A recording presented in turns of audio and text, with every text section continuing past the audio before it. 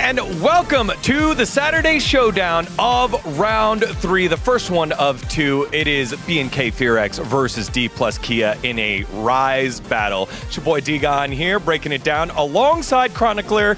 And everyone, yes, it's your time to shine because it's his day. It is Birthday Boy Ox. How could we not celebrate Birthday Boy Ox? Here you go, Ox. Oh, I got a Put that hat. bad boy on. Yeah, Cronny, you get one too. Yeah, there we go. Very nice. Yeah. Let's get the ox sausages in the chat, everybody.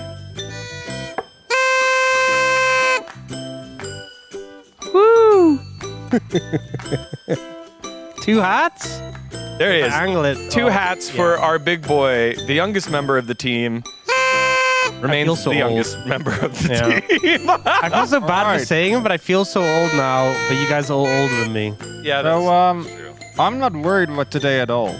Obviously, I wasn't worried, and now that I know it's Ox's birthday, I'm even less worried. I'm sure it'll be just a great standard day of the LCK, which is always great. All right, let's get to it. Okay. All right, let's take a look at today's matchup. It is D plus Kia against BNK FearX, first versus second in the Rise group. However, with BNK FearX, if they take a loss here, they would drop to third, as the Bros do have the same amount of wins, have a better game score, but have 1 less loss. D+ had some struggles towards the end of round 2, which did result in them going into the Rise group, but a lot of us thought it would be fine for them. You know, they often do well against weaker teams. They often have a good record against them. And then their first match against Bro, they lost. And you start to wonder, because even though with that good match record they already have, chances are they'll still make it to play-ins. If their form continues in this trajectory, how are they going to look by the end of round 3 to 5? Because it is shorter. Round 3 to 5 is only 12 matches compared to round 1 to 2, which was 18. They don't have as much time to sort things out. And BNK FearX is one of the stronger opponents in the Rise group. So You know, if they have a bad match today, if they start off the Rise Group journey 0-2, it's not a good look. Fortunately, there's no way that'll happen, right? If we look at that, there's no reason to worry. It's fine. They've been winning so Dominant. much. It's 10-1. It's 21-7. It's a 10-series win streak. It's 3 times as much. 10-series win streak. This is the face of a man that isn't worried about his team. Well, completely mental booming. as we learned yesterday, when there's a really long streak, they just continue, right? They don't break. The streak is there for a reason. Yeah. It just keeps on going. Right? But more importantly, if we keep drawing upon stats, boom. That is 8-0 for BNK Okay, no. And a very not so good record there. For These are D+ doctored Kia. stats because you know who DK is facing? DK is facing the Genjis, the T1. So obviously their Saturday Showdown isn't going to look good. I'm not coping. Look at me like that. Who did BNK FearX play against then? Oh no, no. You don't know. You don't have the information. You know, for all Neither we do know, you. they could have played Genji 8 times, right? Did they? Well, no, but they could have. They could have. That's They right. didn't. I saw the 8-0 on this side. 100% win rate there for BNK FearX. So kind of a worrying moment here for D+ Kia as we take a look at their earlier matchup. We got the highlight there on the picks in the in mid and jungle, but really it's been a big spotlight on Showmaker over the last several weeks. For me, it's Showmaker and Beryl. I think the two world champions are the one currently least pulling that weight. Showmaker ended up in this series against Bro, and I think Closure has been playing well, but in this last 2 games, he went 0-10 when it comes to KDA, just not having any impact. And there are obviously, I think, a lot of issues in this team when it comes to their identity, their consistency, but specifically their inability to play around what used to make them good, which was Lucid Showmaker as well as aiming, while also seeing both Showmaker and Beryl just make straight up really big mechanical misplays consistently, mispositioning, and not able to execute in the fights. And it's so heartbreaking considering the form this team was in at the start of the year. How high hopes were when we in the LCK Cup, how good Showmaker looked, how many different picks he was bringing out. And now we have a performance from him when he was on his Syndra, a signature pick for him, and unable to show up on the day. And I think D+, a lot of struggles. Beryl as well. You know, we've always, even when D+ were doing well early this year, there were still those Beryl moments, but it feels like we're just getting the Beryl struggle moments. Yeah, that flash over into the pit, and we're kind of wondering what was the escape. This is a hook on a stationary turret! Oh, no! That turret sidestepped. I saw her move, I swear. The old moving turret move. Yeah, pretty difficult stuff there for D+ Kia in that first series. They've got a lot to try and figure out. On the opposite side for BNK FearX, they got to win, right, Connie? They did 2-0. And it was a 2-0. Yeah, if you have no additional context, the 2-0 feels good. Unfortunately, we have to give extra context, and that's that. I think Raptor did really well. Yeah? I think Diablo did well. Yeah? That's that. They really struggled, I think, in the early game, more than should be expected of a team that is as far ahead of DNF as they were, even taking into account DNF's decent laning phase. Yeah, I think there's 2 sides to it. I think considering the scoreline of DNF, it shouldn't have been this difficult. But I also think that DNF's scoreline doesn't reflect how the early to mid game often goes. And we saw in their first game that DNF actually had a really strong early to mid lead in this matchup. They're really utilizing Nocturne Orianna well, and then they hit the point in the game where they kind of just fell apart. And yes, this was a bit of a worrying sign for BNK FearX. Maybe it's just some early nerves and also facing a DNF who are strong in the early mid. At the end of the day, they still did get their 2-0. They still did have some good performances from their AD carry in jungle, but I think more confidence would have been gained if this was a more decisive win. And I think both of these teams are going into today's series with some question marks.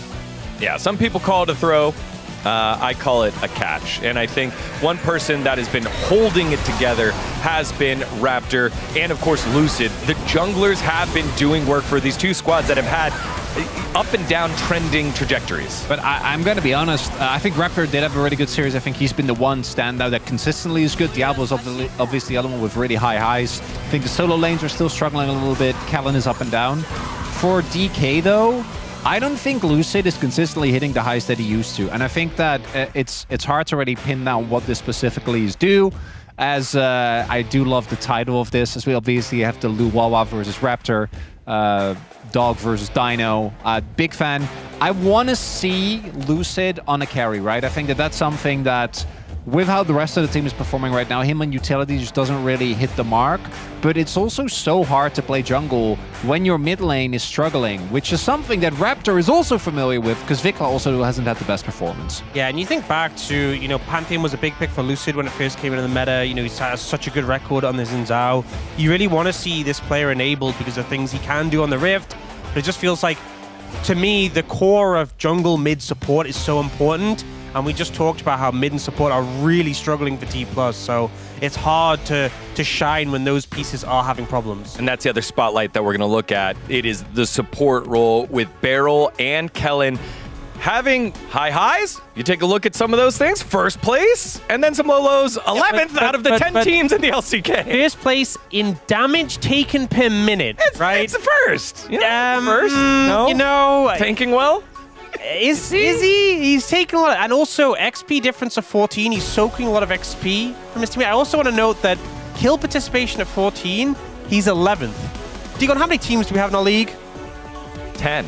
He's 11th for kill participation of 14. So it feels like he's trapped in lane a lot, soaking XP from his AD carry, not really achieving much on the map, which is so rare for Beryl. Beryl is at his best when he's impacting the map and making plays, and we're not seeing that right now. And what we want to highlight here is that obviously Kellen was the one that got replaced, that replaced Beryl initially, that then got replaced by Beryl. There's been a lot of back and forth between these two players over the last couple of years of career. And right now, I think Kellen looks a lot better. Beryl was supposed to bring, of course, a bit of an up and down performance, as he always has been, but we've only seen the down, I think, recently. Even going back to round 2, I don't think he's really performed. And the shot calling also doesn't really feel like it's there, which was what he was supposed to bring. And on the flip side, Kellen has, sometimes had his just Kellen moments, but on average, I think he's been a great support. Just does what he needs to do.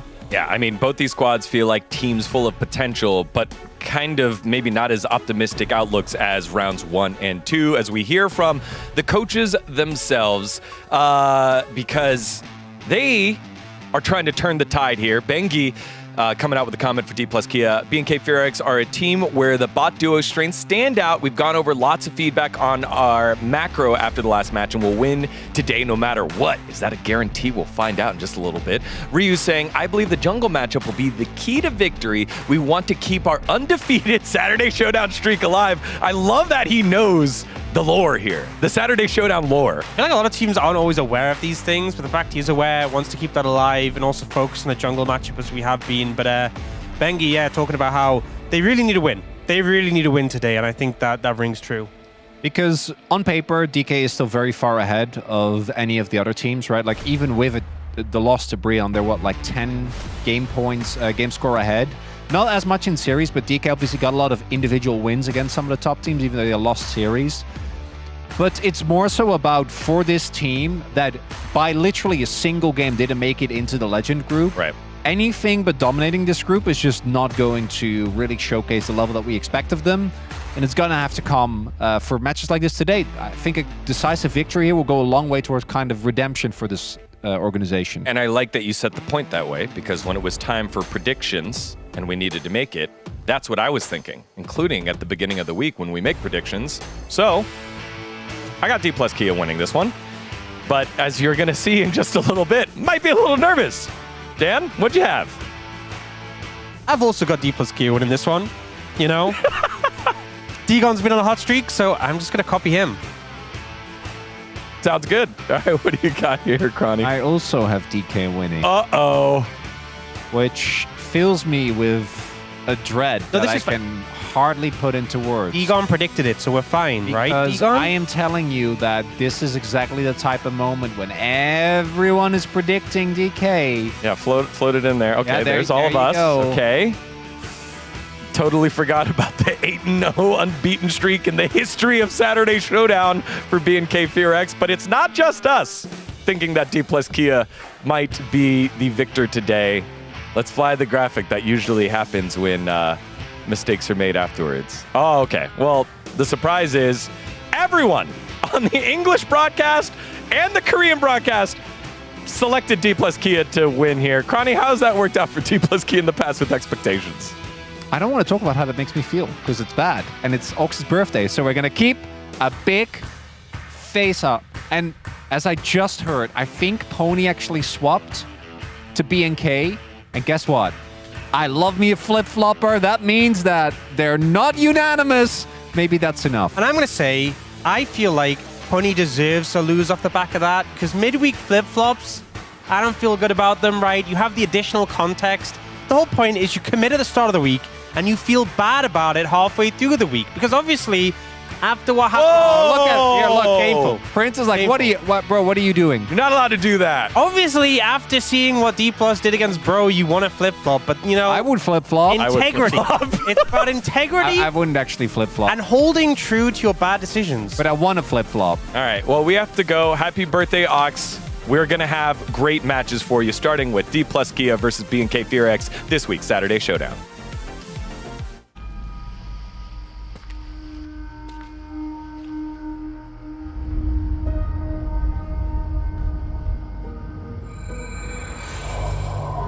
Starting with a whisper, I know I'll find it hard to lose, counting down hours, but I'll take way less time than that. I've been there before a million times, caught in between the truth and the lies. Can't hold me down for a minute longer. What doesn't kill me makes me stronger.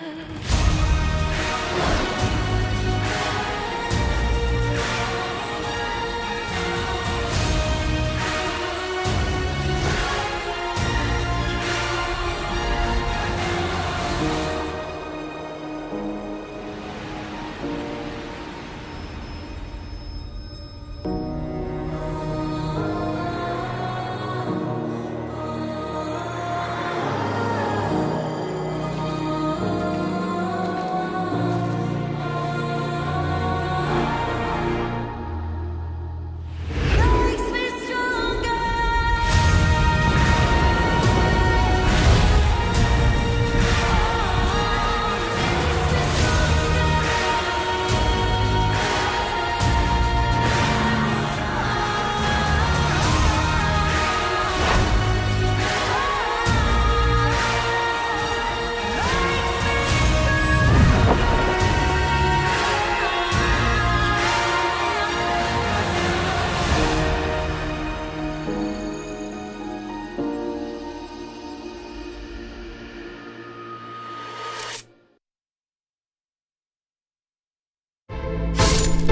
자, MSI 끝난 지 얼마 되지도 않은 것 같은데 벌써 시작됩니다. 각각의 그룹으로 좀 나눠지고 있는 현재의 상황이 되겠는데 Please help us so long. Diabo dancing around this fight and manages to take out all of them.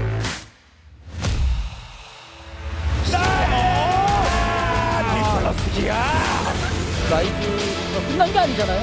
잘 극복하고 올라오는 것도 필요해 보입니다.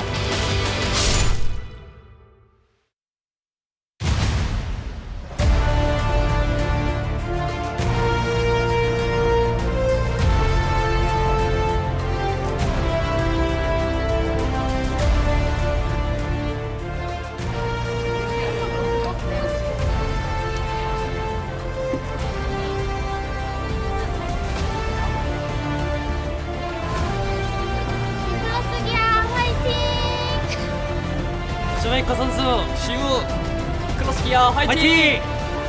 BFX 파이팅.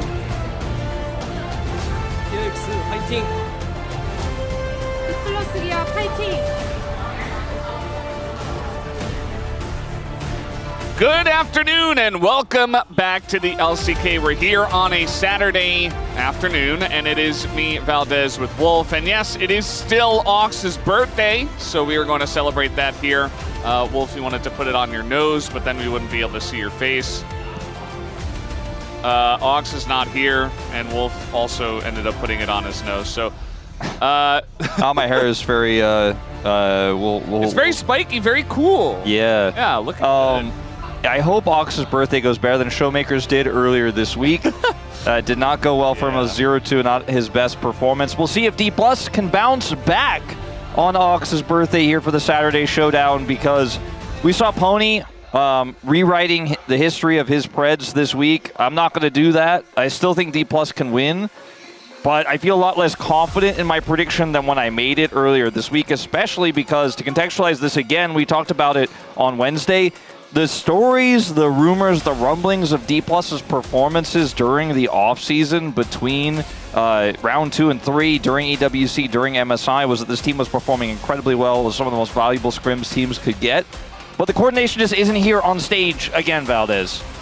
Yeah, CV Max was like, we're really good, but we didn't show any of that on stage. So I don't know why, is basically what he said. Hoping that they can come back here and do it against BNK for their sake, as they're seeking their first victory of round 3, whereas BNK keep the momentum, which there was a lot of momentum earned by losing a bunch to DNF and then coming back in a big way, and all that momentum, I guess, in both games, serving them well. But it's hard to say, what does it mean if you lose 2 early games to DNF? Not the best showing, as the junglers definitely do matter here. Yeah, Lucid playing some more unique picks earlier on in the season, but has otherwise kind of been a little bit more meta as of late.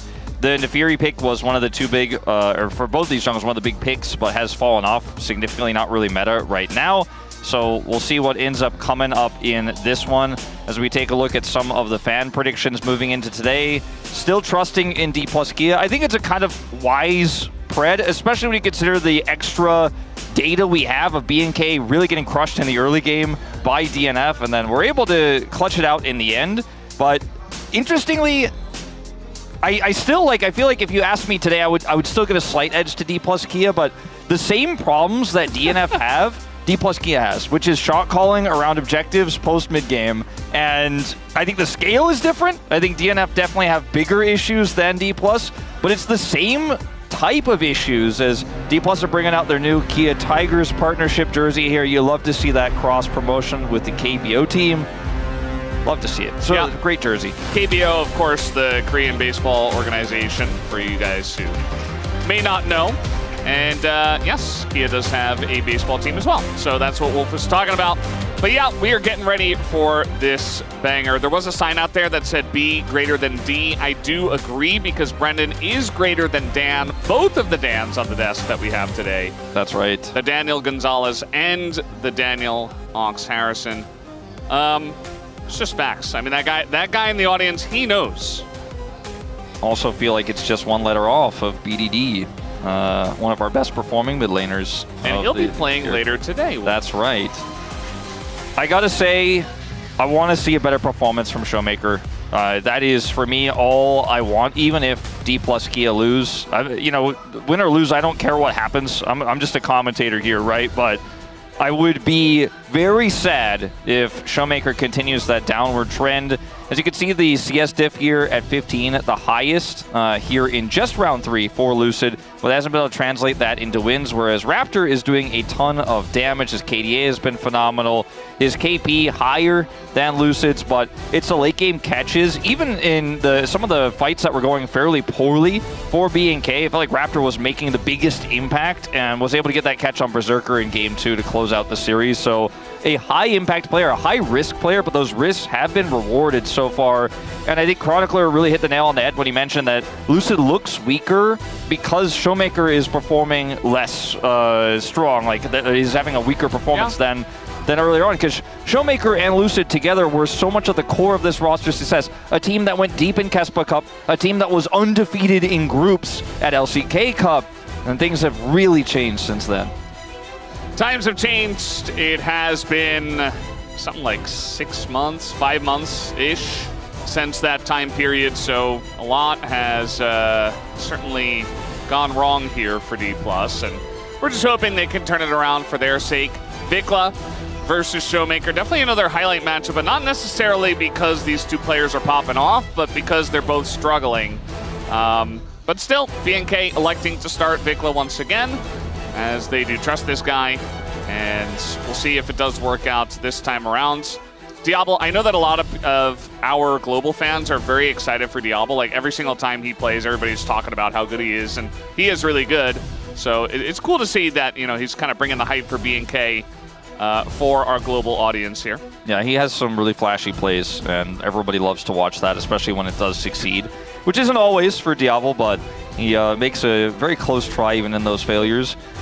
We've spent a lot of time recalibrating what we think D+ should be playing towards, right? They were doing the thing where they played only towards aiming for a really long time, and we were frustrated with that. We were like, oh, okay, there's other ways you could play through. You could play to your mid-jungle. They weren't doing it that much. They changed it up a little bit. Now they're a little bit more flexible. But for me, I'm kind of wondering now, why isn't D+ playing Tashiu? Why aren't we playing Tashiu as if he's Zeus? Just give him a champ where he can get a big advantage in lane and just have Lucid play through topside, because this guy seems to be right now one of the most consistent parts of this roster. Let's see what the draft look is going to be as we move into game 1 here for D+. Yeah, it's been cool to see, you know, on the new patch what is popping up as OP stuff. It feels like Wukong is having a ton of success. Raptor also getting a win on that. It's currently 5-1. Also, Rel 4-0. So another big pick to be looking out for. Not necessarily picks that you would immediately think of as like the highest tier, but in terms of results so far, they're definitely getting them. There's the Wukong ban though, so giving respect to Raptors' Wukong play.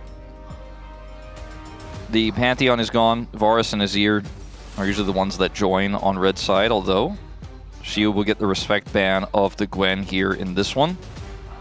So Poppy now banned finally. Could do some trading here with Azir, Vi, and Varus. You know, those are the big picks that are left available here that you would love to first pick. I'm kind of most concerned about Varus, to be honest, of these three in a game like this where you could just sit back and freely poke, get a lot of prio in the bottom lane. I'd like to see that banned, because if I'm D+, I snap that one up 100%, especially with Showmaker's current form. But it is going to be Vi, so will we see the Azir or will we see the Varus? Those are the big ones here that are left available. I would say take Varus for aiming 100%. I would 100% take it. Like Azir's really OP. Doesn't matter. When both of these mid laners are arguably one of the weaker parts of their roster, yeah, you know, prioritize the good one, you know? Absolutely. Prioritize the Varus. Not the Trundle! Not the Trundle! So are we giving them Azir and Varus? I think they just did, Valdez. Yeah, that's... I mean, Trundle They don't even have to lock the Wukong yet. They could save that for the third spot. The Lee Sin has been a common response to this Trundle. I'm not a huge fan of it. Yeah, we're not fans of Lee Sin here. But it is not a lot of resistances to eat with the Subjugate. All right, well, this draft doesn't follow the rules of patch 25.14. Rise group, baby! I mean, Lucian Braum is strong. Yeah, it's good into Trundle. But I do think that... Okay, well, Azir's just going to be ignored. And we've seen this matchup change a lot. Like, Taliyah is strong into Azir, but especially with the Azir buffs, it just feels like Azir is the king of the mid lane right now, even against Taliyah. I really agree with you in that we've had so many times where Azir has just not been picked because Taliyah is up, and I don't think Taliyah is the counter to Azir. I think Taliyah shuts down a lot of what Azir wants to do, but it is absolutely still viable to play Azir into Taliyah. We've seen it 1,000 times. With the Lucian lock-in, they're going to go for the Senna Alistar here, and I think this is smart. You know, I have a lot of issues when teams are picking Senna with Corki up, and Corki seems to be one of the best responses right now. Lucian's still strong into Senna, but it's a lot safer to lock it in here, and since the Lucian was so face-up, you can get this. So now the Azir should be banned. Varus is completely ignored in this draft. Banning the Orianna first, even. They're like, they'll never pick Azir into the counter that we have here in this. Showmaker's Azir has been pretty spotty, so maybe they're just giving a lot of credit to him to not play it, especially with the Taliyah hovered, although we talked about how that matchup is nowadays. But yeah, I feel like Showmaker might just go into something a little bit more comfortable, especially after his performance just earlier this week. He might just look for comfort. There's no ball carrier really for this Orianna either. It's just a very bizarre ban to me. Yeah. Zed has been rising in priority, and when you have a lot of setup with the Taliyah, it can be strong. Everyone knows how I feel about Zed, but I think it's pretty good into Trundle too because of the mobility you have, and again, the subjugate value is pretty low, so That does make a decent amount of sense. It also fits Raptor's playstyle. He can, however, still just play Wukong. Well, that's banned, of course, from the first phase. Yeah. If it were left up, he could. He wants to, but he won't. The Azir is banned, ultimately, at the end. So, I'm glad they finally checked that box, Valdez. Yeah. Seems like they're back on the patch. It seems like. What is this last ban going to be? The Lee Sin was hovered, but we don't really think it deserves a ban. It's actually going to be Renekton, so they take that away. I do think there's a lack of, really strong tank engage here for the side of BNK. They have a Braum, which isn't the greatest engage. It's going to be great at peeling for this Trundle, but it doesn't answer the Senna at range. The flanking, Talia could maybe get on top of the Senna, but also going to kind of struggle to set up that Lucian to blow her up. So this makes sense in terms of getting on top of that backline. So it will be the Ambessa they go for here. And Ambessa can, of course, just avoid all the front line and get straight into the back line and then buy that space for the follow-up to be there. So a strong pick here for Clear. Is blind, of course, now, so see what the response is going to be from Xiu. Well, Ahri is available, but Vi is banned, so not looking like Ahri Vi. Also not going to be Ahri Wukong, because that's also banned. Also not going to be Ahri Viego, because Trundle is locked in. Yeah. OTF.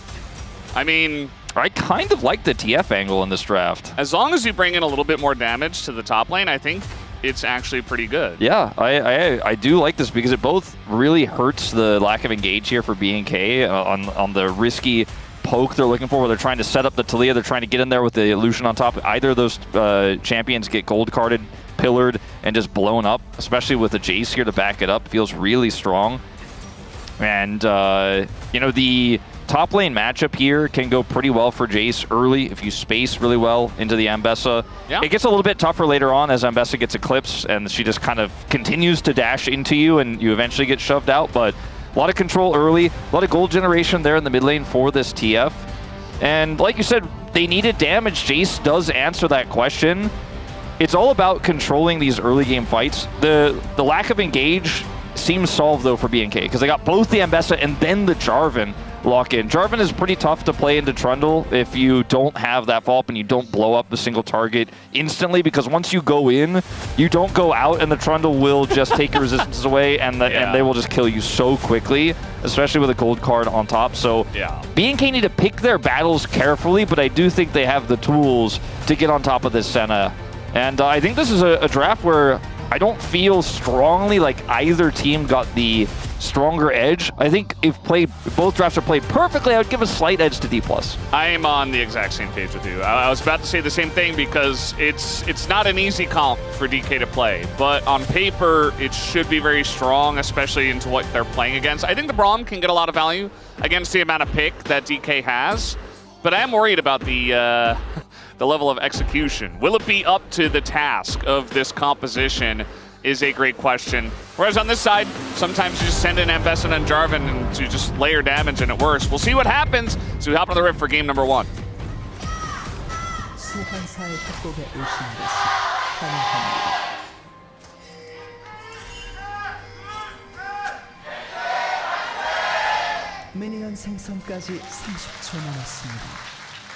Here we go, game 1 of match 97.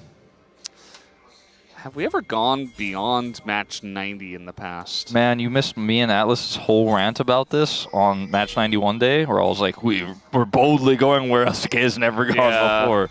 No, it's the first time. First time we've ever had a 97. We had the first time 91, 2, 3, 4, 5, 6, but that's also crazy. First time 97 as Beryl is playing against Braum at level 1 as Alistair. Yeah, nice wraparound from Kellen. Almost just dies to a flash from Diablo there. He doesn't commit. The issue with this is that he's going to be late to lane, but I think they can zone out aiming pretty effectively even early on. Yeah, 100%. I mean, it's Braum level 1 with Lucian, and he is PTA, so if they have an extended fight, it is going to be really frustrating. Just going to stay in this tri-brush for the time being, as we'll take a look at Xiu here for a moment. That spacing we were talking about earlier. Look, bottom lane. Yeah, it's happening. It is happening. And the Alistair will help a little bit, but not all that much. It is, yeah. I mean, at least Beryl didn't have to flash or use heal. But he took Q as well, which is kind of unfortunate. Yeah. Because you kind of want Headbutt to just like push them away so that aiming gets a little bit more space. But now it's like, oh, aiming doesn't get space. And it's Diablo and Kellen. This is the duo with the highest duo kills in the LCK. Yeah. So that's more than Ruler and Duro. That's more than Guma and Keria. Yeah. That's more than, you know, Viper and Delight. It's Diablo and Kellen on top of the duo kills. And they know how to push their leads in lanes. Yeah, and they will do exactly that. They will be doing that, as you say. So pretty frustrating down here for Beryl, who was the victim of that Braum at level 1. On the top side, though, things going a lot better. We saw the beginning of that. The Showmaker has an incredible win rate on the champion. He's wearing his skin. He is a world champion on this pick. Here's the kind of rub I have with this comp for D+. Like, Valdez, I talked about how it's played perfectly. I give them an edge because they have that extra flank angle with Showmaker. They have the extra peel for the Senna with it with the gold card. It's just so flexible. D+'s shot calling and decision making has often left us with like Shiyu teleports by himself while the rest of the team is leaving, or Showmaker is coming into a fight all alone, or the positioning of Beryl means he's dead before the fight begins, and then Showmaker is vulnerable and gets engaged on. So I'm worried because if you asked me before this week, I would have been like, yeah, I mean, given the history of these players, 100%. But after watching the performance against Bro, we all have to wait and see is the most optimistic I can get. Yeah. Because I think it's a good comp. 100% very viable, very strong, but the execution has to be there. Yeah, I mean, the pick potential, the burst damage they have is pretty nice with the Jace follow-up, and, you know, hopefully they make a lot less mistakes. I'm sure that after that day, they were all very disappointed, went back and practiced a bunch. I think that it might just be like on-the-day form thing, or at least I hope, and you know, Bro got the close win over DRX. It wasn't clean, but, you know, 2-0 on the week, so maybe Bro are looking better nowadays. This happens all the time where it's like the relative strength, and we don't know exactly at the very beginning, like, was DK playing poorly? Yes, they were, but, like, are they bad, per se, or is Bro good, in a sense? So, yeah. There's also I think it's a bit of both. The element of when you're doing really well in scrims or practice, like anyone who's competed knows this, like you've probably had this experience when you were doing competitive hockey where when you're having this hot streak in your own scrimmages and your own practice, it gives you this feeling of like, all I gotta do is do what I did in practice. And there's so many ways that can actually translate poorly into a tournament, especially at the beginning of a league like this, because maybe you learned some bad habits actually through those scrims, or perhaps you became overconfident and then you were winning so hard that when you got up in the face of adversity, or you drafted a little bit laissez-faire as D+ did, you end up getting punished in a way that isn't quite like your practice, and then you got to recalibrate. So that could be part of it as well. Again, based on the reports we had of D+ scrims. I don't read too much into scrims, but it's all the information we have outside of that one best of 3. Scrim bugs are at an all-time low, I feel like, nowadays. Like, from years past, we used to put a lot of importance in it and talk about it a lot. Nowadays, it's like, yeah, well, that's a cool story, bro. Let's see how they actually play, because there have just been so many times where we hear, oh, they're playing well in scrims, and then they just kind of drop the ball. So hopefully they can figure it out. I would say that, you know, teams that are at the top of the Legend group, they can play that overconfident style, but DK, I think it should have been a reality check that, hey, we got put into the Rise group, and yes, we're the top team in the Rise group based on the standings, but we might be in trouble anyway, as we got a little Braum engage here. You can see about how well that went. It did not go well. I mean, he successfully got rid of 2/3 of his own health bar. Yeah, it went well in a sense, I guess. And now they're just standing right in front of an Alistair trying to burst down aiming, who just flashes away, but the damage not quite there to take out Diablo, who is playing on the knife's edge, but playing it perfectly too. And now it's going to be Beryl who has to flash away himself. That's that Diablo diff, man, every time. Like you said, he plays it so perfectly and baits them in with the previous trade. They still have Summers. They got the heal, they got the barrier, and they have a lurking Raptor. So D+, also knowing they had the Trundle in the area, thought they could actually force the issue there. It doesn't result in a kill, but it was nearly one there. Aiming now down that critical flash. Yeah, I mean, the fact that he just stood there and took the damage from Lucid and Barrel and did not care. They're going for the re-engage here as we got TF coming down here. Showmaker is going to flash behind the Braum wall, and he is going to do a bunch of damage, but not enough to take out Diablo, as who will be the first blood? It will go over to Raptor, but it is traded back as Showmaker does get a kill himself. Yeah, Vikla does have ult and is heading down here, but I don't think he'll be able to get a catch, so probably will just end up going straight back to mid lane. Doesn't have TP. In fact, he's just going to hold this wave here as they get the back, so a little bit disjointed now, the lane set up here for BNK, but he is Taliyah ultimately, so it won't hurt too much. But this is the eventuality of this is Diablo wants to go in, look for this pick onto Barrel, but the TF ultimate is such a big problem, and Diablo plays it well. Again, like he has flash advantage, he gets away, but now, unfortunately, this Raptor Jarvan is like in his own Cataclysm. He's getting stunned by the Alistair, and the peel was real. He does end up trading it, but I think it's a massive trade up for D+, because that's a TF versus a Jarvan picking up the gold. Yeah, feels pretty good in that facet. BNK is going to maintain a very slight lead here. No objective plays just yet, but a lot of pings around the grubs, as it does look like both teams might want to fight for that one, with Vikla coming up here and joining. Makes it easy when your bot lane is mid to fight over the grubs, and it's Leah's bot, as you were saying. She can just ride the wall and come on up and just help out with these grubs, and that just means that DK will give them away. But it is some free time for Showmaker to hit this turret. Yeah, Showmaker was a little bit behind in farm, but is now completely caught up because of this, and we'll get that plate. Vikla can rotate over here. We'll get, looks like, the last bit of these minions, just the last two, because of his passive to just surf his way down. 3 grubs to BNK feels really good, especially with this Ambessa that can spend some time inside. It's not the best side lane comp ever, but into TF, at least he's got 0, so that's a big win. It's a really even game here, to be honest with you, Valdez. You know, you and I were talking about this a little bit yesterday off camera. I think sometimes it's overstated that, like, they don't have enough of a lead. There's a Senna over there, and I think I think maybe there's just, I mean, D+ a 400 gold lead already. There's no way they'll catch up. I still think there's a lot of league left here to play. There's a lot of mid-game that we haven't gotten to just yet, where the explosive power of BNK's comp can be truly realized. So D+ with that really cool TF ult, right? Showmaker getting value out of that early, has it back up now. That's often one of those old adages that Atlas says all the time, is like, how often and how quickly do you get value out of TF ult? When's your first ultimate, and what do you get with it? And Showmaker's already passed the test. Yeah, it's like, you know, a lot of champs that have those very long cooldown ultimates that are game changing. You think about Nocturne in a similar light.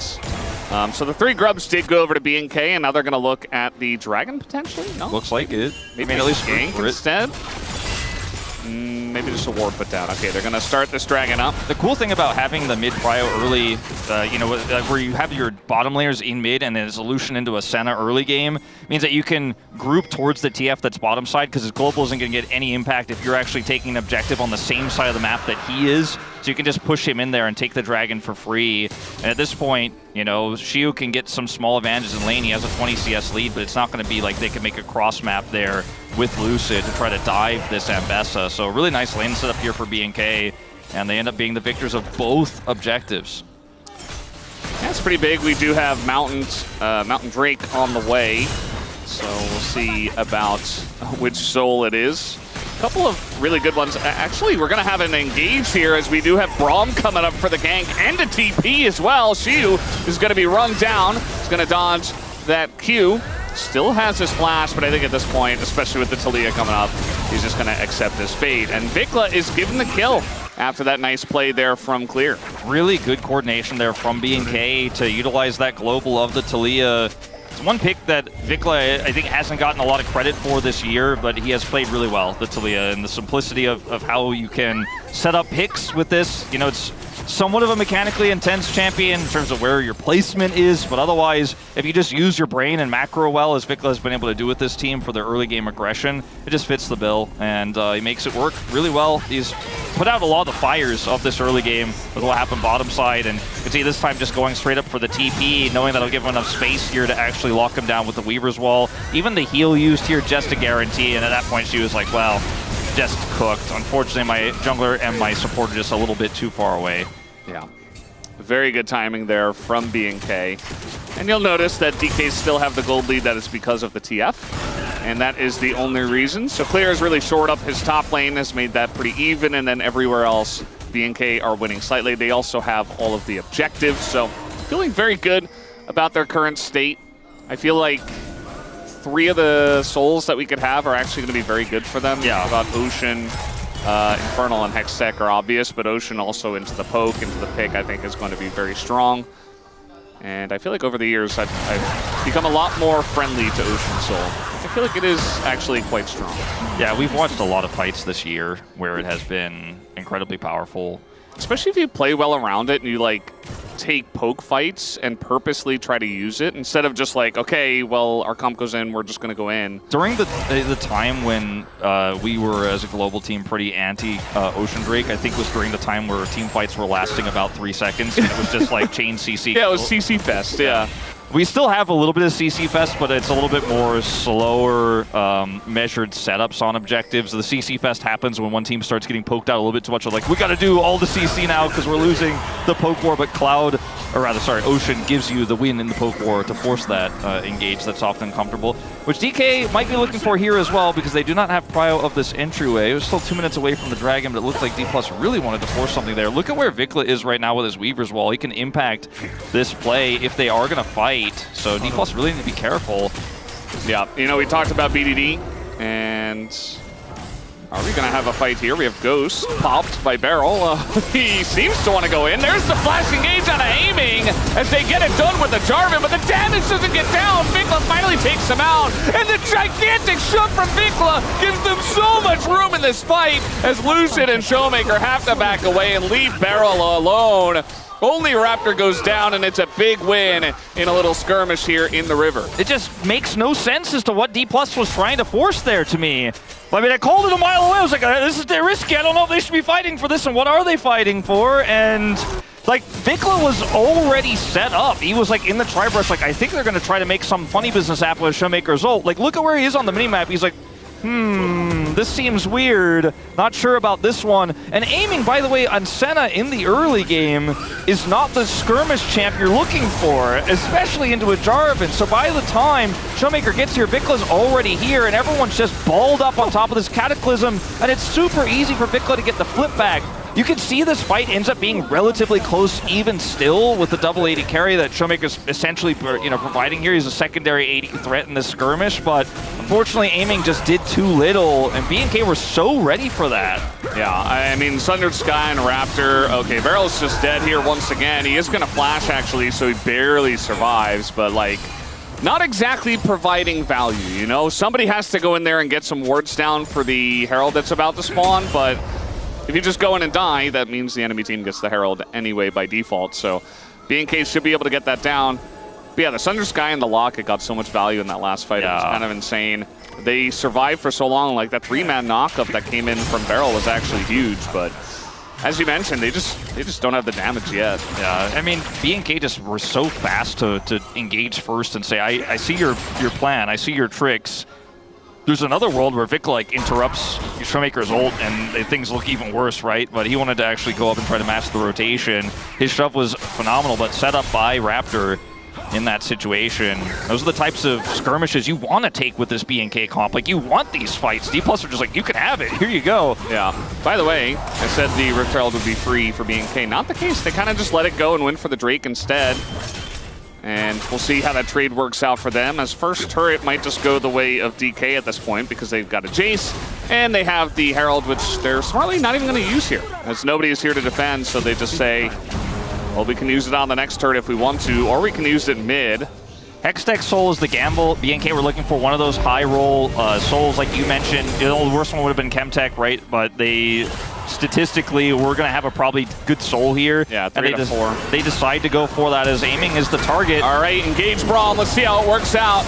It's not going to work out at all. TF comes on in. Jarvan, Raptor tries to follow up, but BNK are going way too deep on this fight, and they will be punished for it. As BNK, they just can't deny themselves a fight, and DK say thank you very much. We will take those 2 kills. Bit of a head scratcher here on this one, but BNK want to take as many fights as possible, right, with this comp when it's at its strongest, but taking a risky one like this is at a heavy cost when now the Rift Herald is going to get charged in. It will be denied actually by this Weaver's Wall. That was a nice angle there from Vikla, actually. Really safe deny there, not really any counterplay from D+, so at least this gets shut down. But 2 dead here on the side of BNK after a forced attempt from Kellen. Like you said, of all supports to try to make this play happen. It's Aiming who's isolated, right? But he reacts quickly here, and Beryl is there to peel. And I think they just didn't expect that. And then Raptor ends up taking turret aggro here, so this is just really unfortunate. When you have a pillar, it's really tough to get out. And even a Jarvan, who's already used his mobility, is just not going to escape. Yeah. Like if TF didn't have his ult and Raptor went in at the exact same time, sure. But that was just... yeah, that was a little bit of a overstep there. Not the first time BNK have done that. If they didn't have that Weaver's Wall, then they also lose mid-turret. So it's kind of crazy the risk that they took there. And now, D+ Kia taking a pretty significant lead in the jungle, especially as TF is rocking that Rod of Ages, starting to get more and more closer to transforming. And, you know, obviously has that TF gold advantage that you're going to generate over time with the passive. So this is a pretty good game state here for D+. Once again, aiming the target. Yeah, they're not letting him play the game, or at least they're trying. And that time they did, you know, about 20% of his health. So against the Senna, I don't think she's really going to care. But I like the effort there from BNK. The problem is, like, Shiyu keeps being the winner in sides every time they make these big commitments, and he's going to, you know, get some free damage done to this turret. They are sending Raptor down, meanwhile. Lucid trying to take this. I'm not sure about that. Raptor has flash. He is seen. Shiyu is going to Ghostblade out. That was a close one. Yeah. Maybe if he gets the knock-up, they can turn it into something, but no knock-up, no reason to try to force a Cataclysm. With TP available here on Showmaker, got to be careful. Yeah, and, you know, Shiu's still having flash, too. Can just react there. But did have to use his Ghostblade and reacted very quickly. Very smart.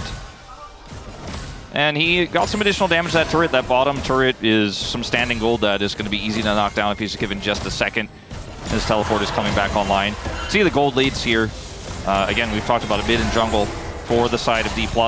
Aiming slightly behind in gold, but that's less valuable than the stacking he will have, especially with this Trundle that's getting bigger and bigger. That was a very nice pillar. Now we got Exhaust and a TF coming in. He takes a while to die, but 4v1 not going to be very fair. As BNK say, well, you got clear. What can we get out of this? I'm not sure they're going to be able to get anything. As the rotation comes back in, we got a wall, though, coming over from Vikla. Trying to get at least a little bit of pressure. But meanwhile, Showmaker just looking for the inner and top lane. This guy is getting Omega fed in this game. Yeah, he is huge. 700 extra gold here as he continues to take out these minions and stack more passive. 2 minutes away from Rod transformation. And that's going to put him, you know, probably about halfway through 15. He'll be level 16 before you know it. And look at where Shiyu is. He's like, yeah, there's a really low health turret down there, but I'm simply not going to be anywhere near it because I know we just over-index on top side. I'm not going to be a juicy target. I'm not going to be vulnerable. What do you think about the Sadakon here, Wolf? Beryl and Showmaker just TP mid, and there's a line of vision on their rotation over. I think this is a really safe take here for BNK. Well, they know now. Do they have the damage is really the question. I think they do, and at this point, you kind of have to commit. As you can't pull off now. Let's see how it goes. And yeah, Lucid not going to be able to get here in time. The damage is there. Very nice call from BNK. They're going to get a bunch of the petals on the map and just back away for really not a big risk. The only thing is that the dragon is coming up here in 10 seconds. Yeah, they didn't really use ults outside the Weaver's Wall earlier, so it could still be a fight for them as long as Clear doesn't get eaten. This pick comp is so annoying for it's so frustrating. And I mentioned it before, the Braum is going to be very good into it, but Showmaker kind of just ghosted at them, and they all had to run away. So that should be Hextech Drake here for DK on top of everything. It's their first Dragon of the game, and it's not, I think, individually going to be as valuable as the Otacon itself, but at least they're able to get something out of this. Crazy that both this bottom and mid are still up, these turrets. Finally, Shu will take down this bottom turret, and the mid turret with a group from D+ will also probably fall. They already got the inner top side, so Showmaker is so massive And now Senna feels really safe. It's not about the gold lead that she has in this game or what items she has, but you know, it's a game where he's stacked up to 50, and they have a big Trundle and a big TF, and this Alistar is going to give shields. And Showmaker, when he buys Majai's, his win rate is really high on those games. Like, when he buys Majai's, he's feeling himself, and it's a Showmaker Majai's game. If you buy Majai's, I would say your win rate is pretty high, right? Because you're like ahead, you're feeling good, you've got a lot of momentum. Yeah, he is on 3 items and a Majai's. Yeah. It's a really good item for TF because you have to go the rapid fire cannon, which gives you that extra range, but it's no AP, right? So it allows you to just stay very safe, but also stack up a bit and eventually do a lot of damage. So feels very good, especially when you've already gotten a bunch of stacks. And I think D+ here, how they're playing this 3-1, or 1-3-1 rather, is exactly how it's been played since the beginning of time. And BNK need to be willing to commit to killing TF, because the way Shio is being on the bottom side, the 1, he's just not putting himself in a vulnerable spot. They keep trying to kill him, and he gets away every time, as Lucid may have overextended here. Yeah, he is in a bit of trouble. He does have to flash away. Bit of a wall comes down on top of it all. The engaged Braum, once again, not really going to hit, but Beryl is all by himself. He's like, hey guys, I heard there's a party. And then he showed up late when the cops were already there. So BNK just take him down. This is a huge swing. Kill. They're going to get so much map control from this, and aiming's flash being down is huge on this Senna. Big mistake from D+. Oh, no way, no way! Lucid! And the flash over the wall, Vikla! He's feeling himself today, 3-0-2. He says, I'm fed as well. That's a shutdown, and Shio's in no man's land. And they're forcing it. This is so smart from BNK. They know that DK cannot step up to this turret. Unfortunately, DK did not know that themselves. BNK getting a lot on the map here as they take that inner mid out as well. Are D+ a house of cards? Dominoes, or like somebody's sandcastle that's got kicked over? I don't know, but they're falling apart. They built such a lead. They had so much map control. Their lane setups were so good. They still have a gold lead, but this is a huge turnaround here. And they're trying to play through the fact that Showmaker's up here with so much topside control with this fed Trundle. But I think they don't really expect this fast rotation up. They're so expecting that the play is going to be to try to catch the Jace bottom side, where Shio was playing super safe, and then Trundle overextends. Beryl comes over to try to peel. He dies. The Trundle is flashless. The Senna is flashless. And then Vikla is able to make this play here, reading where he's backing. Blind over the wall, gets the flash kill here. But they're not done yet. They make the play in mid, pushing onto Shio, knowing that aiming doesn't have flash. He's the next to get punished. So as this is all happening, Shio's like, oh man, I'm just trying to hold this turret. And then aiming ultimately becomes the main target here as he gets collapsed on by Raptor. Great Cataclysm here. Down goes the Senna. So much map control now to BNK, and that side lane TF threat a little bit less of a worry now. Yeah, you guys might have caught it, but we got a little clip of Lucid saying sorry.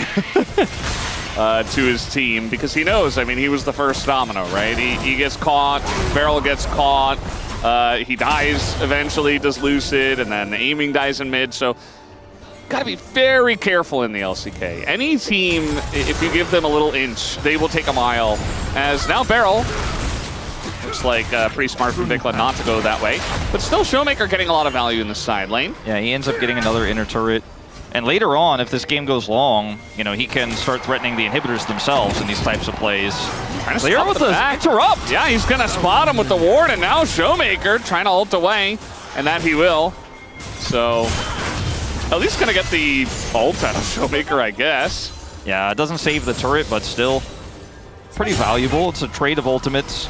The next Drake spawns in 45 seconds, and Showmaker will not have that valuable Destiny gate to squat out the positioning of this flanking Mbessa potentially, or to reposition. BNK trying to clear some Baron vision though first before turning their eyes towards what would, if they take it, be Hextech soul point for them. Interesting. They're going to grab that red buff here for Diablo before they rotate down, but this is just going to give D+ free prio on this Dragon. I think D+ read this well. They're like, I still have some vision on Baron, and you guys are all topside before the stronger and more realistic objective spawns. Yeah. Let's see Lucid ghost away. He's a bit traumatized from what happened earlier on in this game. Or not Lucid, but he's going to run away at least. Yeah. Somebody ghosted. And now, control is actually in favor of BNK. So yeah, that was a really nice attempted catch, and maybe it's the trauma, but Lucid just concedes the point. Now, trying to push towards Baron is not realistic here. And remember, Showmaker doesn't have ult for 8 more seconds, but he is trying to look for that wraparound right now. He takes the safe, longer path around the left side here. And now that that ult is back up, maybe that's the play for D+. Look for the backline here. Shiu also on the flank, big shock blast. Yeah, only gonna hit Kellen though. And so it might just end up being a flip here if Lucid can get in, and he's right next to it. The wall comes down though, and Lucid's on the other side, and well, he gets in range anyway and just smites it. Oasis, thanks for the leash. And well, I liked the setup from BNK, but the execution was not there, and Lucid says thank you very much. Yeah, I mean, the shove was a bit early there from Vikla, and Lucid just walks up, doesn't even have to flash to get in there, and it is just a flip.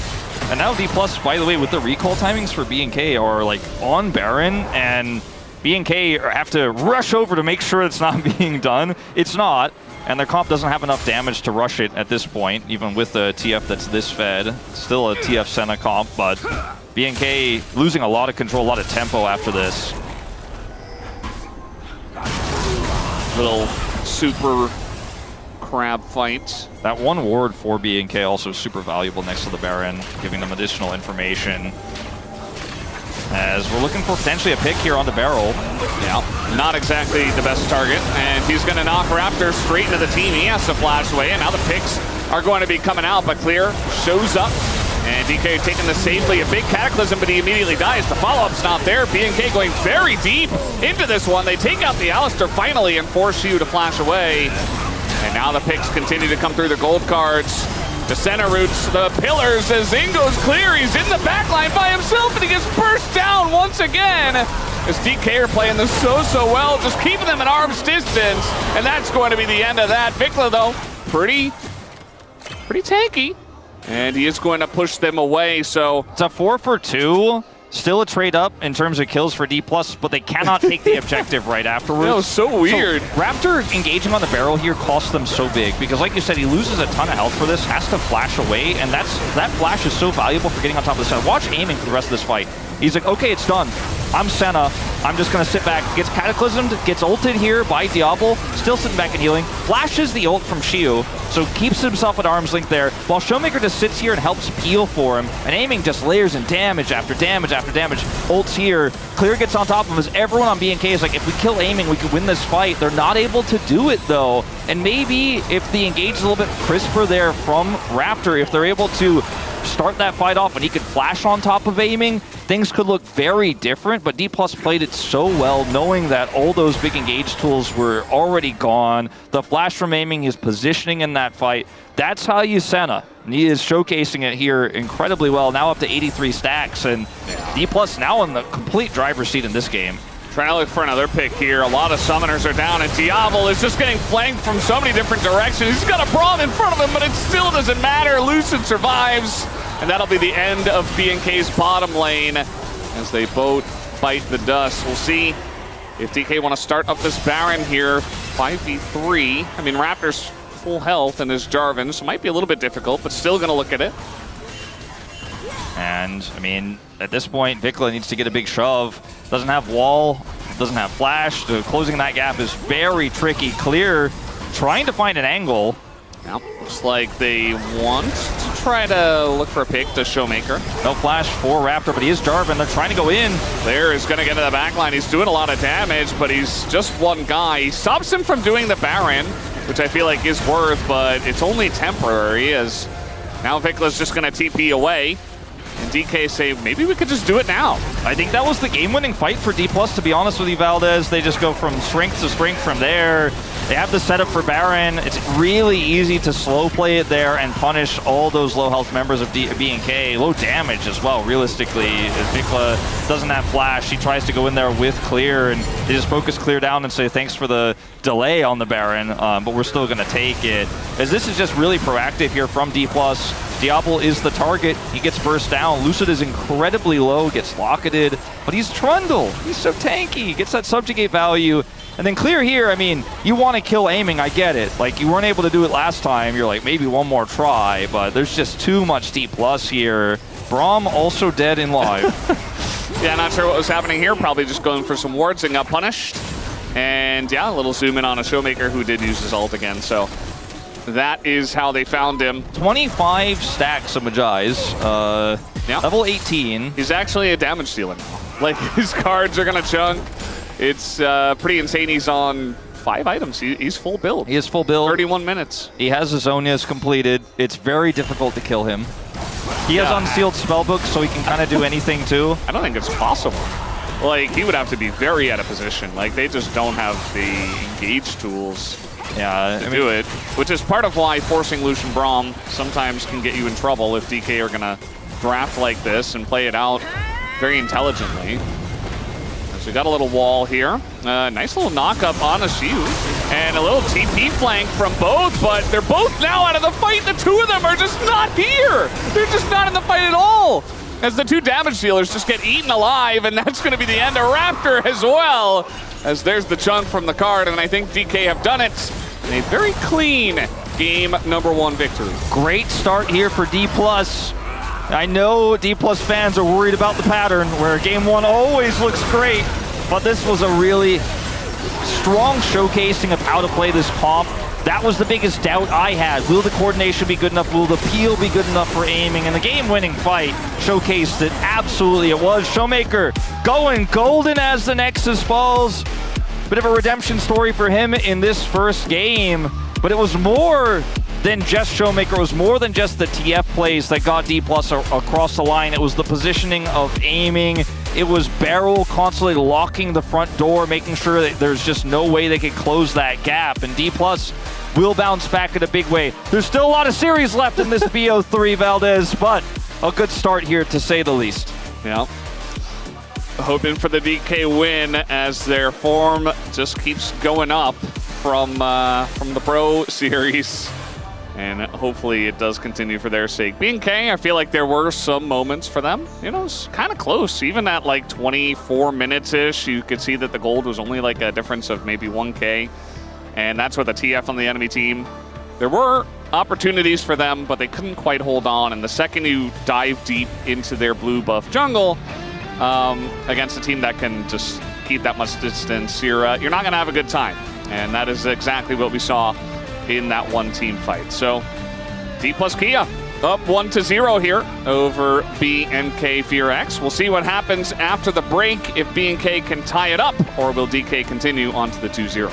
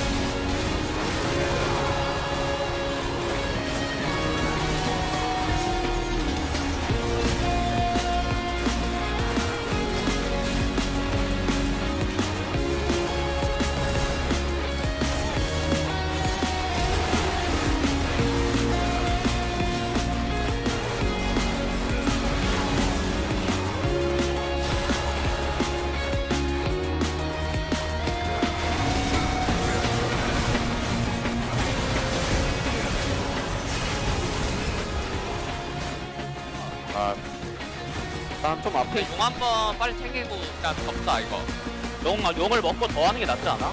그러니까 야 탈려 맞아. 뭐야 탈려 뭐야 쌈보자 용 같은데? 나 끊었어 자르방 끊었어 나 루시안 볼게 천천히 자르반 딸피 루시안 잡았어 루시안 잡으러 지르자 앞으로 탈려 뭐야 그 탱크 끝내자 오케이 잡았다.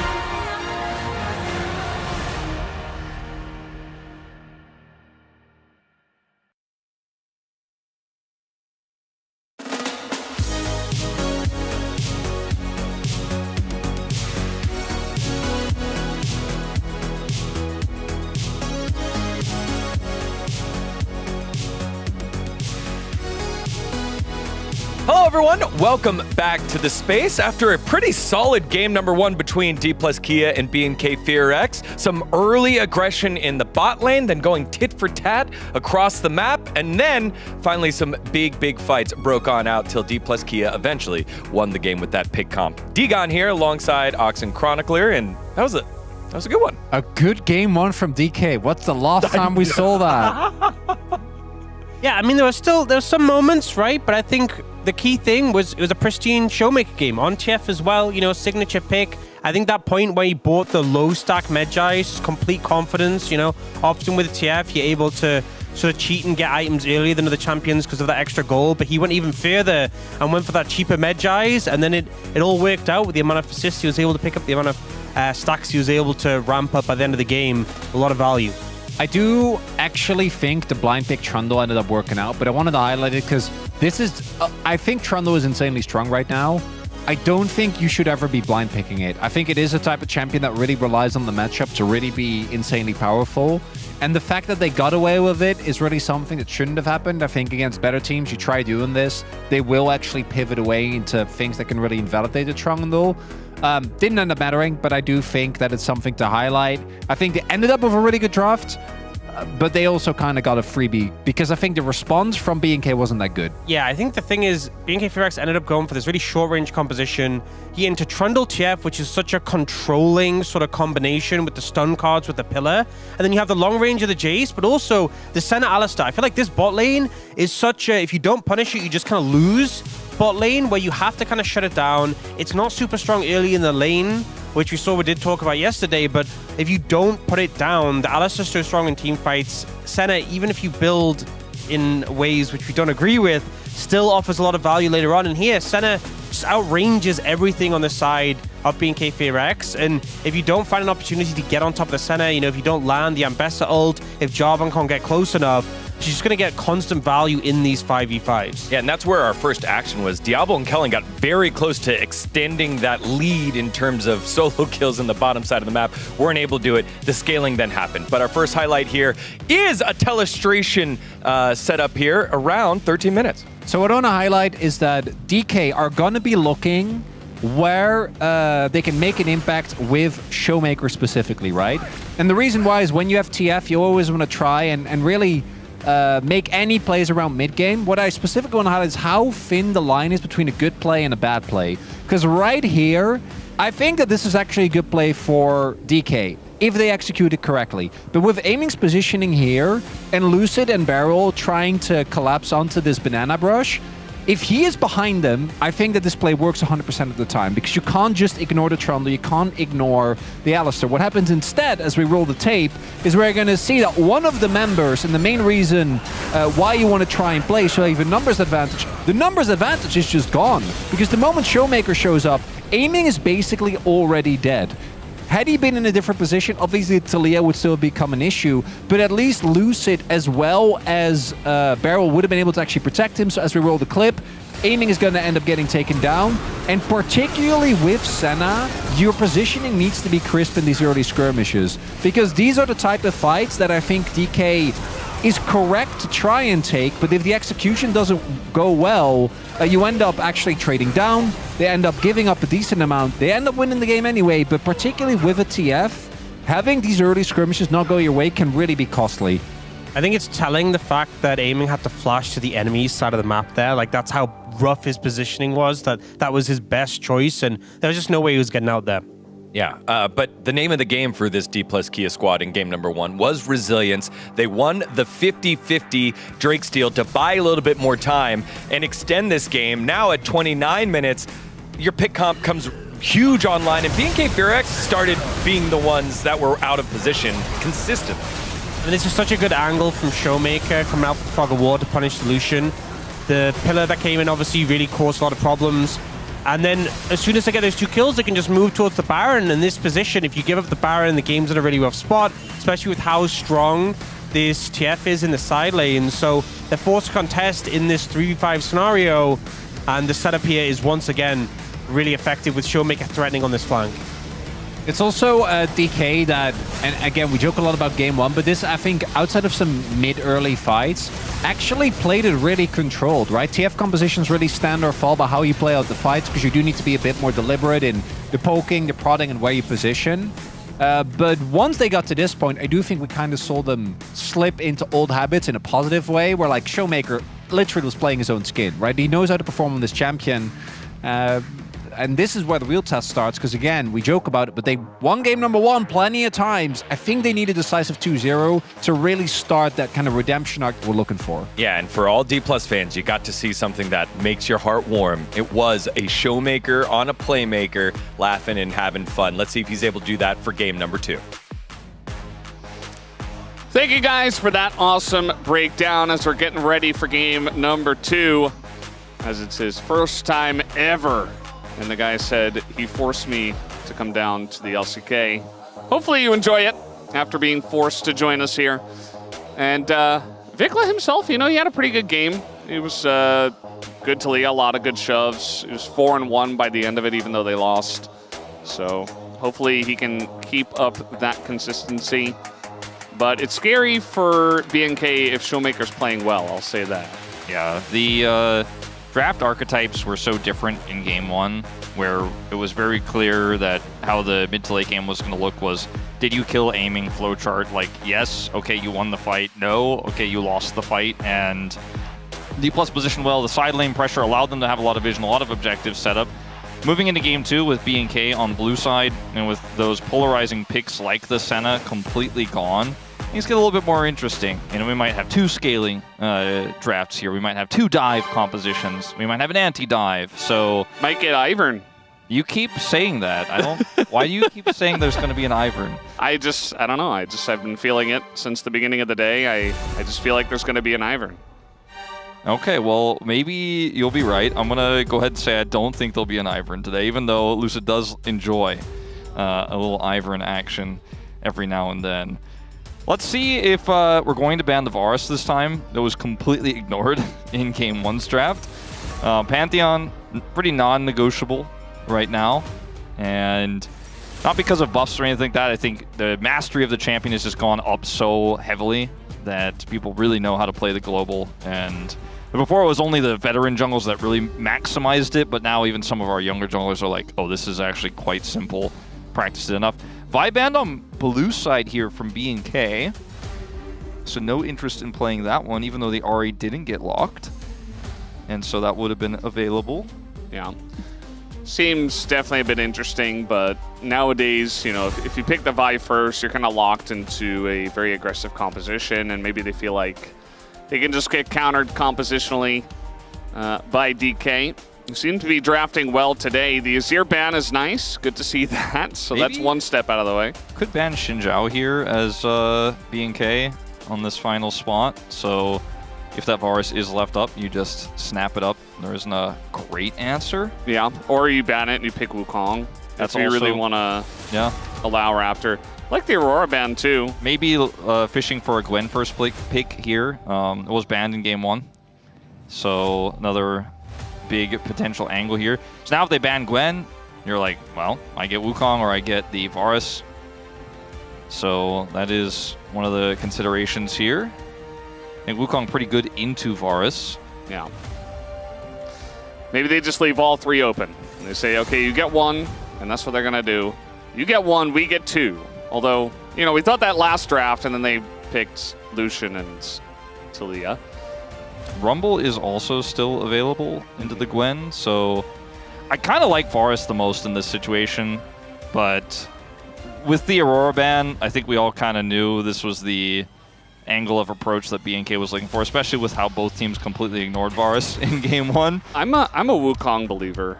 I feel like they should have just gone Wukong and tried to get Rakan as well, and try to like threaten that, you know. It's just really strong. It does feel pretty good to get Varus and Wukong, and then try to outrange as well as be able to heal.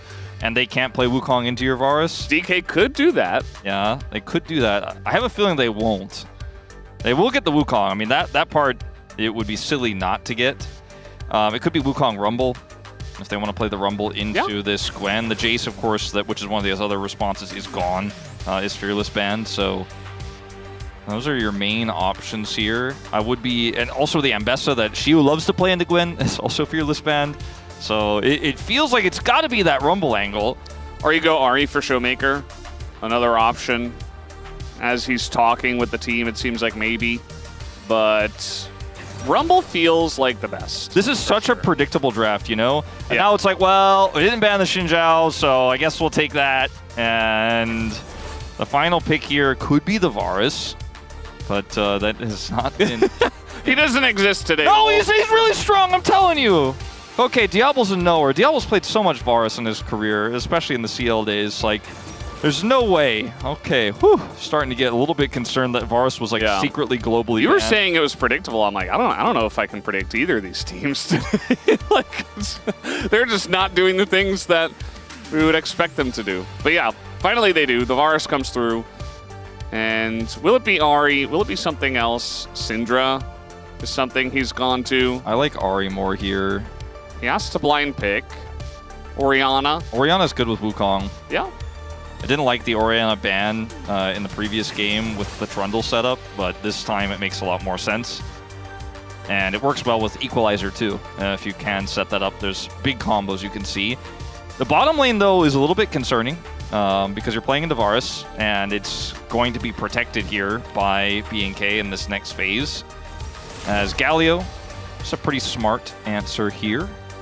Can be quite strong into these types of Wukong drafts, especially with all the magic damage that they have already.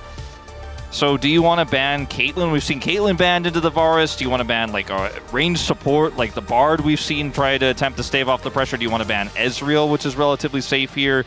Used to be countered by Varus. The Sivir is a great ban. Incredibly strong for the mid game. One of the only champs that can kind of match the Varus in mid lane with her wave clear. That's another one that's always feels like it falls off my radar, but has been so strong here in the LCK. It is skyrocketing in terms of priority for sure in our drafts, and I think it's amazing with their composition as well. So good ban. Seems like definitely a good idea. A lot of thought going into this final ban here, and it will be the Nautilus. Yeah, the engage is somewhat lackluster here for BNK. That does make a decent amount of sense here. The Caitlyn I mentioned is so rare in the LCK, and we don't see it with drafts like this, but it has been picked into Varus sometimes. I don't think this is going to be one of those scenarios. Perhaps they just ban, well, I was going to say the Ezreal, but this is the Rel they take away instead. I don't think it's unplayable if D plus Kia went for something like Ezreal Karma that can deal with the Varus decently well because they have that Wukong engaged and they have the ball set up, and the extra speed the Karma is going to give the Wukong feels pretty good. But you know, we're starting to get a little bit limited in engage, so I think. How about a Bard? Bard was the champ that I was talking about earlier. Jhin Bard. It is going to be Jhin Bard. It's going to happen. Because Bard with like Orianna Wukong is just it's OP. Like we've seen this combo a lot. What if it gets we saw it just yesterday. Although I think picking Rakan for the Wukong could have been really good too. We are still looking for Vicla's pick here. Don't know what he's going to be locking in.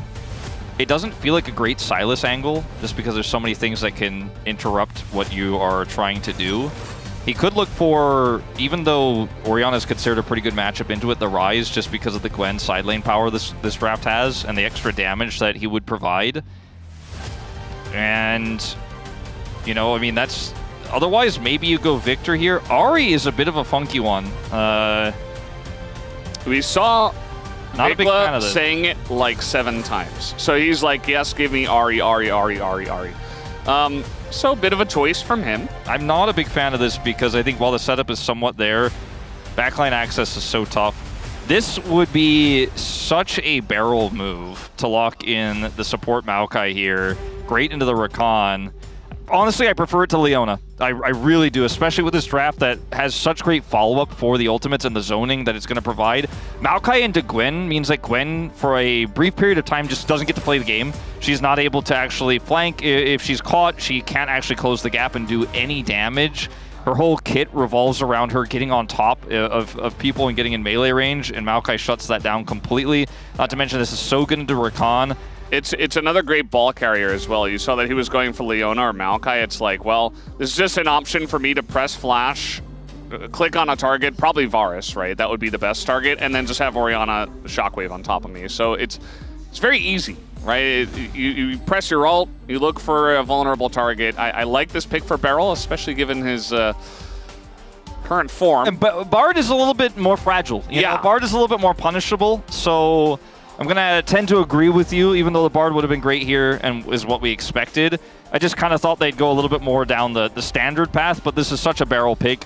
In Game 1, we said it played perfectly. We really liked the way that D+ could play out Game 1. I wouldn't say they played perfectly, but when it came to those critical game-deciding fights, they basically did, right? Aiming was great, the peel was there, Showmaker side laning, the macro was good. This draft, I feel very strongly that D+ has the edge in, and I do feel like they've proven with their performance in Game 1, they should be fine here. My big question mark for the BNK draft is how does this Ahri work into a composition that punishes it so incredibly hard? Like, it's really hard to get backline access and get away with it. Yeah, a lot of pressure on his shoulders. Let's see what it looks like here as we hop on the rift for Game 2.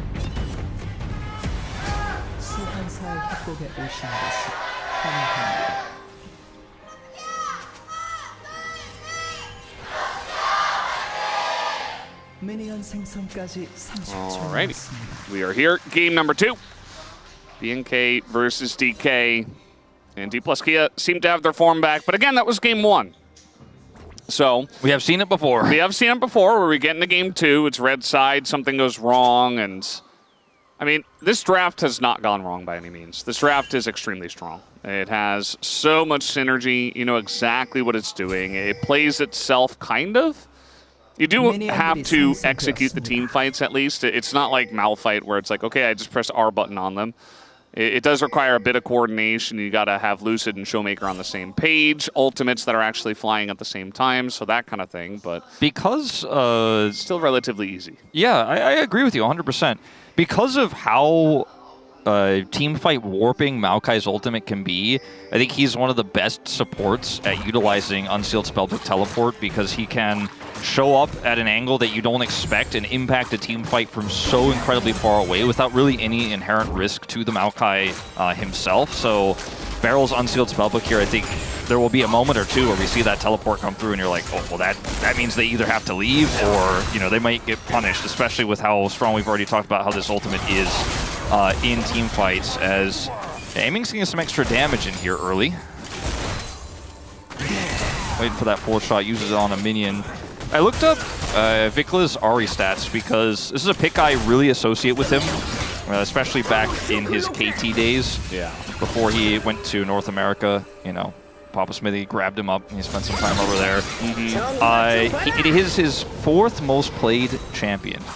And of his top 4 champions, it's the 2nd highest win rate, which is a fairly low one, I'll admit. It's at 47.8, but it's above his average. You know, he's been on a lot of struggling teams in his career. Exactly. So it's a comfort pick is what I'm getting at, and I think that's why he opted into it here. It's not unplayable. You know, the Orianna is relatively immobile. The Jhin is very immobile, even though he is going to have, obviously, the Wukong and the Maokai and Cleanse to support him, but his mastery is there, you know? He knows how to play the champ. He knows how to hit Electrocute, all right? That's for sure. He's going to make it happen. It's going to sound funny after seeing that trade, but I don't rate Ahri in the matchup into Orianna. I feel like you can tank a lot of the burst from the Ahri and just take really good extended trades as Ahri in the lane in the long term, but obviously if we're going to get full comboed, it's not going to look very good. So Showmaker goes back, he has to TP back in the lane, and hopefully avoid some more of those charms as it comes along here. You command protect the Foxfire, and even if you eat an Electrocute from an auto, you're feeling okay, especially as you start to get more AP. I'm 100% on the same page as you with that. Look at TPing to the river here, actually trying to get maybe a sneaky charm angle off, but I don't think Showmaker will be caught by this at all. Helps secure the scuttle for Raptor as well as he comes up to the top side here, potentially looking for an aggressive play. Will be seen by the ward.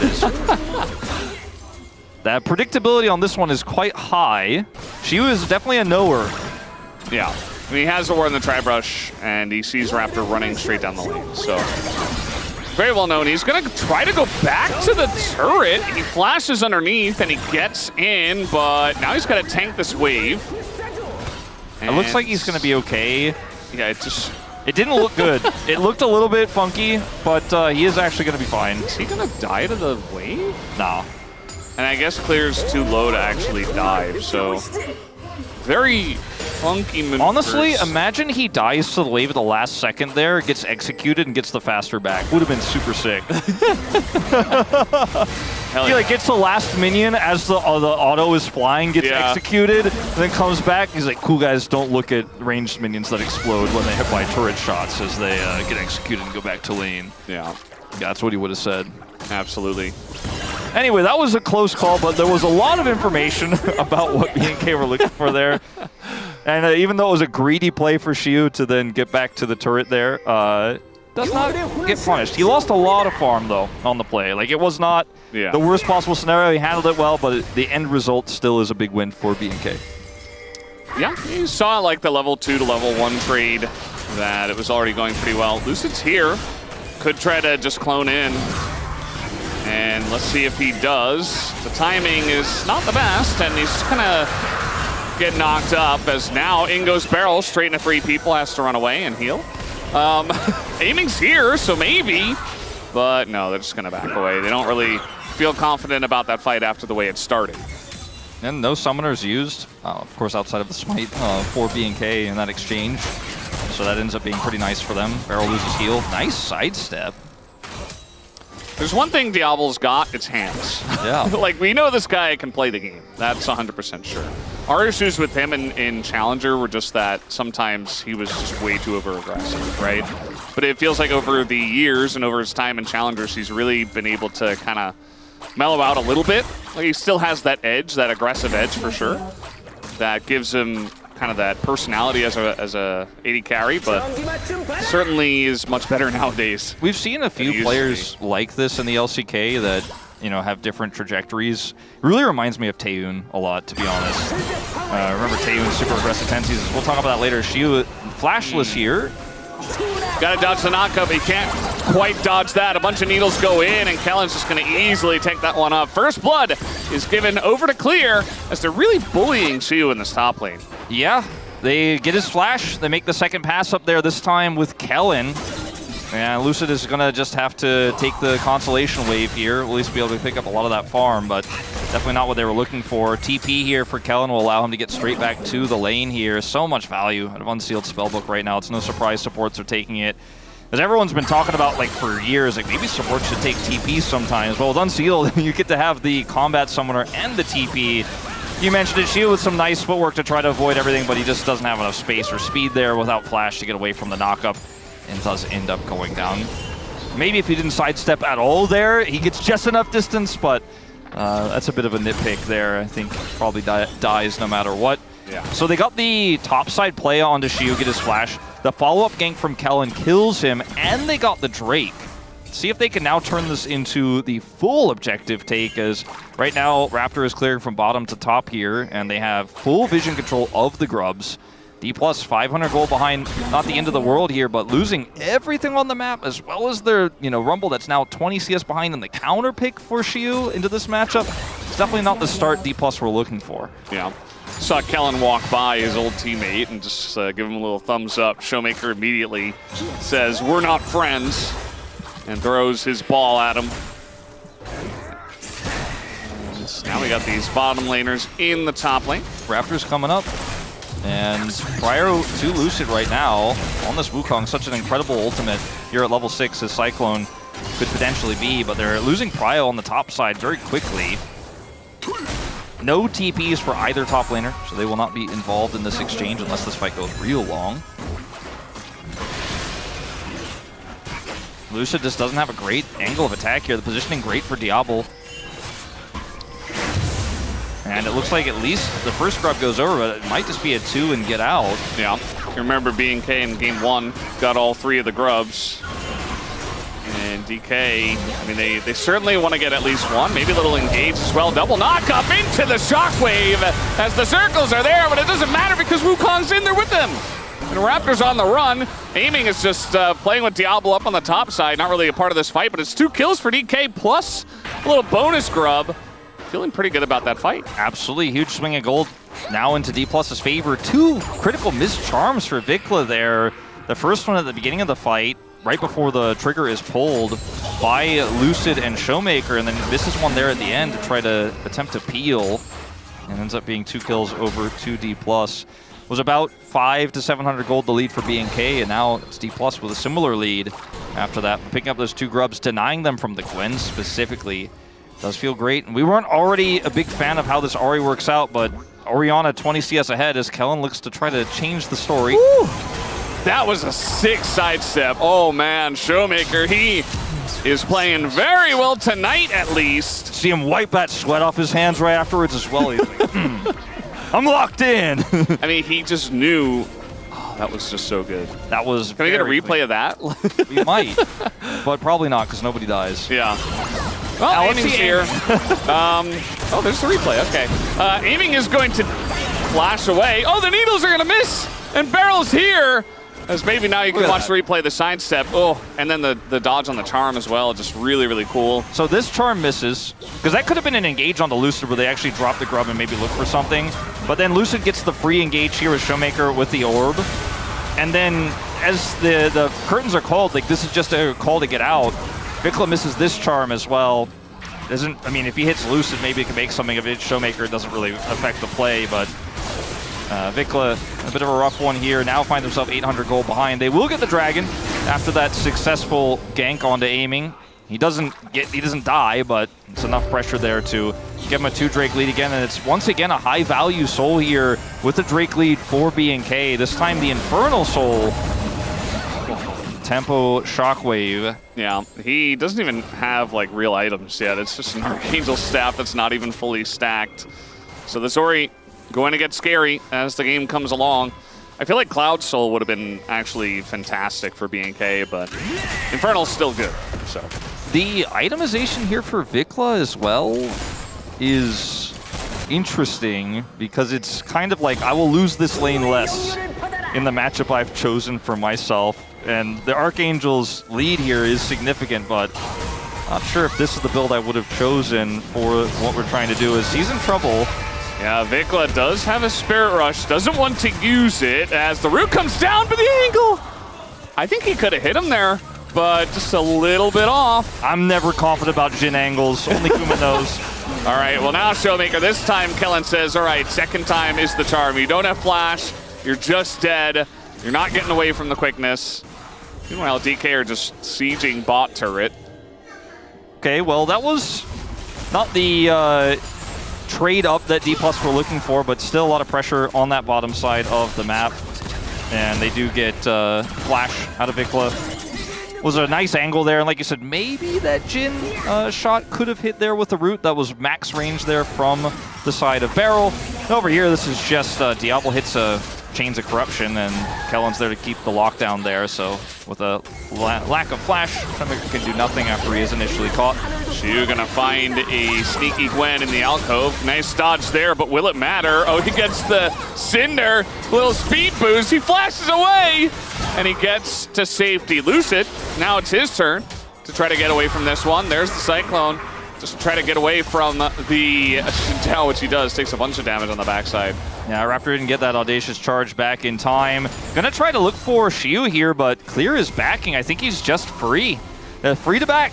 And a lot of pressure there with the attempt onto Shiu, the prio they had, but just well handled there by D+. Really nice second activation there from Lucid on the Cyclone. Might have been first activation, in fact, instead, but was able to block that engage and then get out. Showmaker is just going to be sitting down here in the side lane as well with everybody else topside. Clear didn't have the exhaust, just was not quite able to catch Shiu, who flashes at the exact right moment as he goes in for that final Q for the kill. Showmaker picks up some extra gold, and this lead here from D+ should make you feel pretty good about their chances here in what has often been the game 2, where it starts off okay, and then there's a bit of an incident. Maybe no incidents are going to happen. I'm starting to feel pretty good. That's exactly the moment where things go wrong, you know that. But no, I'm on the same page. I do think that DK are they're just looking strong. It doesn't feel like a curse angle here in this game, but it's still close. I mean, BNK, they have a lot of objectives. Bit of damage here on a Kellen, as now Kellen going back in with a quickness. Lucid just gonna get McHale's by Barrel, first item. Okay, Kellen was never really in any danger there, but tried to minimize the value of the ult there from aiming to mixed success. Yeah, clear as needles, so Showmaker might be in a bit of trouble, but gonna get exhausted. That's a bunch more damage to come in, but the speed boost plus the phase rush, which is very, very strong, it's gonna get him out to safety. Clear has just been so aggressive. Like, any angle he can find, he's all-inning onto something or someone. He's going all in on that turret and bot lane now. Just quite, he's just not quite able to get the kills though. It's like they're just a little bit out of reach. It's like those old scissors in your elementary school that your teacher was like, cut this paper with you. They don't cut anything. They don't cut the paper. Teacher's like, no, you have the same scissors as everyone else. I definitely don't, and I'm going to get them from Anthony when he's done with his, because his work just fine. Yeah. But anyway, BNK on this Herald. Top side here, Lucid has his ult back up, but there's just no one else nearby. There's no ult for aiming, and they're just going to trade it for Showmaker grabbing this turret. But if BNK are quick about this, they can try to turn this Herald into a Drake take as well and put them on to Infernal Soul Point. Easier said than done, but you can see Raptor's already heading for that mid lane, and clearing this wave shouldn't take too long at all. Lucid backing, so this is a really perilous moment for D+. There's the Herald drop. Yeah, I mean, this has to be the idea. Raptor is sticking around in mid, and so is Diablo, though. I feel like you just drop this and run at the Drake.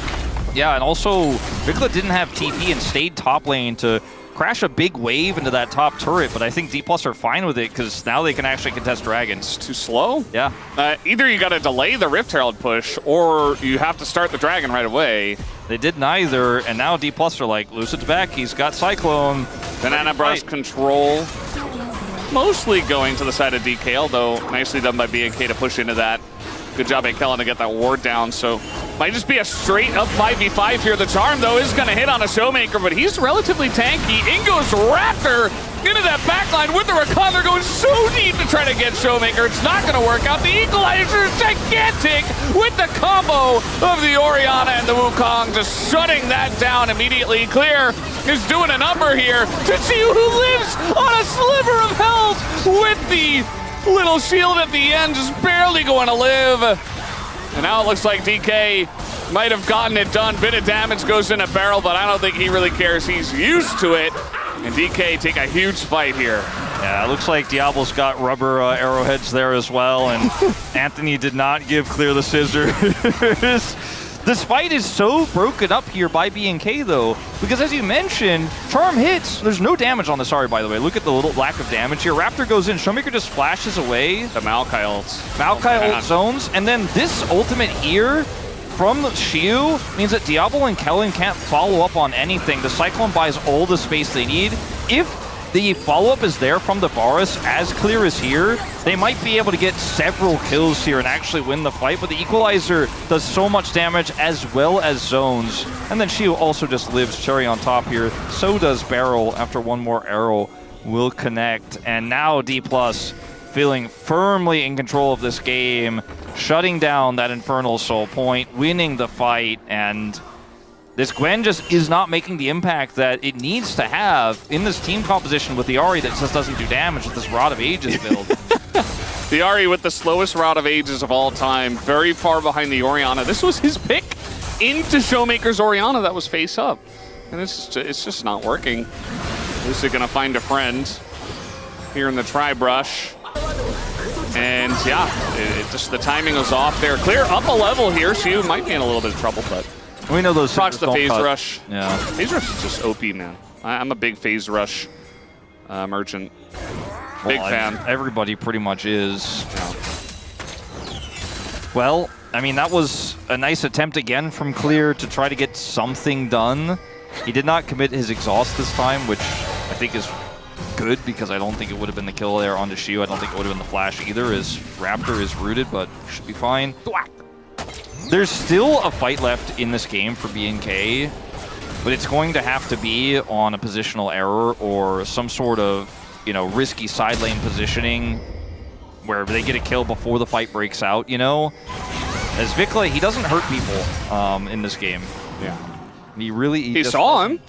Saw him with the sweeper, but he doesn't hurt. Okay, hold on. This could be that side lane pick, right? They get this pressure on the turret. You know, Chiu needs to answer. Maybe Kellen sets something up. Clear commits the exhaust. His needles aren't ready yet, but maybe with the exhaust, it's enough. Oh, Chiu, that's greedy. That's greedy.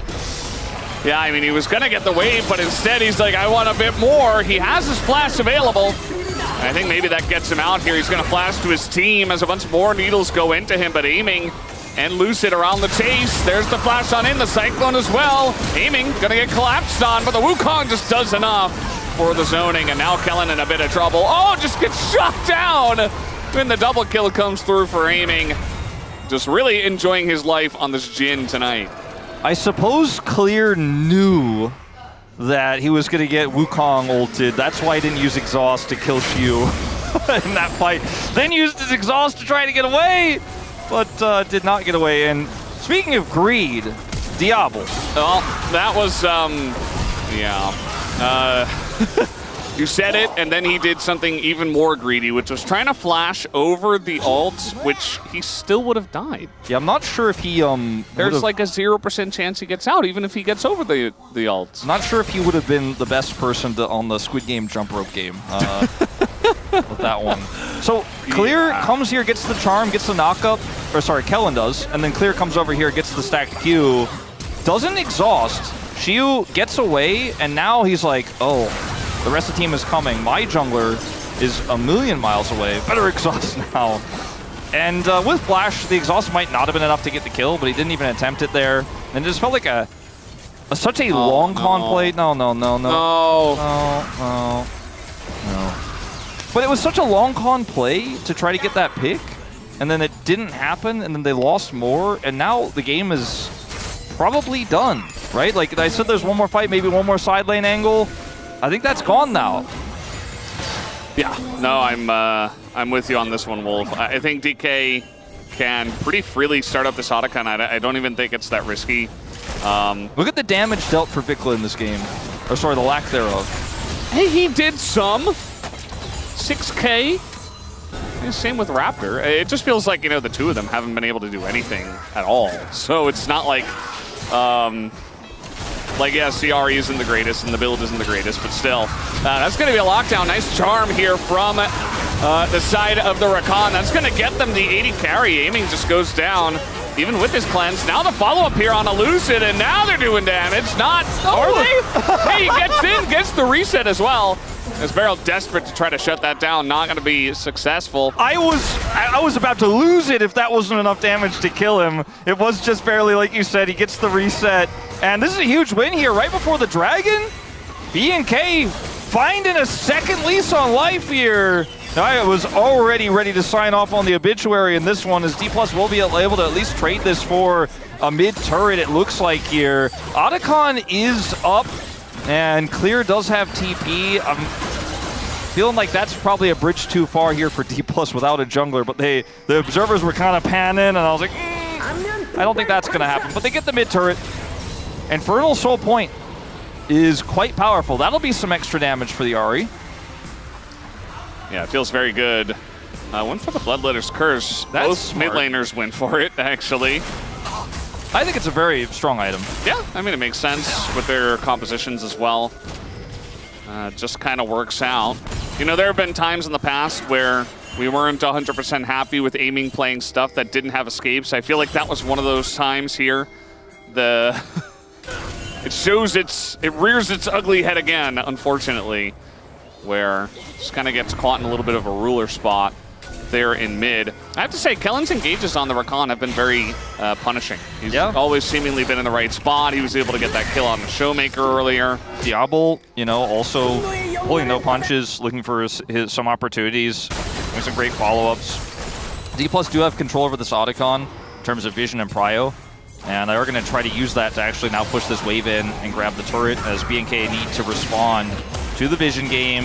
Clear backing before he TPs back in. We'll see what he can purchase here, as he does He's probably sitting on enough gold to grab something. Nope, just control ward. So he's sitting on 2 items. He's actually not going to go straight to this Otacon because D+ do concede the point here and give it up. Vikla? Okay. He was hiding on Otacon. Very different from hide on bush. So even though D+ have this 3,600 gold lead, you can see how much of a swing can happen in a game of Pro League of Legends off of just a few picks, right? Mid turret goes down, some wards go up around the critical objective on top side, BNK get the dragon for free with the timing. And now it feels like, okay, wait a minute, D+, they're still ahead, right? Like, they're still going to win this game, right? They have to play a lot more carefully. You know, your wallets are heavy, maybe, but you don't get to actually utilize them if you don't have vision, if you can't set up that Orianna Wukong engage because you can't see where the enemy champions are. The Varus has long range. I still think this is a good position here for D+, but right now, you know, for Otacon, BNK are in full control. Baron spawning at the same location, so you could see D+ are kind of scrambling to fight for that vision in a very careful way. Going pretty all in onto Vikla, trying to force a Spirit Rush. It's not going to work. He doesn't have TP, but I just don't think D+ can actually utilize this window to get Otacon. And I guess that was the game plan, is if we just shove him out, maybe we could start Otacon. Lucid's flank here is seen, and I think that Showmaker, I mean, obviously it's not the longest cooldown of all time here, but probably was hoping for more there. I mean, there's so much control fighting going on up on the top side. We do have a TP to the ward directly in front of DK, as now they want to engage. Lucid just flashes away. He already used his clone, and Vikla's TP comes up just in time, and no flash here on this makes it a lot tougher to utilize that combo, especially because Showmaker doesn't have his ult back up just yet. And starting the Otacon for either of these teams is just, it's a bridge too far, but they certainly are going to keep the other team interested. Like, if you don't show up, I certainly will. Yeah. And with both of our top laners sitting there with TPs, is this going to be a bit of a aggressive lull state where both teams are like, start it, you won't. I'm right here. We're aggressively lull stating right now. Yeah. They're going to aggressively just surf around this objective and buy control words and back and buy more after they clear the enemy vision. Yeah. How many control words we got here? We got 3. One was displaced. There was 4 on the side of BNK. 4 in the inventories here of D+. 5. It's a ward fight. A lot of pretty boots are being purchased here by DK.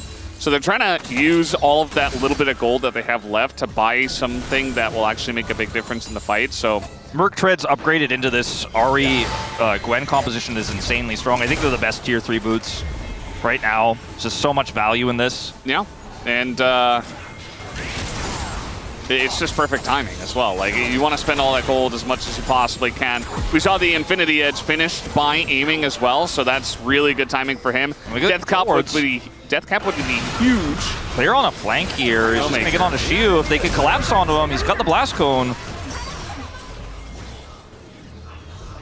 All right, let's see how this is going to go. I mean, this Infernal is gigantic for both teams. DK need to deny it. BNK would love to get the Infernal Soul. Then the gold lead really doesn't matter. And maybe they're even ahead at that point. Clear is also has to be very careful of overextending on this flank. Could be punished. Lucid's angle here, looking for Diablo, would be huge. Gonna McHale's, and he gets away from that one. The equalizer is totally wide. Shiu just trying to survive. Kellen's gonna go down, but it's a trade for the jungler. As Vikla looking for those picks. The needles are coming out, and BNK, I think they've gotten themselves enough room to at least threaten this dragon. Big ult gonna come down. Trying to block here is Clear. Last shot, ooh, it's not gonna hit anyone. That's pretty big. The charm hits. Barrel nearly is gonna go down. We got TPs coming in. You see that DK do not want to give up this objective, but they do not have a jungler. They don't have a jungler. All BNK need to do is secure the smite and get out. Clear gonna buy the space to do just that. Yeah, they got the space. They got the charm as well. Shiu's just dead. And BNK, they pick up the Infernal Soul here. You see DK desperate for any little crumb on the backside of that fight, but they're not gonna get it. I mean, at this point, watching some of the plays from Diablo this game and this season, this year, has just been insane. Watch the tightrope he walks in this fight here as he goes to look for the root on the barrel, pushes him back, flashes Lucid's engage, knows exactly where he is. Xiu panics here with his equalizer. I think if he pushes it up against the wall there, then the follow-up here becomes so much trickier to play out for BNK. But Diablo is actually just like, he's running the circus, man, and this one. He is him. Does so much damage. Nearly takes Barrel out here. They get the TP back in from Xiu, but he has no equalizer. There's no ults here for DK at all, and there's no jungler. So I think they should have been willing to just say, it's really unfortunate we're giving up the Infernal Soul, but I'd rather not give up more. They still stick around, though, and this game now is no longer in their favor. I think that 3.5k gold lead they have is not enough to shore up what is an Infernal Soul, and now a very, very strong BNK composition. This game, I would give a pretty significant edge to BNK on now. And, I mean, you look at some of the items that have come through here, sure, Vikla's still not the greatest damage dealer of all time, but he does have his rod completed. He's a level up on Showmaker. He's got that additional gold to grab an arm guard. There's so much playmaking potential here. And clearly, the rest of the team is doing a lot of damage for him. You know, so he's kind of enabling everybody else. He's the one that looks for the picks with the Rakan, and then you've got Clear and Diablo on top of the damage charts by far, which for a Varus, Lethality Varus especially, it's not very surprising, but we've obviously seen how well Diablo's playing, and also Clear, how aggressive he's been. It just kind of makes sense. I mean, with the build here of Beryl, he's not normal Maokai. Like, he just dies to the poke of the Varus if he gets caught by anything. He's support Maokai, so really needs to be respectful here on this pick. And once again, he's the target. I mean, might as well. They're going pretty deep for this one, though. Raptor's going to realize that. Clear does have TP, Xiu does not from the last fight. He's sidelined hard. There you go. That's exactly what you were talking about. They used their combo on a Kellen, but Diablo's in the front line with no flash. He's just going to go down, but so does Lucid, who seems to be the guy that goes down first in every fight. Xiu as well in a lot of trouble. They burst him down with that Infernal Soul. I mean, the fact that D+ had to kind of commit to something there just shows you how desperate they are in this game with Baron up. Vikla going in. Showmaker trying to flash over, and he gets charmed instead. Vikla, he is playing an excellent game of Ahri tonight himself. I mean, at this point, we gotta put a Leaguepedia page for the D+ curse of game 1 to game 2 to lose game 3. Like, what is happening, Valdez? They had such a good position in this one. Barrel going in. Okay, just gonna try to kill Raptor here. Doesn't have his ult, just kind of dies. So bit of a sundered sky check though. Like, how broken is this item? Okay, it's not that about broken. that curse, Wolf. I don't know.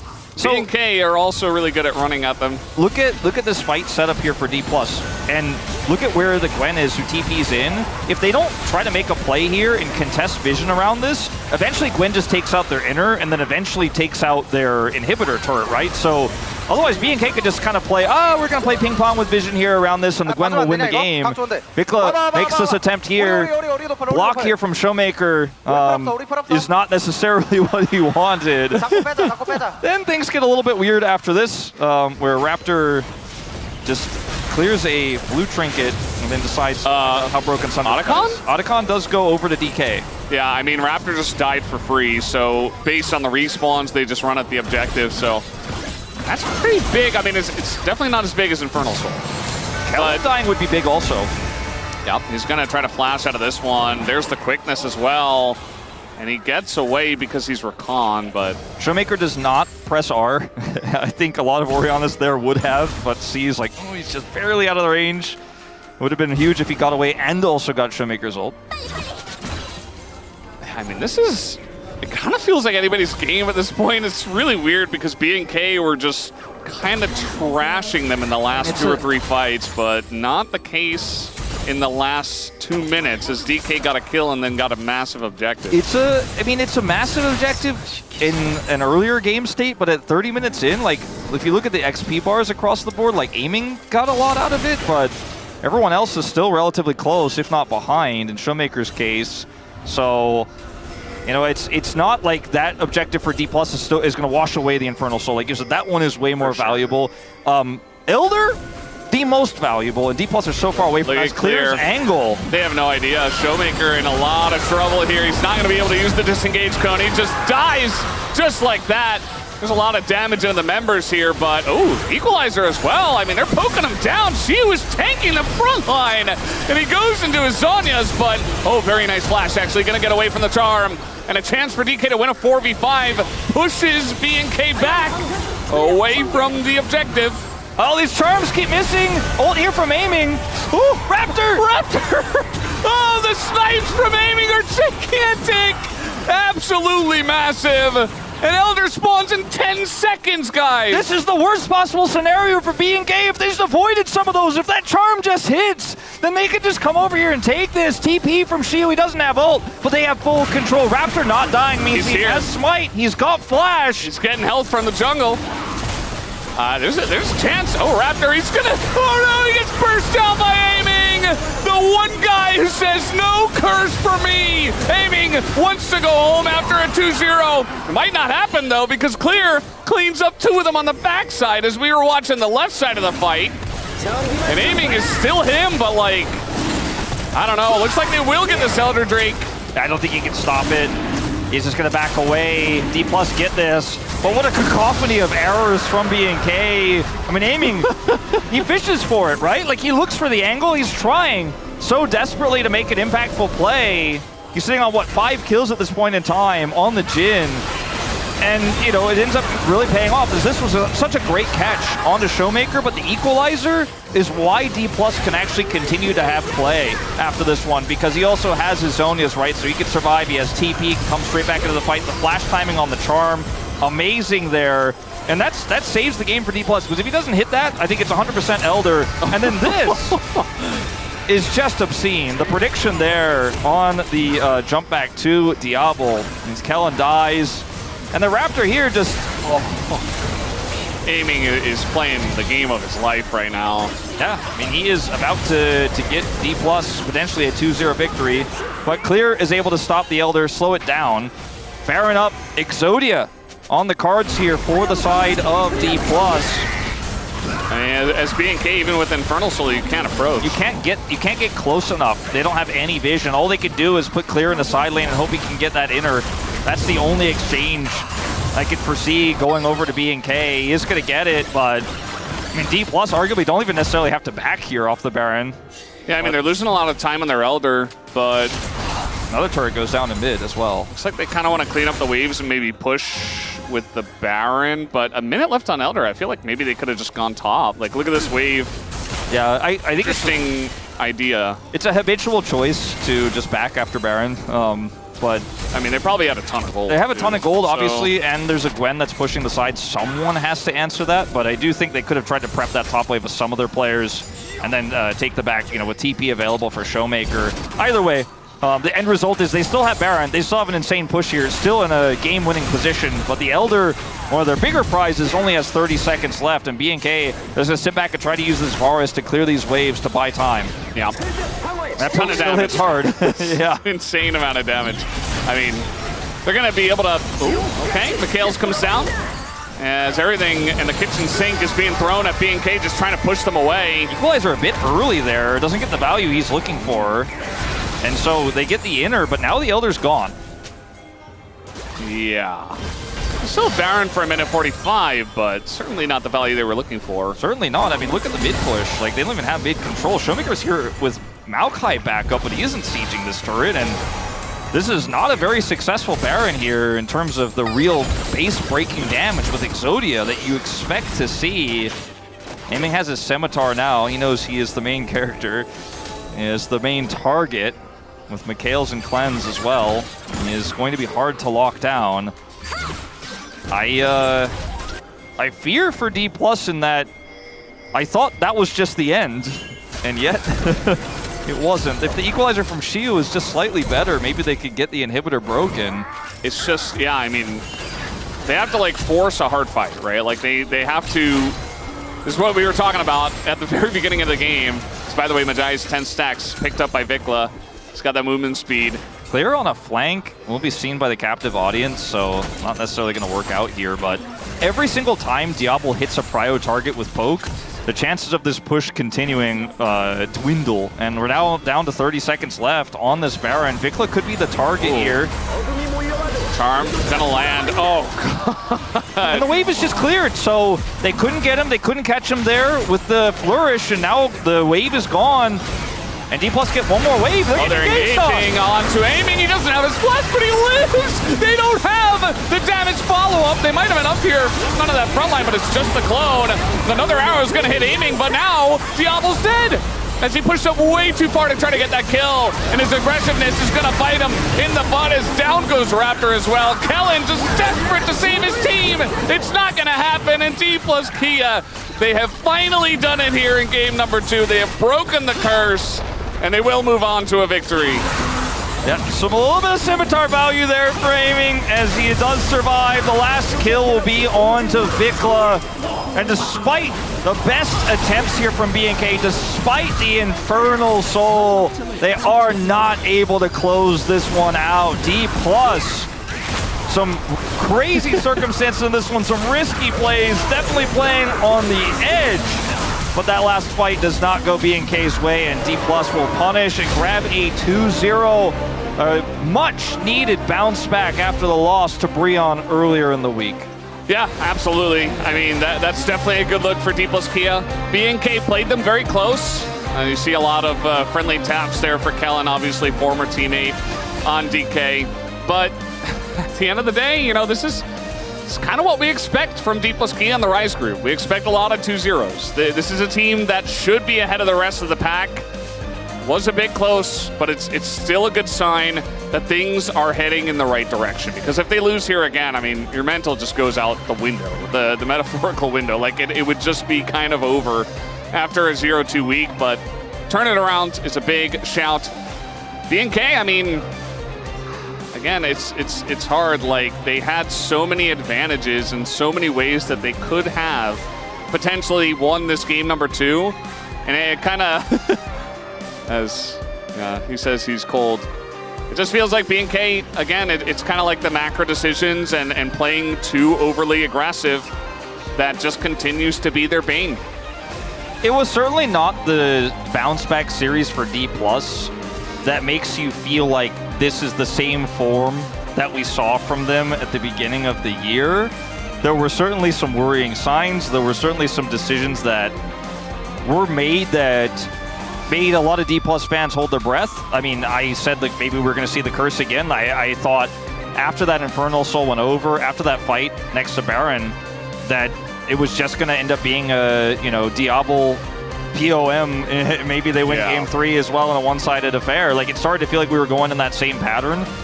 They are able to win it in the end, but D+ fans probably have a lot to say about how it happened. You know, if you're a fan of a team and you get a win like this, you're like, oh, thank God. However, there are a lot of things we need to talk about. You know, you're going to be sitting in your D+ Discord, talking to your friends and fellow fans going, man, I don't know. We should be drafting like this. So it wasn't as clean as it could have been.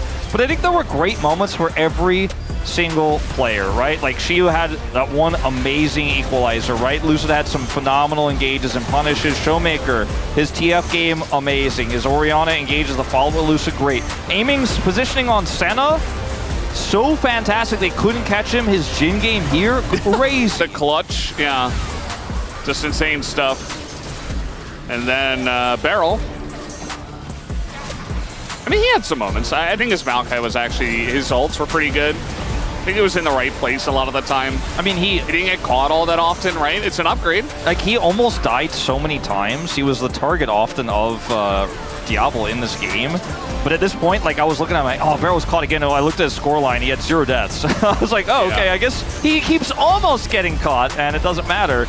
But it's fights like this where you can see D+, the coordination is there at their best moments, which is one of the concerns I had coming into the series, and they look much better today than they did against Bro. Also, coordination in this type of really chaotic situation is great. Look at Diablo. He's going to move up here, try to land, flashes forward to try to kill Aiming, dies immediately. And Aiming's not even close to death there on the play. Yeah. Bit of an overextension. Like, maybe. But then you're like trading your flash and your life, so it's just not. It was a Diablo moment, you know? You look for the big plays, and sometimes it costs you big as well. That it definitely did. Bit of a quiet comms there. Yeah, not a whole lot else said. Aiming did more damage than Diablo. So many of those curtain calls just going exactly the right way. Like when he got all those picks right before Elder, I was like, I mean, the stars aligned for this guy.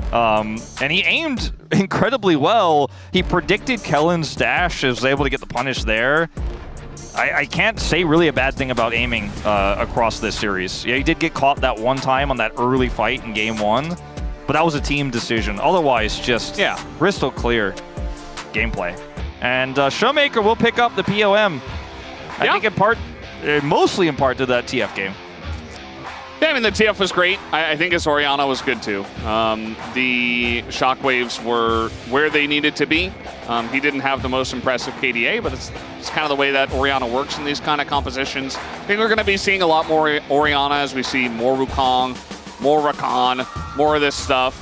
And it's supreme comfort for any of our guys that have been around for a very long time in the LCK, which includes Showmaker. So definitely going to be seeing a lot more of that. I'm happy to see him bounce back and to give an interview today after what was a really rocky start for him right after his birthday earlier in the week. So there's so many Showmaker fans everywhere, you know, so many Showmaker fans from when he was ruling the world with his TF who are probably excited to see what he has to say here at the beginning of round 2, or round 3 rather. Yeah, I do want to know what he's going to say. That sign behind Wolf's head said she's going to quit her job if DK wins today. So I guess she has to. It's on the sign, right? Yeah. I guess enjoy your freedom.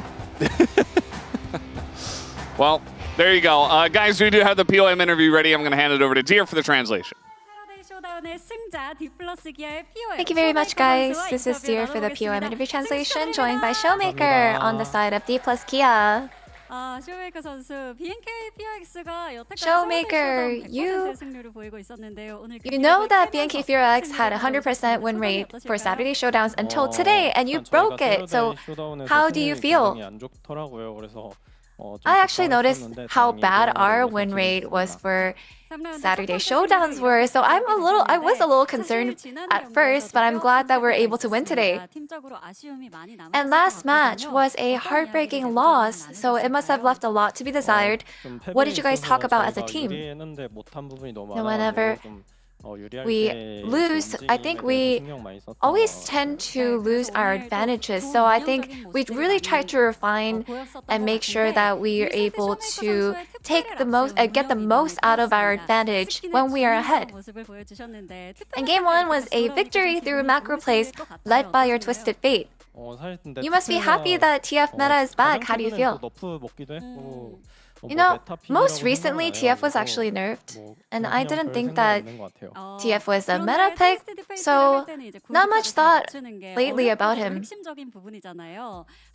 You know, it's always key to hit your gold card as a Twisted Fate. So how are you so consistent? Is there any secret to pulling gold cards? You know, it's actually iffy. Sometimes you have to just double tap W, just have to instantly get the gold card. But as long as you're focused and when you are super concentrated, it is possible. And in game 2, you had a great Orianna game, great early objective control as your Orianna scaled. And honestly, it really stood out how you utilized your power spike in the laning phase during objective timers. Yeah, Orianna and laning phase and really playing around the objective timers is actually a high difficulty, high skill play when it comes to just playing Orianna in general, but I think we're able to pull off our win through objective and macro plays just based on what we had practiced in the past. And your newly joined coach, CV Max, said that you guys are practicing and trying new things. And he's very involved in games. So what has changed since Coach CV Max joined? You know, as a lot of people know, he's a very passionate person.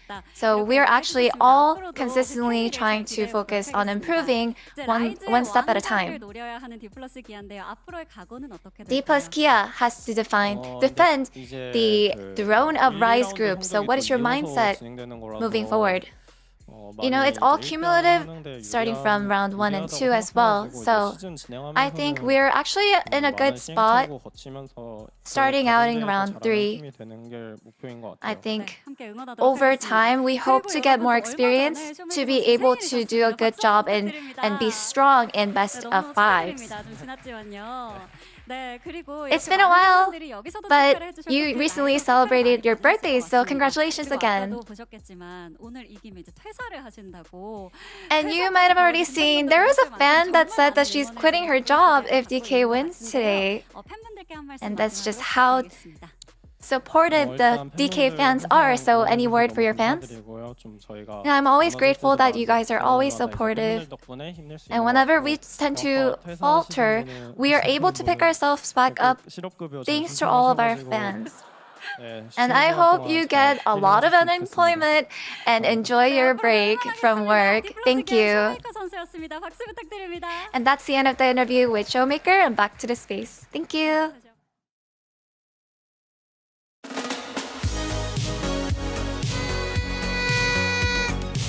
Never doubted them for a second. At no point in that game did I think that DK was gonna do the classic lose into.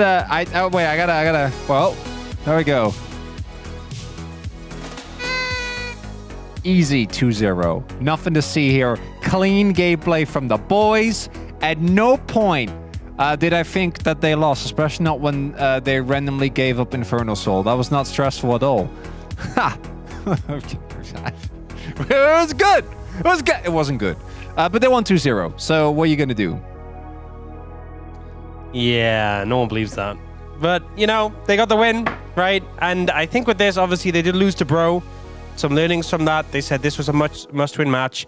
They managed to beat BNK FearX. And I think the other two opponents in the Rise group are easier. So hopefully this first round robin, they should be getting another couple of wins if they keep... Obviously, this isn't perfect form from D+, but if they keep this level, they should be able to pick up some more wins. And the expectations don't need to be super high for D+, to have a good performance in the Rise group.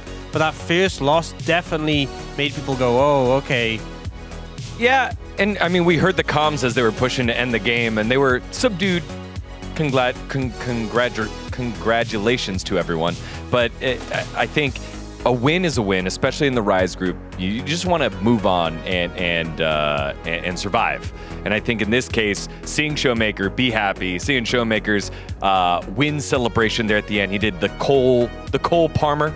I'm sure you guys know that, right? From Chelsea, the leading man, one of the top forwards. Certainly. Oh yes, of course. In England. Yes, England. Yes. The football. Yes, that's right. Totally. Right. Yeah, totally. And the league. Okay, guys, let's the Premier League. Yes. Let's take a look at the POM from this game of. It's your birthday, so it's fine. Yeah. Showmaker getting most of them there. Why am I getting to zoom in? I voted Showmaker. It wasn't me. It wasn't me. All right, Dan, you're first. Hopefully you're first here. Lucid. Also in aiming votes. Aimings were pretty close.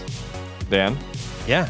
I just saw Chihuahua take down a dinosaur. I think the matchup between the junglers was pretty hyped up, and I think Lucid gapped Raptor. I think he was the better performer. I obviously think Showmaker had a pretty fantastic game 1 and was deserving, but I also think Vikla was heavily underperforming. So to me, I think this was the big matchup, and we saw Lucid have the edge. That's why it was significant to me. That's why I felt like he deserved the POM. Yeah, obviously I'm always looking for a Lucid angle. I think for me what... Were you? Yeah, I know. Because you didn't vote for him.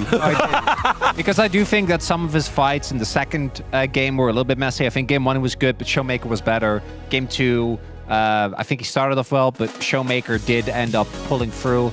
Blessed is the day where I get to vote for Showmaker POM. You know, that's right up there together with Happy Showmaker as far as things that spark joy for me. Yeah, but not a Lucid fan, a Showmaker fan. Sorry, you just okay, want to. I don't. You. It's your birthday, so I want to see. I'm just trying to see where you stand. I want to see where you stand. No. I'm trying to keep up because you have so many fan clubs. You know that you're in charge of. I'm trying to establish who are you in charge of the fan club of. Is it Showmaker now, or is it Lucid? I'm trying to keep track. Yesterday it was Croco, right? It was a Croco. Oh yeah, it was Croco the other day. It's hard to keep track, honestly. Yeah, it's okay. It's okay. A man of many fan. You don't get to lecture me on loyalty, okay? Get out of here, Degon. And you! Let's take a Get look to at the next other POM. comments that we have here. Birthday boy. Let's see. Wolf able to get us? Yes. He positions. He aims. He shoots to kill. Going with aiming. He got 5 votes. That was really close. The Jhin was good. It was good. The Senna was The Senna build was bad. No, the Senna gameplay was also good. Okay. I mean, we did do a whole breakdown of his positioning. There was one team fight where I actually think he played the team fight well, but he just at no point did he ever do any damage because he didn't. His autos were doing this was on I think an Ari like 130 damage. That's Leah. It was like nothing. He just wasn't doing damage. It was not good. Yeah. So I think press the attack, Essence Reaver, Runan's, Senate, it's got to go aiming. You know, the Jhin gameplay was great. If this was POG, aiming had it for game 2. But yeah. I cannot forgive you for that, Senna. So. All right. Well, Birthday Boy says no forgiving aiming. Now let's take a look at the next one here. Don't forget that aiming is our ADC. I'm telling you, for real, Pony. Not on the side with Birthday Boy here, but giving the props down to the bot laner. Still not impressed. Still not impressed. Let's see. Who else do we got here on the Korean side? Prince, not going aiming. Not staying with his fellow ADC, saying Showmaker's deck of cards and orb. Orb! No GDQ watchers? Okay. Sorry. I'm sorry you guys aren't as funny as me. That's fine. Next POM comment. Lock it in. The Showmaker card maxed out. I like that one, Gogo. Gogo's on top of it.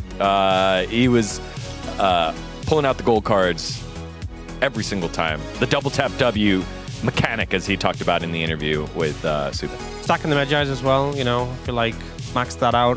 Kind of very interesting to see the low stack Medjai buy and just said, yeah, I'll fill it up. I've got this. And he did. And he did.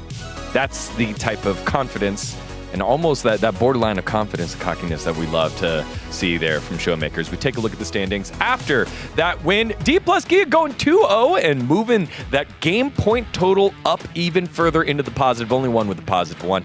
11-9 with that loss. BNK FearX dropped down to 3rd place.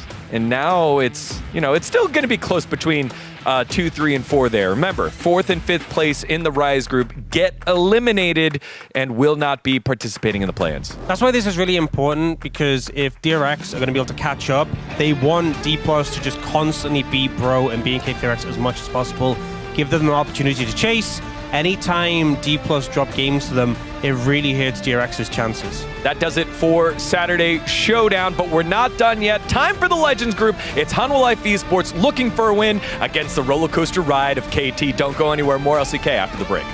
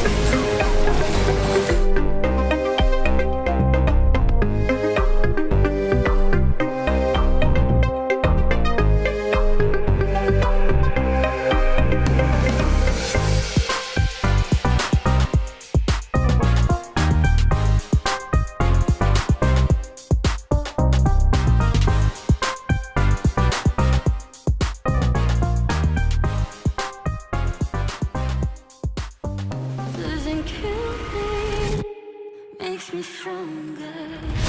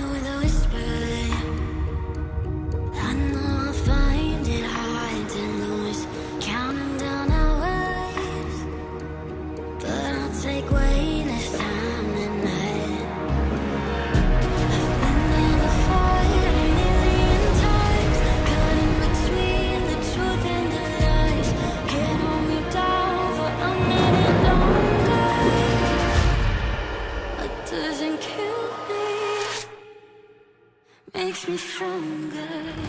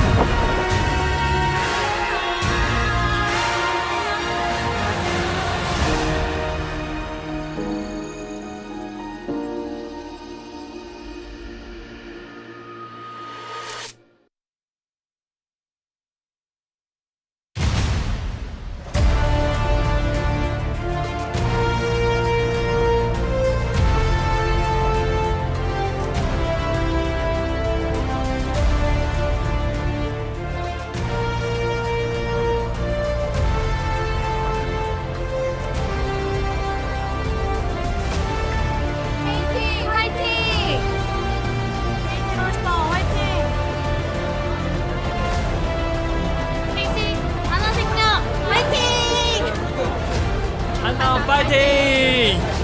하나생명 파이팅! 하나생명 파이팅! and welcome back to the LCK. We witnessed our Rise match. DK was able to take down BNK 2-0, but now we move on to the legend match of the night. This one is going to be KT Rolster up against Halma-Life Esports, and we have a big favorite in mind, Wolf, and it's actually KT this time. Yeah, it is weird coming from the guy wearing the orange shirt, but it's true. Both of us. I just like oranges. Yeah. Okay? It's Saturday. Not related to Halma. It's it's Orange Day. It's not It is Orange Day out there, but Isn't it only when they play in Saturday Showdown that it's Orange Day? I thought it was only when they played on Saturdays in general. But maybe Orange Day is not a thing. Maybe it's from retconned entirely. But we're wearing bro ties. Yeah. So what does that mean? It means bro's not playing today. Oh. But we were both KT Rolster predictors, and that's because Hanwha's current form right now has left me enraged, Valdez, many times. I have watched. True, I've seen it. Yeah. I have watched dives in the top lane where Zeus sets up the lane, the wave is crashing, and they just mess it up too many times. There's been too many times this team has just decided, well, we'll just hands it, doesn't matter, on an objective and gotten outclassed by a team significantly lower than them in the standings or significantly lower in the power rankings because they actually did set up. Doing due diligence has been something that Halma-Life Esports has not done a lot of. I think they've been carried by a lot of Delight's phenomenal engages, where Delight's just like, all right, well, I'll have this such a good engage that the team fight is free and Viper will never get caught. It's the other three that play very well. They're great League of Legends players, Zeka Peanut and Zeus, but just haven't necessarily been able to hit their strides consistently, and sometimes in team fights this team falls apart. Whereas KT, it's a one-man army. Okay. What do you mean? Man right here. Even the points of the match are right on tune He with does it all, okay? He has unmatched carry potential. His Talio actually kind of made me rethink the way the champion should be played. BDD is the guy. He is the one. He is the MVP. If we did the MVP based on who's the most valuable on one team, it would be this player, and no one would be anywhere close. Like, not even close. Tell me one player would be anywhere close. Chovy would be the other. You think Chovy is as much better as Keen, Canyon, Ruler, and Duro as BDD is over his teammates? I'm just saying, I do agree that BDD would be nowhere close, Valdez. I just think there would be a certain, I think Chovy just has so much clutch fad. I mean, I would. You can't. I would vote for Chovy for MVP today if today was the voting day. But I'm saying if you judged only based on how much more valuable he is. If you do it the Ox way, right? Yeah. The Ox way of voting for MVP, then you would pick BDD 100% of the time. Getting close to 400 games here. He will get it in game 1. Peanut's still waiting for 2,000 kills. Yeah, I was told 2 months ago Peanut was close to 2,000 kills. Yeah. It's getting very hot in Korea. I feel like for the last 3 days it's been 35 degrees Celsius or higher. I don't know what that is in freedom numbers, actually. I've been here for so long that I've just actually converted. It's gotta be like mid-90s, right? I think it's mid-90s, but I'm not 100% sure, so I'm gonna check. Well, we do have the walkout here. Halma-Life Esports, on paper, they've got the higher score line, and some people who haven't been watching might be like, what do you mean? Halma should be the huge favorites. Why would you predict KT? But League is a very mental game. There's a lot of mental stuff that goes into it. Halma-Life have talked a lot about how their confidence has been shook. They've been shook ever since road to MSI. They lost 5 games in a row, Valdez. It was not pretty. They did then go to Esports World Cup and get dismantled by AL after playing shaky games against the squad they played before that. And KT, on the other hand, didn't have the most convincing performance in their series earlier this week either. It's just, for me, the momentum that KT is still somewhat riding here versus a Halma-Life Esports that I think needs to change. Is that we're correct? Valdez checked it. You were exactly right. You said mid-90s. Yeah. It's 95 is the degrees Fahrenheit to 35 Celsius. This is a wild set of stats because this is round 3 only, right? Yeah. But still, it was not the greatest performance for KT ever. But Halma-Life also played against Genji and played one close game. The other game was not. So these stats feel a little bit cherry-picked, but it still supports the narrative right now, right? That BDD is the guy. a lot of people are saying BDD is definitely like top 3 in the LCK mid lane. It really depends on where you value mid laners at the moment and where you put Faker, but it's just the fact that BDD has made so many game-saving plays, so many game-winning plays. His laning phase is so stable that makes you want to trust. 400 games, by the way, for Zeus. It felt like just yesterday he made his debut, and after several years on T1 and now wearing orange here, he will be catching up to top laner. Yeah, he's catching up to QV and then crazy. Smeb. This guy also has been pretty consistent in terms of getting lane leads. It's just what happens when he tries to do that with Peanut and sometimes Delight, where things go a little bit wrong. I talked about it in the Gen G series, like where's the no diving sign for this team? Maybe it's the depth of the dive is below 5 feet. I'll use the freedom units for this. What is that, like 1.5 meters? Yeah, it's a little bit more than that. It's like more like 1.67, something like that. Repeating, of course. Something like that. Duckdom has been actually solid. Yeah. You know, he's been excellent at times. He had a rut. He got out of it. He has been consistent. Peter also, you know, someone was talking to me about this the other day, and they were like, if you look at, you know, 3 of the players on KT roster, you're like, okay, Cuz, BDD, right? You're like, these players 100% were always great, right? And then you look at Duckdom and you're like, he was really good for a long time, so you could see him being great. Perfect, he's still new, so, you know, the expectations aren't there. But Peter, you couldn't really go, well, I always knew Peter was good. I mean, Valdez probably would say that because he's a Peter fan. I wouldn't say that, honestly. But I'm a Peter fan, but I still wouldn't say that. I don't think you could ever say, like, oh, I always knew I was the hipster before I knew Peter was great. He's just suddenly he's just suddenly taken this huge spike in his performances this year. He is really having an amazing year. Yeah. And KT, Alistair, they make it into the the Legend group over D+, which was kind of a shock, but with some of their games at the end of round 2, it really felt like they belonged there. Well, we got to talk about the draft here. This is something that Hamalife have been struggling with. Peanut actually said publicly that after a couple of their last games, he just felt like they lost in draft. Like, imagine that feeling mentally of like, you're going to this game, you're like, we just got crushed in draft. It's very difficult to play out a game and feel confident to win it if you feel like you're losing that hard in draft. So I think it's going to be something I have my eye on in this one to see what these drafts look like. I completely agree. They already have, because they're on blue side, they can afford to do this, but they've already banned BDD's Talia. Now, because they're blue side, and his Aurora, the Azir is going to be you know, something that I think KT need to ban against Zeka, but the fact that you have to consider his Talia and his Azir if KT, for example, in game 2 go to blue side is very scary. But I do think these are wise bans, considering BDD's current performances. So, Vi is banned. Pantheon will also be banned, yes. And I think probably Azir will be that 3rd ban. With the Aurora ban, though, you know, the Gwen does feel pretty strong here. Yeah, you could leave both up and ban like Varus, or just ban none and try to get 2, which is something we tried to convince our Rise teams to do, and they just kind of fell flat on their faces. Yeah. I mean, DK at least were able to get some good drafts in as another BDD ban. Yeah, well, KT Rolls will not be a Rise team in this series, I don't think, with that ban. Not in this game, at least. Yeah, that's for sure. It's tricky. I would say ban Azir and keep it for your potential blue side if you lose this game, and just keep it in your back pocket. It's just so strong. Yeah. And don't let Zeka have it with Talia already banned.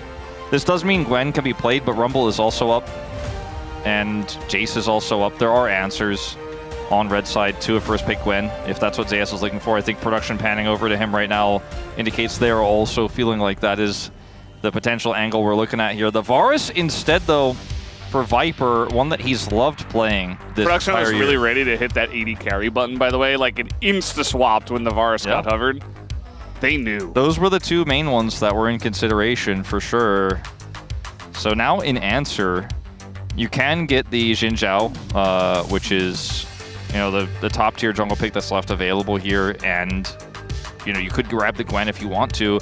We're not seeing a whole lot of Gwen Sejuani at the moment, so I don't think that's going to be the jungle lock-in here for Cuz. Yeah. Wukong Trundle is too good. Wukong is also up. So those are the 3. I think Trundle blind is not getting punished enough. I'm not necessarily a fan of playing Trundle into the Varus. He hovered Ivern Wolf. He did it. He did hover the Ivern. He's going to play Wukong because it's a much better idea. Yeah. I mean, Ivern pretty good into Trundle. Yeah, that's true. Annie, when your mid laner's not very confident, stick him on the Annie. Annie's pretty good though, just in general against what's left. I think that though you can play like Orianna or Victor and feel pretty comfortable about your lane, at least for BDD. I like Victor way more just because the ball carrier setup right now isn't that strong. Instead, looking for the Jhin here. With so many mid laners up, yes, the Talia and the Azir are gone, sure, but there's still a lot of flexibility here. Grabbing the Jhin right now to be able to match the Varus in lane feels like a smart choice. Ban Bard if you're Homolife Esports. Yes, because Bard Orianna would be a great way to close this one out. Yeah, and I feel like another BDD ban wouldn't be so bad either. Yeah. For the side of Homolife Esports here, you're looking at Rakan. You might be thinking about Alistar, but I think probably not in this lane setup. And it's not really a draft where you want to have a range support for your Varus into this Jhin. You could even ban something like a Nautilus. The Maokai that we saw played by Beryl kind of makes sense here too. I don't know if that's something Delight's going to be interested in playing. No surprise to see the Orianna. And the Bard loses some value because of the Orianna ban, but I still think it's something that Peter is considering. Peter's Nico as well. That might actually be the ban. I think that's a better ban, yeah. Because, Nico Varus into Jhin feels very, very, very unfortunate to play. And Peter, as a Nico enjoyer, is a knower. But they banned the Bard. They banned the Bard. Yeah. I mean, Bard and Wukong is also very good for setup. I liked it for Peter defensively. But he's not really a Bard player as well, so they just ban it away. Probably a good call. So this ban is a little bit tougher now. Maybe they ban Nico and just say, I don't like that. I don't like playing Wukong into Nico. I don't like getting rooted when I'm trying to go on the approach. Alistar was a little bit less appealing to me. It's another Peter champ, and R4 Alistar has been plaguing the LCK. Not plaguing. I mean, it just gets picked a lot. But yeah, I think the Nico could be a good shout. But let's see what he actually does pick here. It will be the Rel. Okay, Flank. I wonder what BDD's plan is now. With all the setup they have here, pillars, Rel engage, the damage here is very Gwen focused right now, so I wouldn't be shocked if BDD went for something just a little bit more consistent in terms of damage, like even a Smolder pick in mid feels okay because it's relatively safe in this draft. The Poppy made it super deep in this one. Very rare to be opened this late. Poppy Varus, interesting, but it feels good into the Rel. Yeah, it's very good into the Rel. Into everything else, it's kind of whatever, but it's a great pick for Delight. The Rumble left until the final pick. I mean, there's so much setup for the Equalizer, and they have great poke. I really like this draft here for Homolife Esports. Kind of surprised they didn't ban it, So, BDD's laughing. Malzahar! What? Well, I thought he might have had something serious? prepared that was a little bit unusual, but I thought it was going to be something that we could have considered to be in the realm of, like, at least fringe meta. Okay. Well, this is certainly one way to stop a Wukong from match, I guess. You pillar somebody, you lock them down, you got side lane power, you got a Gwen on your team as well. Yeah, it's Jhin follows up from forever away. It's great with Trundle and Jhin for sure. It's not meta for a reason. I feel like he could have played a whole slew of other things. Spell shield for Annie? That could have played a lot of. Yeah, I think that's part of the reason why he picked it is just like the laning into Annie, but like it's Malzahar. I don't know, man. There's a reason why we haven't seen this guy in a while. Well, I'm not convinced. Convince me, BDD. I'm not necessarily convinced either, but BDD does have a tendency to flip a coin with some of these picks. Like, Everyone remembers BDD's Vagar losses where you're like, ooh, this seems like a cool angle, and then it just doesn't work at all. Yeah, it's like the Cassiopeia angles. It's like, ooh, it's into Rise, great, it's the counter, and then it just like does 10,000 damage and does nothing. Saw that yesterday. Guys, looks like we are ready to hop on the Rift here. Yes, BDD is in fact playing Malzahar in 2025. Let's hop on the Rift and see what happens.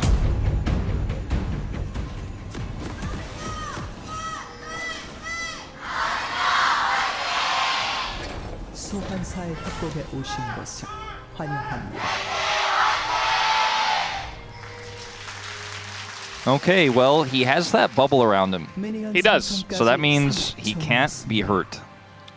Well, while the bubble is around him, yes. Yes, that's what I mean. When the bubble is around him like that, he can't be hurt. So that feels pretty good into Annie. It's good into Lethality Varus. Yeah. The Rumble's generally not going to be able to proc it that often unless you're like way too close. And they're going to have to respect you anyway because you're Malzahar. Annie's early wave clear isn't great. Malzahar will be pushing waves hard and will, you know, be able to manage a certain level of prio. But then what he does with it is, you know, still a mystery to all of us because he's Malzahar. So pre-6, I don't think he'd be taking any visits to any skirmishes. Yeah. Trying to think about the last. Oh, he doesn't have his bubble anymore. Then he still got stunned because Zeka autoed him first. That's. I'm trying to think about the last time Malzahar was actually meta. 2017 Crown Malzahar? Well, that's definitely the most obvious. I do wonder if there was a time in between where he was actually meta. I don't think so. Like, he was played here and there, even in support. There were a couple of times. But yeah. Huni hates Malzahar.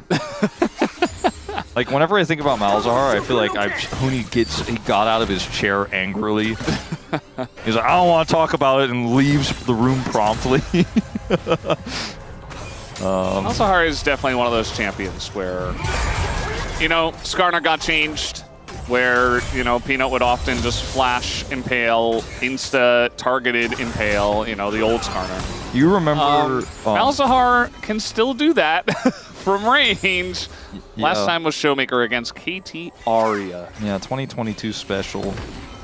I feel like that was just Showmaker having fun. Yeah, that was when Aria was struggling to get his feet off the ground. You remember the StarCraft 2 commentator Nathanius? Yeah.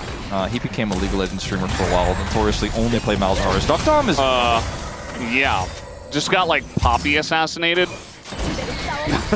Just has to cleanse Flash heal just because Delight ran at him? Yeah, that's strange. Not ideal. But yeah, Nathanius, he played only Malzahar in the stream for a while when I was watching him. So I think about him when I see the Malzahar. Interesting, BDD will have to TP back. Zeka just getting the free stun off of the auto at the level 1 probably didn't really help BDD's laning phase. Zeka is at half mana, and he's just going to keep pushing the lane. And still, he's probably wondering the same way we all are about why this Malzahar eventuated is -1. So what happens with the glowing minion is if you kill it at the right timing, it lets you push. But when you're losing the lane, it's really hard to do that. Let's the glowing minion go. Oh, there it goes. And then it jumps to the next one. But yeah. Dark Seal in the inventory. Wukong is OP. Production is like, this is not looking good for KT. And you out there. He's like, by the way, Peanut's going to get his first kill, or his 2,000th kill. Today, it's going to happen. Wukong's OP. I mean, it is Annie Wukong. That seems pretty conducive to getting some kills. So if it doesn't happen, I'd be surprised. Click on BD, how close to he is to getting his bubble back? They clicked on Rumble instead. No, yeah. Bit of a lane swap here with the prio that Viper has with the Varus that they prioritize, which is pretty good. Are we passive-aggressively saying that Hanalife had the better draft? I think we're kind of passive-aggressively saying we think it's got definitely a pretty good chance. A lot more standard, and it works really well together. I think they do, yeah. But there are some strong parts. Okay, hold on. There's a big dive opportunity here. We're just flashing on the Wukong. Not really going to happen, but there's 4 of them down in the bottom lane. Perfect here as well. And Peter trying to tank this one up. It's not going to happen. And Zeus, he says, how about a no diving sign for you guys? Because he is going to live for now. We do have a redive brewing, as now Peter can't quite tank it. So it's just going to be him getting the stun. Duckdom tanks up a shot, and first blood is given over to Perfect. And Peanut has to be really careful about how he exits here. I think just clearing the wave is definitely the play. I'm not sure about chasing up towards that dragon, as he will get away. But that's still a big win for KT. Took a lot of time. At the same time, though, well, what is going on? Okay, that was no longer a win for KT. I was also going to mention Viper did get a plate with all the additional time he had topside there. And will have a significant gold lead. Isaias really just kind of walks it off. Like, he was able to eat this damage here, gets stunned, gets rooted, then flashes, and that's kind of the end of it, right? Until they go for the redive. This is where the aggro juggle is actually really clean here for the side of KT. As you can see, Isaias is desperately trying to clear this wave while also staying out of range. Duckdom taking that extra turret shot was perfect. And then Delight just finds a straggler, and that straggler is perfect. Yeah, level 4 Gwen not really going to be enjoying herself. Still level 4, just say level 5, so still almost a full level behind, as there goes the shield and there goes the Tivers as well. And if Zeka was in turret range, BD could have ulted under the turret for the counterplay. Yeah. My read on this is that I think pros are seeing the Annie get a lot more priority, and they're trying to figure out good counters to it. And BDD decided, well, Zeka's good, Homalife are good, this is my time to bring it out. And yes, a lot of things got banned against him, but he also could have just played, you know, Victor. Like, it didn't have to be Malzahar. He could have played Syndra. Yeah, I mean, like I mentioned the Smolder. It could have been that, too. Smolder. You know, you could just go for some safe damage for the late game with a comp like this. Or anything that could have helped out the side laning Gwen, as Cuz does not smite. Yeah, he doesn't have smite, and he might not have his life in a moment. He is going to get away with the exhaust. Peter, though, is also going to hop away. If he had smite, he gets 6, and they can play it, but he doesn't have it. And that ends up being a small win here for Homalife. We're generating gold leads everywhere. So what this Malzahar will do in a fight, not in this fight. Okay, he's going to lock with the ult. A lot of damage from the minions getting in there. But it's not actually a kill. No. It's more like a pressure relief ult more than anything else. Yeah, no, I mean, I think it was a cool little tempo ult there. But what he could do in fights is lock down any single target with that ultimate. And obviously put his little, are they called voidlings? I don't even know what they're... I think so. Yeah, well, let's just call them voidlings for the sake of... Let's call them zerglings. Maybe voidlings. Yeah, You're like, let's call them zealots, no? They kind of, yeah. Anyway. Is it a baneling? No, Valdez, just, I think it's a voidling.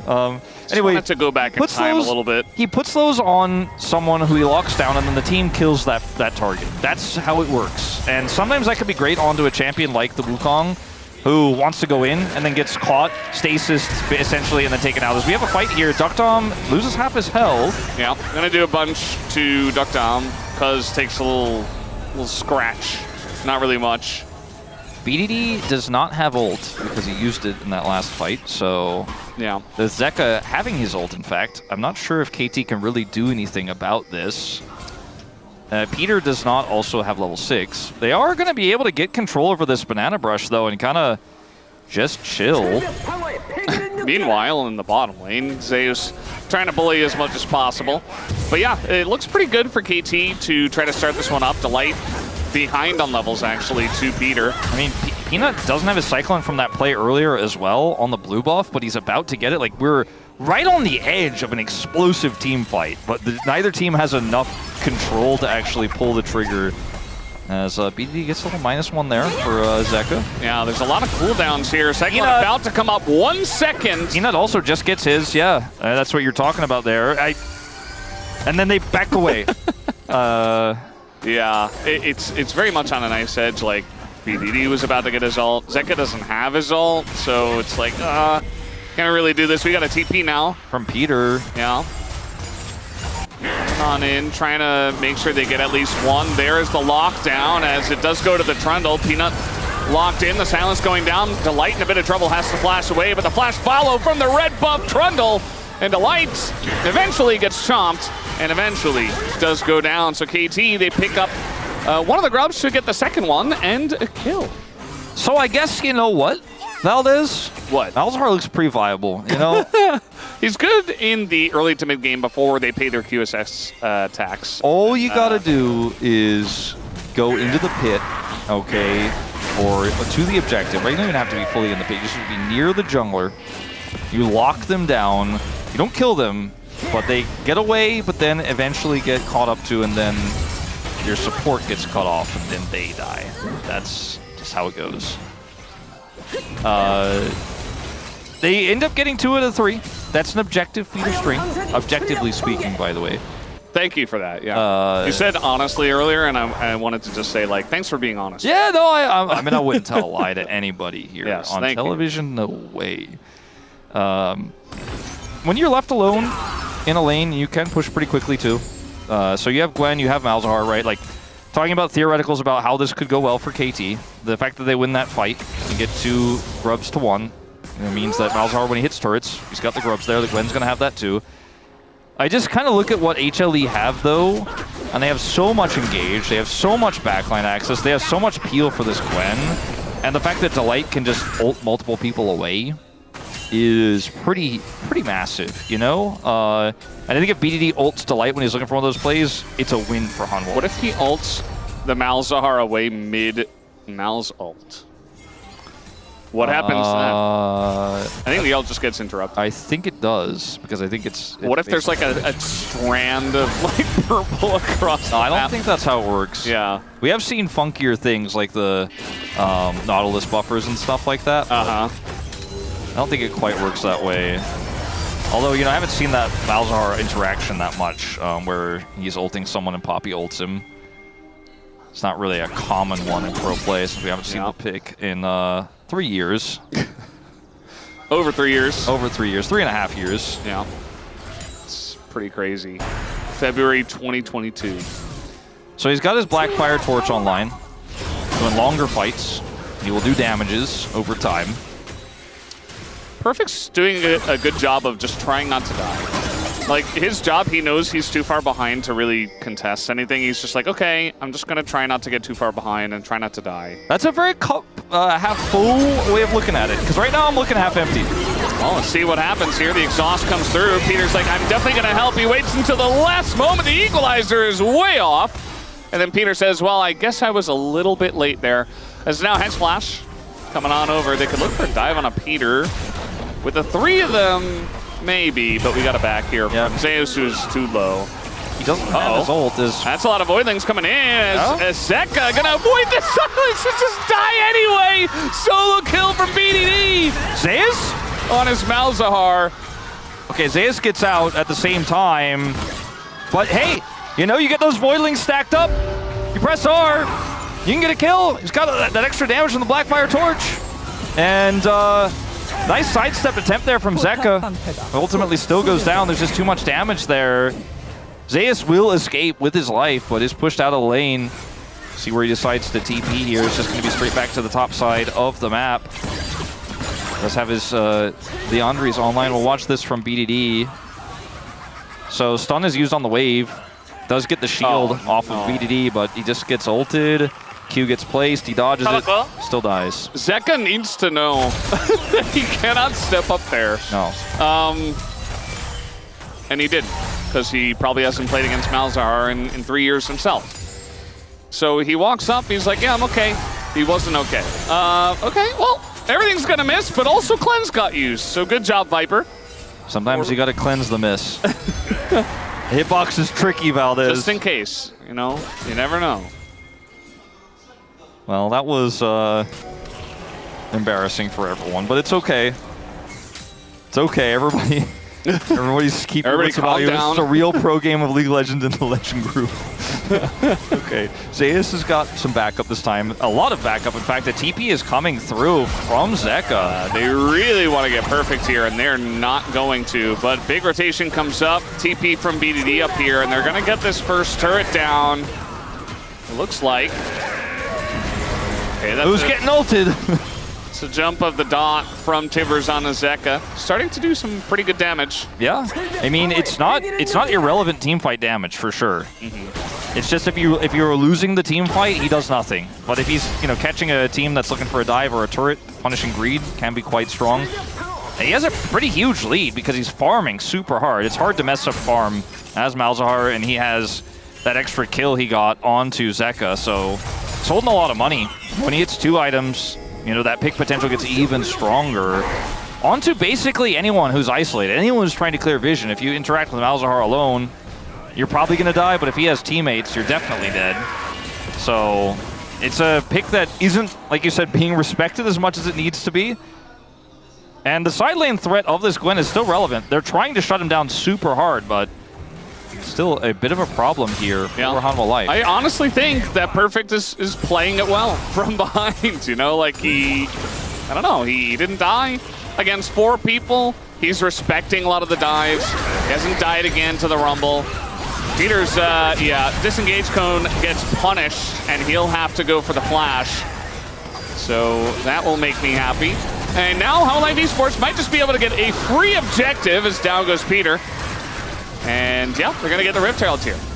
So Peter could have just played for the choke point control that they were in control of while they held the Herald, but he saw an angle that maybe no one of us really were able to quite see, but unfortunately he is promptly punished, and Hololive Esports are happy to take both that kill gold and the objective. So Peter is on a ward, which is a big problem, but he crashed down into the Wukong, and he feels safe because he has the cone, right? But he ends up getting away after using flash and is so incredibly low, and now his team needed that engage to actually, hold the Herald and prevent the floodgates that opened that were Hololive Esports pushing through the choke. So yeah, he's just out of luck because he's got no flash, he's got no crash down, and a peculiar move. Well, Hololive, they'll take it. There have been some of those here tonight so far. Biggest lead in the game goes to BDD. That's the BDD Classic. Yep, that's the BDD Classic, the BDD Strike.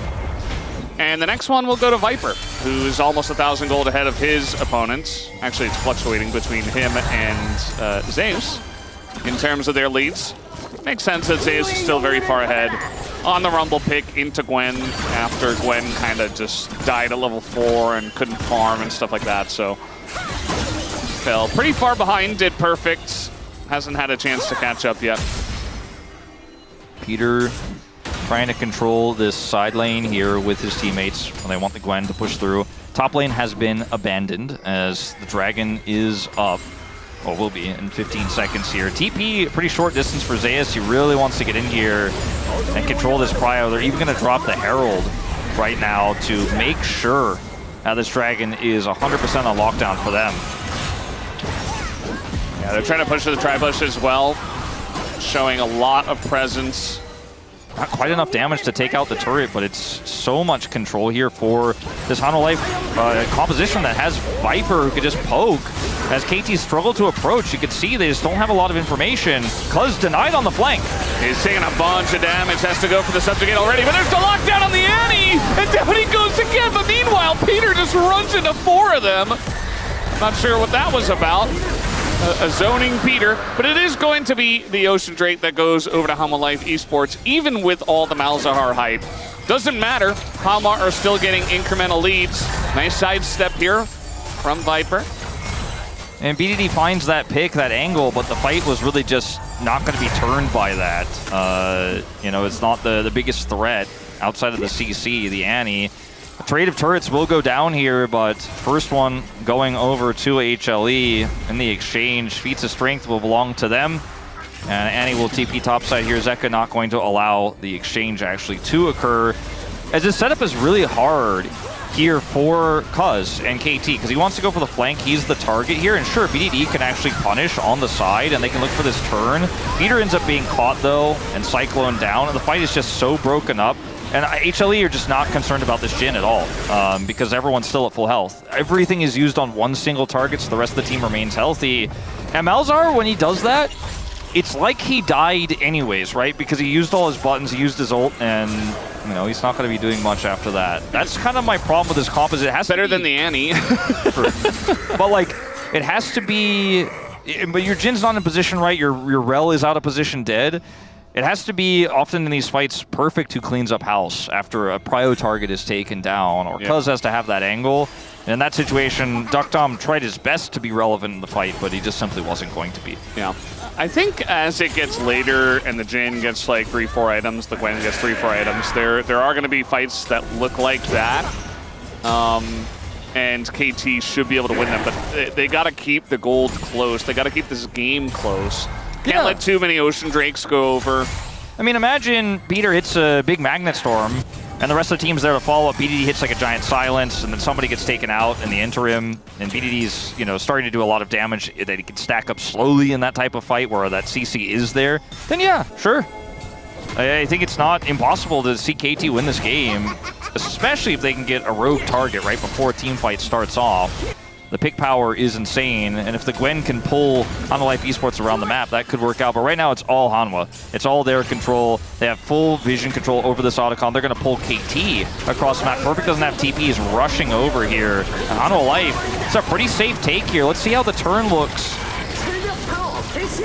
It doesn't feel like they're that confident themselves. Yeah, they're kind of like pulled it over. Angle, but BDD has his shield. Yeah, kind of looks like they want to turn, and there you go. They're going to break down the shield, but the follow-up is pretty late. Peanut finally gets in there, but immediately he gets shut down, and knocked away goes the Malzahar, but Peanut's already dead! And now the rest of the team follows up. Zeka, super low on health, gets taken out, and KT gonna get through this fight ahead just barely. You can see that Viper's got a lot of health himself, but the man advantage goes to KT. They can't quite keep the Otacon interested there. If it stays at 7k, it's a free Otacon for them, but now we're gonna see Hanwha Life look for the contest. Perfect with a dodge. I mean, this is a lot of damage. A lot of damage. I don't think they can do this one. It reset. If they could have prevented the reset, I think they get it. But with the health resetting there, Viper's like, I don't think so, my KT brothers. I don't see the line. This fight is so funny because look at this Viper and Zeka tag team. Viper's like, buy shield, and then Zeka's like, flash stun, but there's just not enough damage. Peanut isn't there until way too late. BDD flashes and then suppresses him, and then down he goes, and then Cuz is able to then catch Zeka. So it's a huge win in the fight for KT. The problem is Viper's full health. And watch the Otacon. Otacon pulls out here, and then it resets. And if they're able to stay on top of it, I think they get it, they get out. Still, they reset the gold. It's back down to basically dead even, and BDD is huge. He is starting to become a real problem. That's a real stripe. That's like a... That's not even a stripe at this point. I don't even know what to call that. It's like a pillar of confidence for your team. You know that one shirt that Digon sometimes wears? It was like two colors. It's a BDD side of the shirt. Like half of the shirt is BDD. One side is Hanwha, the other side is BDD. Yeah. We're not quite at that level, but we're getting closer. As Peanut, you were out there. He's been a bit out there. Even Needle's going to come down, and the cone is denied once again. The happiest day for Valdez. No disengaged cones in this game of League of Legends. And it's a kill here on the Peanut. And it's a good one. It's not going to be huge.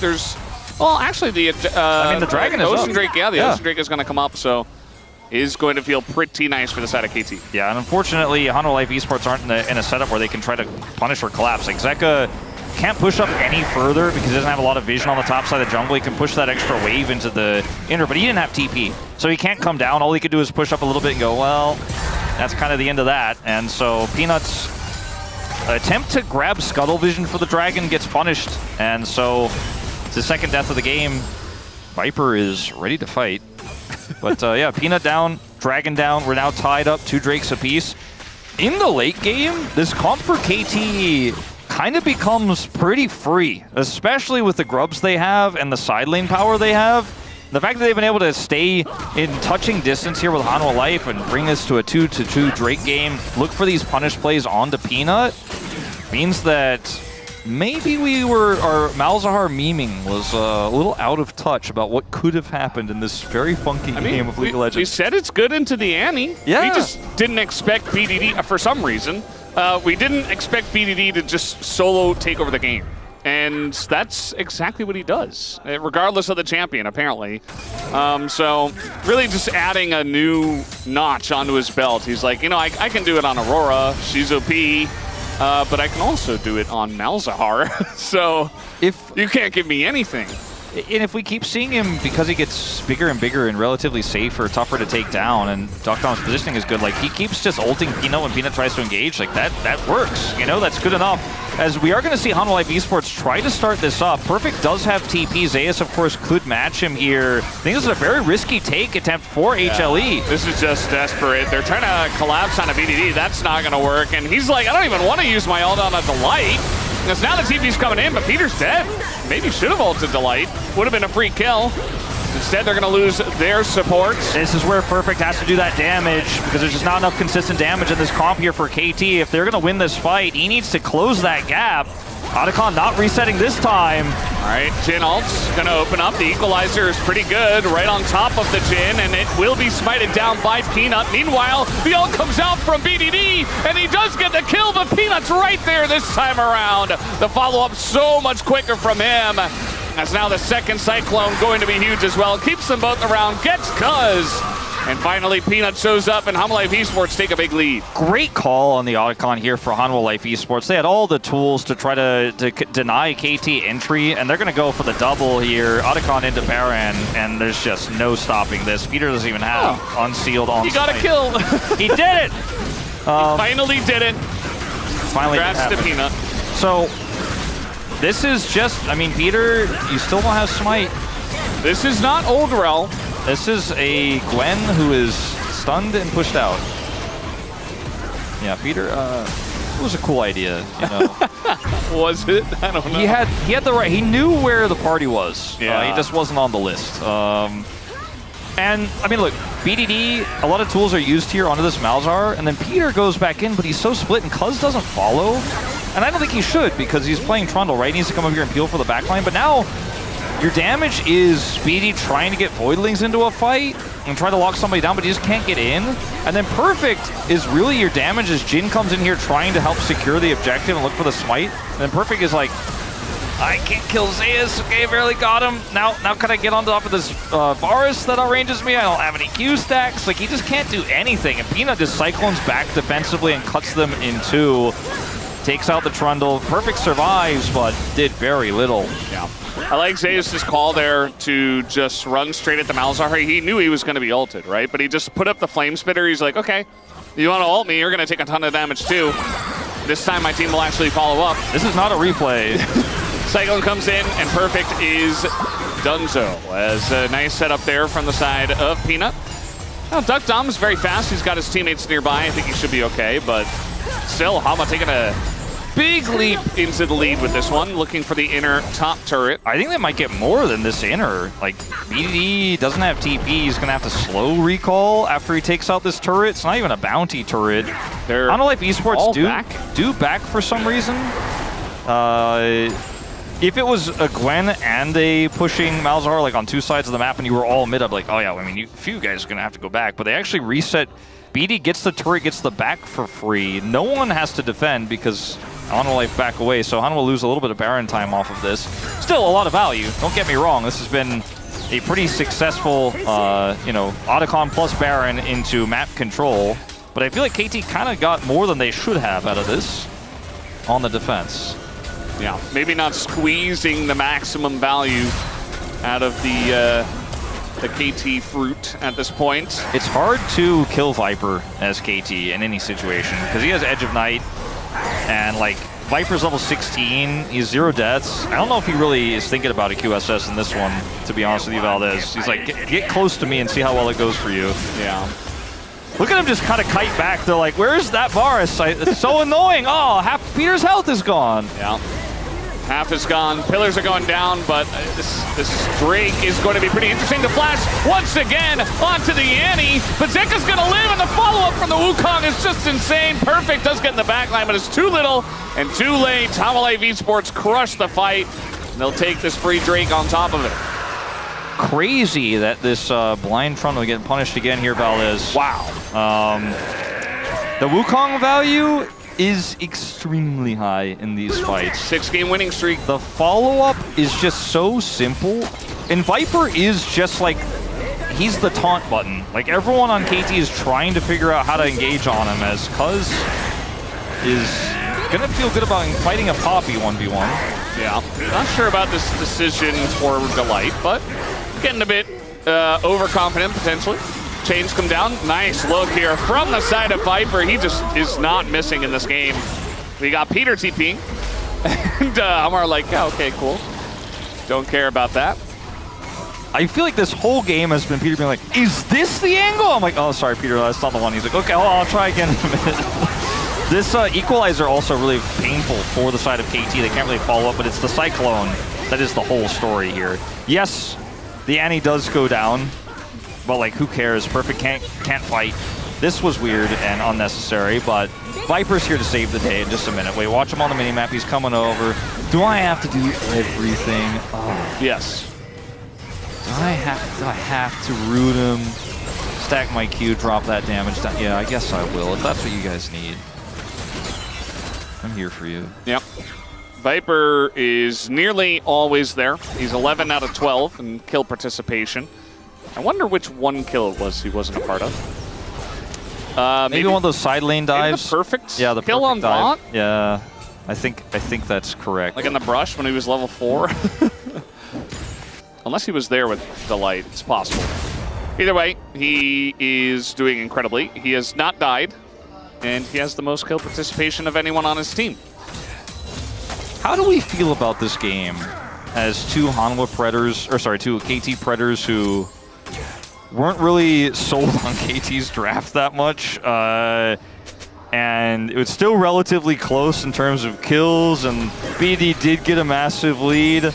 Not sure what this means, Valdez, this game. I feel like I have more questions than I have answers, but Viper performing well and Wukong being good, I already knew that. I didn't learn that here.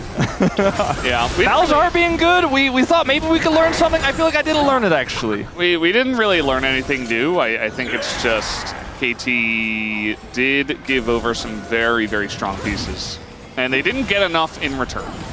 It's not just a draft issue. I do think that HLE Esports are definitely playing much better today. Yeah. And KT also playing pretty well. It's just HLE for outplaying them, and I think they do have a slightly better draft. A little bit easier to play as well. But regardless, I think it's a combination of things. Game isn't over, but 7,000 gold lead and Otacon and Soul Point, all of this stuff is feeling pretty over. You're really cup half full today. I'm liking it, you know? Yeah. It's good to be a foil to me sometimes. Because right now I'm looking at a quarter full here for KT. I'm looking like you barely got enough water in there to take your medicine. It's not over, Valdez. But let's see how this fight looks. All okay, right. Zeus the Press target. your button on Zeus and say you didn't pay your taxes. Takes him out. And now the follow-up from Peanut is a little bit slow. Doesn't really do much. Takes a ton of damage. Cuz going in, looking for the snipe. And so is Duckdom. Not quite going to find it. Nearly gets it. And KT are winning a fight up, or rather down, 7,000 gold. And then I get a turret bounty here as well with this big wave. I think they certainly will. Zeka caught, has to flash. Flashes the silence damage. That's incredible. And he's Annie. He needs that flash. Well, all I know is I'm going to your house to get one of your measuring sticks. Okay, I'm gonna get a Valdez yardstick. Yeah. And then I'm gonna measure my hopes and dreams with it, Valdez. I'm just gonna do whatever it says. As I thought this game was looking like it was done and dusted, there was just too much control, and yet, BDD, the man on a flank. And look at this, at the exact timing that Delight goes in. Like, you can't even make this up. So Delight can't peel. Peanut's out of position. His return Cyclone to try to turn the fight, like you said, is just a little bit too slow. It's a little bit too mistimed. Delight eats the bullets here for him to escape, but then Zeka has to flash because BDD is just big damage, man. And at the end of the day, he's got another needlessly large rod now in his inventory. And KT are somehow making this game seem playable. And there's still no QSS tax paid. There are, the Edge of Night and the Banshee's Veil. So they have that at least. Duck Dom has Flash. He got Cyclone. He's going to cleanse. Got the Cyclone. Subjugate also used. Hit that second Cyclone. There you go. Always got to press it twice. And Banana Rush control for the side of KT. Again, they're still so far behind in this game. Like, this should be Hanwha just winning. Leader is trying to look for that Magnet Storm engage angle. He's got Flash. They need to respect this. BDD eventually will kill the dragon. Will he finally find his angle? Maybe this time. Been looking for it all game long. He can cleanse, to close the gap. Yeah. Well, might end up just being a little flip. We do have the equalizer down now and a bunch of damage going in. The Poppy down as well, and he just targets the Wukong, but it goes to the forest anyway! And that is going to be gigantic. The Ocean Soul and the fight going heavily to the side of Hanwha Life Esports. They couldn't quite deny Hanwha Life on this play. Viper's like, do I have to do everything? 906. Actually, though. Like, literally, he did everything. 15 out of 17 KP. I mean, Zeus did a lot, actually, in that fight, to be fair. Viper did kill the dragon. Got some last hits there, but, Zeus, he was the target, doing a ton of damage on the side there. BD, the only one alive, the only one with the gold lead, the only one in 2025 who thinks Malzahar is still relevant, but KT will lose this first game. We'll see if they can hold on, but BDD does not have his flash button. The exhaust comes down, and that'll be lights out, and Viper picks up yet another one. As down will go this Nexus. Hanwha Life Esports seemingly back after their loss to Gen.G, looking much better in this first game, at least, as Viper, he gets, if we had POG, he'd be POG, obviously. Yeah. Even if Hanwha have another game that they win and somebody else is popping off, probably still Viper gets the POM. Who cares about suppression when Viper is just going to get the objective anyways? Who cares about the only Fed member on KT being on an unseen flank on Ocean Drake? He's in the one cloud, or the one bush patch, the one ocean bush there. He's got the perfect angle. He's like, checkmate. Viper said, nah, man. Cuz mistimes those. And I don't. I'm prepared for this possible reality where my jungler is suppressed. And I mean, Viper he did so much this game. So much poke, so much control of the mid lane. And BDD, he did a lot of damage, but they didn't do a lot of winning. Yep, no win for KT just yet. Viper and his team able to take down game number 1. Making it strangely close with the Malzahar pick on the Zeus that one time, even from so far behind. But now Malzahar can't be played again, so we won't be seeing that pick. What else is BDD going to pull out of his bag of tricks here to deal with Hanwha Life Esports? We'll have to figure it out after the break, as Hanwha Life are up 1-0.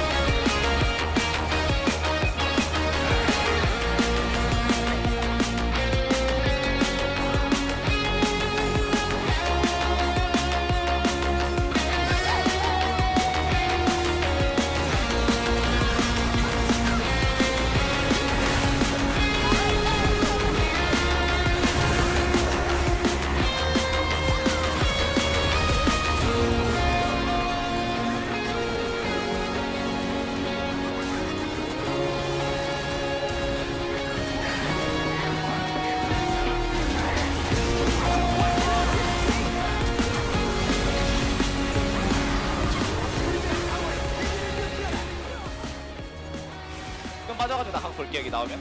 아, 땡겨줄래? 땡길게. 우리 럼블 자리 좋다. 나 돌릴게. 봐봐. 아, 야 용부터. 못 날렸고. 2차 왕호야. 봐봐 천천히 해봐 이거 좋아. 쌈 좋아. 야 말자 노플. 맞아 여기. 야 오텍 왜? 뭐야? 나 더블 1초. 미드. 야 5만 따라. 야 뽀미만 따라. The time has come to prune the tree.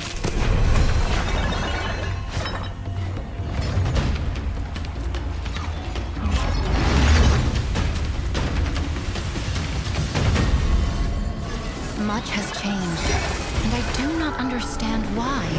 Not truly.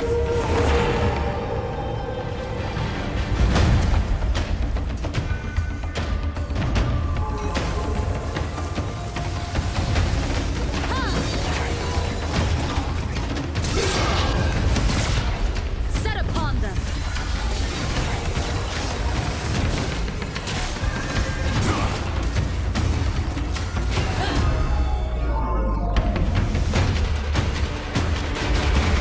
The eye sees, the fist crushes.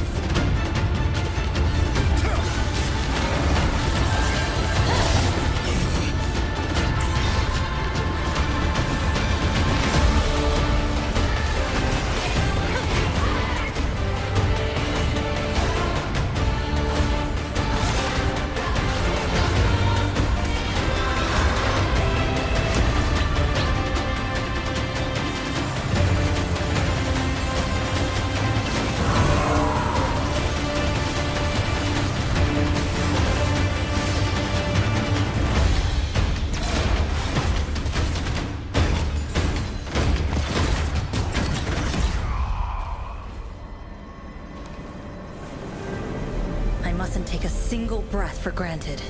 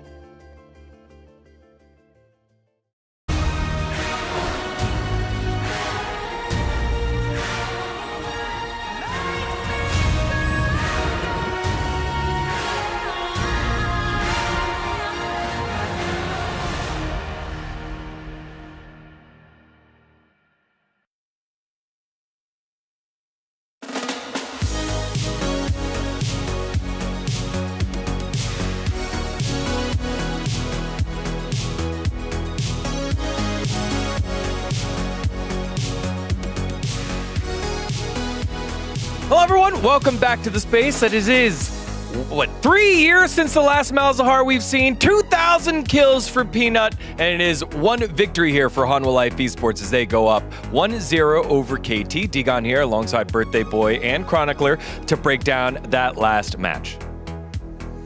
Yeah, I mean, I feel like the Malzahar came out. Definitely we saw when they left that mid pick till last, we thought he was thinking of something. And I think ultimately, you saw it have value into the Annie, but I think it struggled a bit into the composition as a whole because you're never really in range to ult the Varus. You're never really wanting to burn your ult on the Poppy. A lot of the time you ult the Rumble and you're just, like, your team still gets roasted by the Flame Spitter, and so you can't really finish him off in time.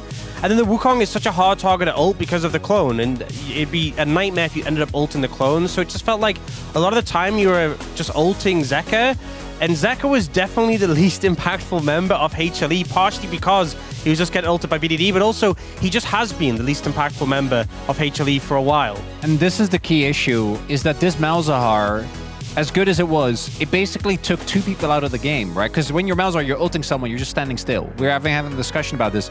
However, if I ask you, who would you rather eliminate from your team and make it a 4 versus 4? Who do you think benefits from that? I'll tell you, it's not the team with BDD. Because they need him. They need him to carry. And unfortunately, we saw that the rest of the team, either because of draft, I think in the case of Cuz, right? Trundle just doesn't really 1v9 in the same way, or just not through great execution in the case of Perfect and Peter. If you ever hear the term Malzahar duty, you don't put a really strongly performing player on Malzahar duty, right? That's not something you put them on. It's like Yuumi duty, right? You wouldn't want to put like an all-star support on Yuumi duty. And yeah, like Lahens. Why would you do that? Yeah, but I just... Yeah. I feel like this is one of these situations where, you know, even if it made sense in terms of what it provided into the Annie, what it provided for the team, I just think play for your stronger player, and they didn't really do that. Well, one player that got to play very strongly here was the bot lane of Hanwha Life Esports. Viper has been class here in the LCK and proves it yet again here in our first highlight. And I'm not quite sure what KT's plan was here, because I don't think this is really the best pre-6 dive composition, but they're committing. There's no one top. 4 people rumble down. Meanwhile, in top lane, class. Look at Viper. You think he's gonna hit that minion? Guess what? He does. Good job, Viper. No opponents. Zeus just an absolute struggle. You know, he's trying to get the help of the jungler. He's trying to survive. You know, there's the reinforcements from Peanut. Trying to get as many minis. Oh, we're good. Oh, Viper. Oh, it's so nice. Oh, he's Which just minion do I want to take next? Ooh, so many choices. A plate? All right, back to the Thunderdome. We're diving round 2. Not allowing Zeus to do anything. We'll get him. But on the other end of the map, despite this early kill, and I think for me, a plate. Why don't I? Ooh, just a silly plate. I love tower time. And what I want to highlight with this is that obviously the setup Viper for a really good game. It is very funny, but it also showcases one of the big weaknesses that I think KT had in this game, which is in a lot of early objective fights, they just kind of tried to match and didn't manage. Just cross-map. By the time they started cross-mapping, I think the game was already in a really rough spot.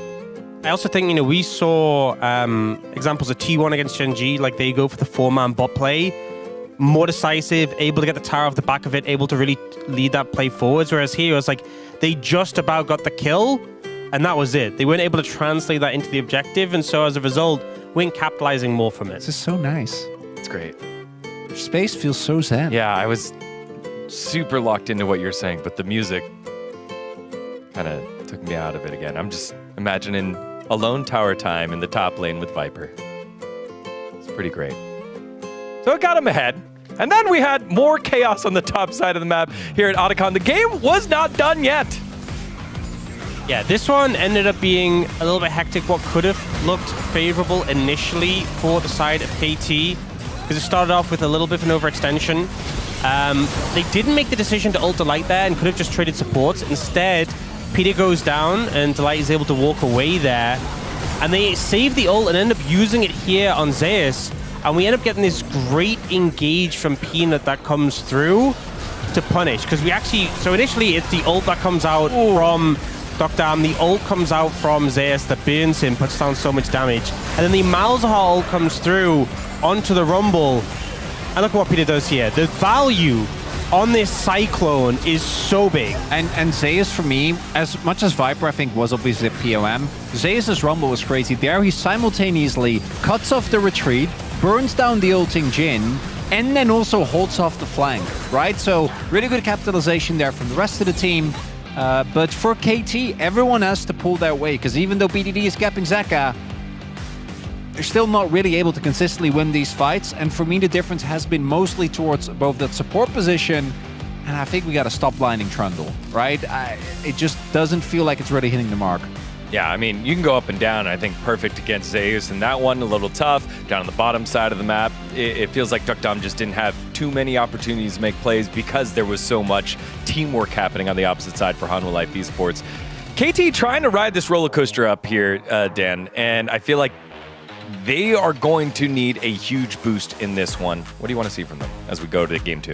Not BDD on something like Malzahar, if I'm going to be honest. You know, we've seen him on things like Talia have so much impact. Obviously, they heavily target him in the bans, but they made the decision to leave his pick so late, pick him something earlier that can have more agency. All right, let's see if BDD can back it up here in game 2, or will it be a 2-0 for Hanwha Life Esports? So send it back on over to Valdez and to Wolf. Thank you so much, Spacers, for that awesome breakdown. We're getting ready for game number 2. Hanwha Life Esports looking great. We'll see what it looks like in the draft, as they will have to move over to the red side inevitably. As trying to carry the logs. Yeah, the logs are heavy. The little mini log, the staff-sized log that a monkey could spin around in a cyclone-like fashion to get knockups and then reactivate to do it again, is now fearlessly banned. Maybe picking that one for Cuz could have been the way they got an edge, but they left it up. This wasn't even the type of draft, to be honest with you, Valdez, where you remember you joked a lot about, like, what if you just picked 5 jungle champions and then the rest of the series gets weird? This wasn't even the type of Malzahar throwaway draft. You're like, aha, well, I made Hanwha Life waste a lot of things. What they did do, though, was keep that Azir, right? They banned that in game 1, so Talia and Azir are still available. Hanwha will probably just ban both of them again, but that's 2 bans gone on red side, so that's a good thing. We talked about this as far back as the very beginning of the game 1 draft, so that will still be relevant here. Pantheon will be the flex ban, which is not flexible and is permanent and required. But like now, Talia Azir maybe? Yone ban. Yeah, I mean, it's always good to keep note of what was played and stuff like that. The Rise is also going to be taken away from BDD. BDD's had some phenomenal Rise games. So the last ban is Azir. It just has to be. As KT, you ban Talia here, and then you force the Azir ban. Well, yeah, I'm saying that Hanwha Life have to ban Azir. Yeah. Against BDD. If you ban Talia, and Poppy was already played, then Rakan stocks go up pretty high. And Dash champs in general, but especially that guy. If they leave the Azir up, then BDD just first picks Talia. If they ban Talia, then he gets Azir. So what are you going to do, Hanwha Life? I'd say you leave it. If they want to give you Azir, that's fine. You leave both? Yeah. So BDD gets Talia first pick? What's your answer to that? Or he plays Azir. I don't know. I mean, I like the Scion ban too. It feels throwaway, but especially with Trundle gone, that's like the most. That's like kind of the obvious reason you would. It's not like a. It's also a perfect special, you know. Yeah, it's not something that's going to take over a game, but like, yeah. So he is going to go for the Talia. Yeah, I think given the matchup and just Zeka has not been looking in form right now, it's the way I'd go about it if it was left up. But you couldn't ban it as Hanwha Life Esports because they banned the Rise and then Azir goes for free. So I am curious what Zeka's got planned for this. I mean, the Orianna is available. Could go for something like that. Could play Ahri too. Ahri Xin. Or even Orianna into Nocturne feels like it would be a fairly strong setup. They're just going to lock it in. I mean, this is a risky call, but I said this earlier this week. I'll say it again. I don't think that Talia makes Azir unplayable, as a lot of people have kind of almost said, you know, oftentimes talking about the matchup. But it is BDD who's in top form against Zeka, who's slumping a little bit, as we saw last game. So that's more what I'm talking about with why I picked the Taliyah in this situation. We always think about like Azir for BDD, but actually is Taliyah is like the big pick in modern times for him. So kind of makes sense there too. Supreme Comfort. Jarvan going to be the choice here. Is Perfect going to blind something here, or are they going to grab a bottom lane pick? Was my question. Let's stop cooking. Yes, blind Diana. Let's stop cooking. No, just pick Rakan. Rakan feels really good here. Alistair feels pretty decent. Forgot that Alistair was available. He did not get played last game. Makes sense. That is a Peter special as well. It feels like a lot of our support players are really good at Alistair. No matter what, Perfect is going to have to blind his top pick. So, you know, in this situation, too, it's awkward to pick something that you think is going to crush Alistair because you only get one half of the duo. I really like this Alistair angle. Will be Rakan to follow up. Not quite as strong in this draft for Hanwha, though, as I think it could have been for KT, especially because you're playing into Taliyah. Yeah. It's safe into Jarvan, but not 100% sold on this one. Yorick is a Perfect special as well. Now we're just banning out Perfect. And he didn't have a great game one, so maybe they're like, well... I mean, if they ban Udyr, like, there's clearly a game plan. We're going to ban Hecarim next. Singed. The bottom lane is very open-ended, but I like for KT Rolster. Xena, I feel like, was pretty good for them because they have a pretty strong front line, but Jinx feels pretty insane here as well, just because you have so much pick setup. Even into like almost anything, even blind, it feels pretty good. And you know, I think on the side of Hanwha Life Esports, trying to figure out how to get on top of that Jinx with all the peel tools available would be quite tricky. Xayah makes a lot of sense. Maybe they just ban Ezreal though, and say Cataclysm value is going to be high. That's what they do, which is not a shocker. Viper, what is he going to play here? I mean, there's a decent amount. Oh, the Corki's available. It's not going to be going into any Senna because the Senna's banned, but it does feel like it's next on the tier list. It's very safe. You know, like Xayah has her ult, Ezreal has Arcane Shift, Corki has Valkyrie. So, yeah. Sivir is so good in this angle, though. You know, I was talking about the Jinx, but if you just control the map in the mid lane, Corki's going to struggle to match that, and you have Weaver's Wall, it is pretty tough. This is a bold call, though, the blind Jace, when, you know, Perfect's performances haven't really been strong since the end of regular season, or rather the end of round 2. Like, Road to MSI, he fumbled there. Cassante. It's going to be a strong matchup into Cassante in the early laning phase, but Cassante is quite strong into Jace when we get to later on in the game, and also isn't going to care if he gets shoved or cataclysmed. He just really doesn't mind because he's so tanky. Yeah, he's got ways to, you know, pull people out of it if he needs to. I think this is a great shout from Zayas to say, look, I'll be a brick wall. Yeah. We have a really strong 2-item spike with the Corki. We have decent peel with this Azir, and we have oodles of engage. Yeah, Cassante's been slowly creeping up the tier list, it does feel like. I'm not... This Jace, though, that felt like, okay, Perfect saying, this is what I'm comfortable with blinds, and I'm going to play it. I don't feel like it does very well with the draft. Like, they have an okay amount of poke, but you're going to be hitting Cassante. And Jace for poke isn't really even the meta nowadays. Like, yes, he can poke, but... It's more about him, like, all-inning on a flank. Yeah, it's like burst damage and side lane pressure and lane dominance, stuff like that. But, like... I don't know. Especially in a draft like this where like a Taliyah gets a shove and then Jace is just like, I kill now. And gets on top. There are definitely angles, but I'm not sure. I want to see it in action. I do as well. I do think KT have a good draft. It's a pick draft, and the Sivir does help them set it up, but this draft here just kind of has everything. Another one from Hanwha Life Esports. They have figured it out in this draft. Let's hop onto the Rift for game number 2.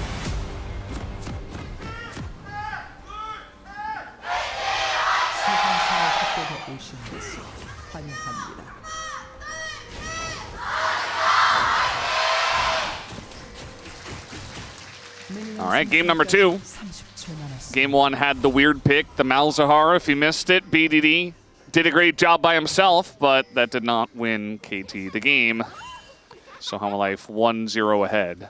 when we think about Perfect, I think most fans and most LCK watchers think, you know, maybe a Rookie of the Year candidate earlier on, had some really strong games, but the fan you ask about Perfect is going to give you a different answer based on what last few games of Perfect they saw, right? Because Perfect was pretty dominant through a lot of the early part of this year, but then fell off the horse a little bit. Had a strong finish there at the end of round 2, and then fumbled again, like I mentioned, in Road to MSI. So most fans now would be like, I don't trust him right now, because he most recently did fail, and in the last game didn't make the impact I think that people would have expected. When you think about that, you're like, oh man, is this guy really going to blind Jace against Zeus? That seems so risky. That's not necessarily the game plan I'd be looking for. But it's actually his 3rd most played this year. He is 3-1 on the pick. He has been incredibly successful on it. He had that one game where he picked up POM, I think solo, based on that clutch play he made in mid lane. I don't remember the exact circumstances, but I remember this insane Jace play he made in a really critical series. Might have even been the series against Hanwha Life that they won. But either way, like, this is a good pick for him this year. I'm still inclined to trust that the top form Perfect is in there, and that he might come out in this second game. But I think that's a huge crux of this draft, that they blind that, Cassante comes through, and now if he doesn't get massively ahead, or if he doesn't actually thread the needle on some of these or find the perfect angles, this pick falls so flat to me, Valdez, and that's part of why I look at Hanwha Life Esports draft and I look at the safe Corki, the engaged tools they have, the relatively vulnerable Jace, honestly, compared to the other picks, and go, this is going to be make or break in this game. Yeah. I would have liked to see something like Renekton, you know. It's a very good blind as well. It provides you a little bit more of a front line. I feel like you already have enough damage as the game comes along. Renekton does decent damage as well in the mid game. It's very good with Taliyah. It can get zoned a little bit. Like the range of Jace feels better into stuff like Azir Shinjao for sure. But yeah, especially for Perfect into Zeus, that might have been where I would have gone. But at the end of the day, it's Perfect's choice, and his discussion with the coaches led us to this. So very much excited to see what he can get done on this Jace. All right, I mean, I just wanted to do my due diligence to talk about this for a minute before we just talk about BDD the whole time. Yeah, I mean, honestly, Duck Tommy's going to clear waves. He's just so handsome. There we go. The Korean commentators just finished. Wow. And now we're back to BDD glazing only. What a perfect. Yep. BDD, he is the one. I saw there was a LOL Esports tweet. It might have been yesterday or 2 days ago that said, like, what's the most underrated pro player of all time? Everyone said BDD, it's by the BDD, way. yeah. Which is why, you know, I feel like we all know that it's true, and maybe he isn't over or underrated. It's just people are quietly BDD fans, and they know the truth. That this guy is. It's just that he doesn't have the titles that other mid laners do. It's crazy that after his success and tragedy on Gen G in 2021, that he wasn't in the 2022 World Song. But at the end of the day, like, how can you not love BDD with just how incredibly dominant he's been now for basically 2 years without his team finding success? Remember when he almost single-handedly stopped T1 from even going to the World Championship last year? Yes, I remember. Wouldn't have lifted the trophy. Was that you and I casting that? I think I was desking it. Oh. I feel like I casted that. Not 100% sure. There are so many legendary BDD series, though. It's pretty... It's nice to go back in memory lane. I'm glad that we're doing our due diligence of, well, now talking only about BDD because, you know, that's the way it goes. I mean, people have always asked the question, you know, and people don't like to talk about it. People ask the question all the time, like, how long will professional league be played? You know, like, how long will League of Legends esports last? It's like the longest standing esport now, right? Essentially. The StarCraft 2, I guess the big one that still has like a slight edge over it. Still going! Yeah. Classic almost won EWC, man. He was super close. Oh. Cyril, 3-time champion. Anyway, but like, all I want is for it to last long enough for my daughter to see BDD become world champion, okay? I think you're asking for a lot. I don't know, am I? Like, I mean, Well, it could happen this year. I don't know if No. she'd understand it, right? So maybe you should wait a few years. So, but yeah, my brain just defaulted to, like, they have to be an adult, but actually to just watch it and witness it, you don't have to. Yeah, you don't well, have I to be an mean- adult. So I was thinking 20 years or something, but no, it's going to happen. I mean, I hope earlier. League lasts forever. Obviously, it's Yeah. my career, it's my job. You know, it's how I put food on the table and stuff. But like, I don't know, man. All I can think about right now is BDD. I wonder why. So, Cuz gonna pick up the Drake. I got a nice little Chemtech Drake. Doesn't really do anything outside of, okay, little sweep here on a BDD. And he has a lot of people around him. He elects not to flash as he says, I'm gonna die anyway. Very smart from him. No, he gets punished big time. So nicely played by Zeka and the boys over on Humble Life Esports. Gonna pick up first blood. I mean, I know I'm glazing observers, but we got to kind of see how that one played. They were trying to cut away. You know when the character dies in the movie and they just show the birds? Yeah. What was going on over there? He's a little bit far up in the lane, gets caught by Zeka. Let's take a look at how this transpired actually in reality. The waves pushed kind of far away from him, and it's just a nice slide in here by Zeka before BD could react and put up the rocks. So he's still the most underrated player of all time, though. you have to flash the Azir ult. It's unfortunate, but that's just the way it is. Yeah. I feel like 90% of people who don't flash the Azir ult die. And that's a really high number. So just flash it, lose your flash, play safely after that, and just accept that, okay, that's what Azir does. He almost got the rocks up in time, Valdez. Yeah, I mean, even if he does, it's like, I don't know. He has ult advantage now. He could probably get, like, flashed on, or he could just, you know, maybe Zeka gets stunned very late, so he's still behind him. He just ults him anyway. I don't know. I decided this is the BDD Glaze cast. But it already was. I don't care if Zeka's up. It was before you decided that. No, I know. I don't care if Zeka's up 383 gold, and BDD did make a big misplay there and did not flash the Emperor's Divide. Surely this is not a caster curse situation. Yeah. What about if BDD just ulted Delight in that top fight in the last game, you know? Could have been a KT 1-0. Don't question him. Don't question him. Just saying, BDD. Even our spacers mentioned it. I don't think so, Valdez. We should talk a little bit about Sivir. You and I are big Sivir fans so nowadays. I am down to pivot to Super Glaze cast, but hold on. Maybe we have a little fight here. The flank? Okay, we're going very deep for Zeka, who just pushes him away. Cuz very low. Has to flash out of here. Peanut getting pretty low himself, though. Has to flash out. Viper finally going to join with this fight, but it just looks like Humble Life are going to push them out. Still, you know, they're going to get 2 grubs. It's still like the same outcome, even if there wasn't a fight. Yeah, Cuz did have to flash, unfortunately. Peanut will flash in return, but, you know, I think that's a relatively even exchange. Obviously, the Jarvan is very mobile even without flash, but the flash extends his engage range, so same to be true, of course, of the Xin Zhao, so pretty even. Zeka has not TP'd yet, so BDD should avoid taking as much damage as possible here before that does happen, because otherwise he'll be down that health. But he's doing a good job of clearing the wave. A pretty nice Emperor's Divide defensively there from Zeka is really the big fight maker there in that last one. BDD tries to cut him off with the wall, but there's just too much space already bought for Hanwha Life Esports in that moment. First Drake did go to KT Rolster, and we have a Hextech Dragon up next. So I'm curious to see what that soul ends up being and if KT can start with a 2 Drake lead here, because that's when Sivir's value, to go back to what we were about to talk about, gets insanely high when you're setting up 4 objectives. Herald and 3rd Drake, when she's just constantly pushing those waves in, does a lot of damage later on. Her poke is pretty relevant, and she's going to be able to rip through that Cassante later.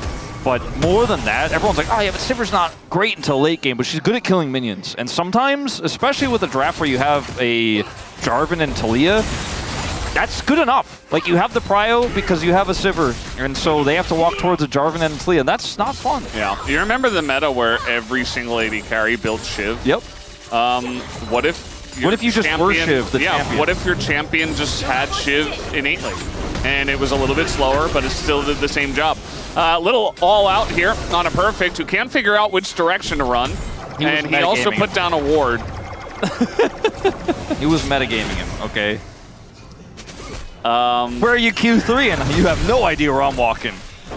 Yeah, he really confused me as well. Like, I had no idea which direction he was going. He saved his flash. Clean play. Yeah. I mean, at the end of the day, like, the Jace seems to be doing fine, has a very slight lead, and, you know, it was good blind. I wonder about the efficiency of these champions when we get to mid-game team fights. Yeah, My money's on the Cassante. Viper was the target here for KT's potential gank before Dragon, but they remembered he was quirky, so they decided it was best to just continue to Sivir and then walk away. Push the wave in, and now Hanalife Esports do have Prio, as BDD could Weaver's Wall in. Instead, he's trying to save Perfect. Oh. Yeah, I mean, this looks like a bait the whole way through, as here comes the wall. Gonna pop off right at the right moment. Zeus just gonna flash away, and then, well, Talia doesn't have any more CC with no rocks on the ground, so Zeus gets out. It's another Infernal Soul. We've had quite a few Infernal and Mountain. You know what? It's the summer at KT. Yeah. It's very hot outside. We had this discussion earlier, 35 degrees Celsius. Are they going to hard force the end? Yes. Yes. Flash on in. Little knockback. Unstoppable because he's Cassante. And you cannot stop him. Now, by the way, Zeka is here with ult. Yeah, BDD does not have flash, so yeah, he's dead. And also a kill onto the Jace. So KT really outdoing themselves here. It was supposed to be the BDD Glaze cast, but instead he... Or like the Sivir one, or... Yeah. Like, this is so difficult to pull off against a Cassante. He just waits for the shove. Unstoppable, by the way. And then the minion wave is actually trolling BDD. Like, that much he couldn't have necessarily controlled, but... The fact that Zeka is here and rotating up... They pinged him in mid! They knew he was coming up! I know I'm going to have my Chronicler flash over the wall moment. Flash over the wall! Like, they pinged him in mid! Like, they knew! I mean, also, even before that, the fact that BDD wasn't showing in mid and they didn't Weaver's Wall for the Dragon should have been a pretty big tip for Zeus, which it was, that he was going to go up and try to gank, but it took so long to get there that the first gank attempt didn't work, and then Zeus is like, well, obviously he's going to double down or leave. Either way, we win. And Zeka has so much time to react to that, so I think KT playing a little bit tilted in this one. Surely that's the only reason BDD made this decision. Are they jet-lagged? Yeah, KT are jet-lagged. Yeah, must be. I think it's just a really tough schedule for them. They had to play Road to MSI. Yes. That must be it. They had to play Road to MSI, Valdez. They had to travel to Busan. You'll understand. And then they like took a... Maybe they went somewhere on vacation, you know? It's like a little flight over to Vietnam or something. There just wasn't enough time between the events. Yeah.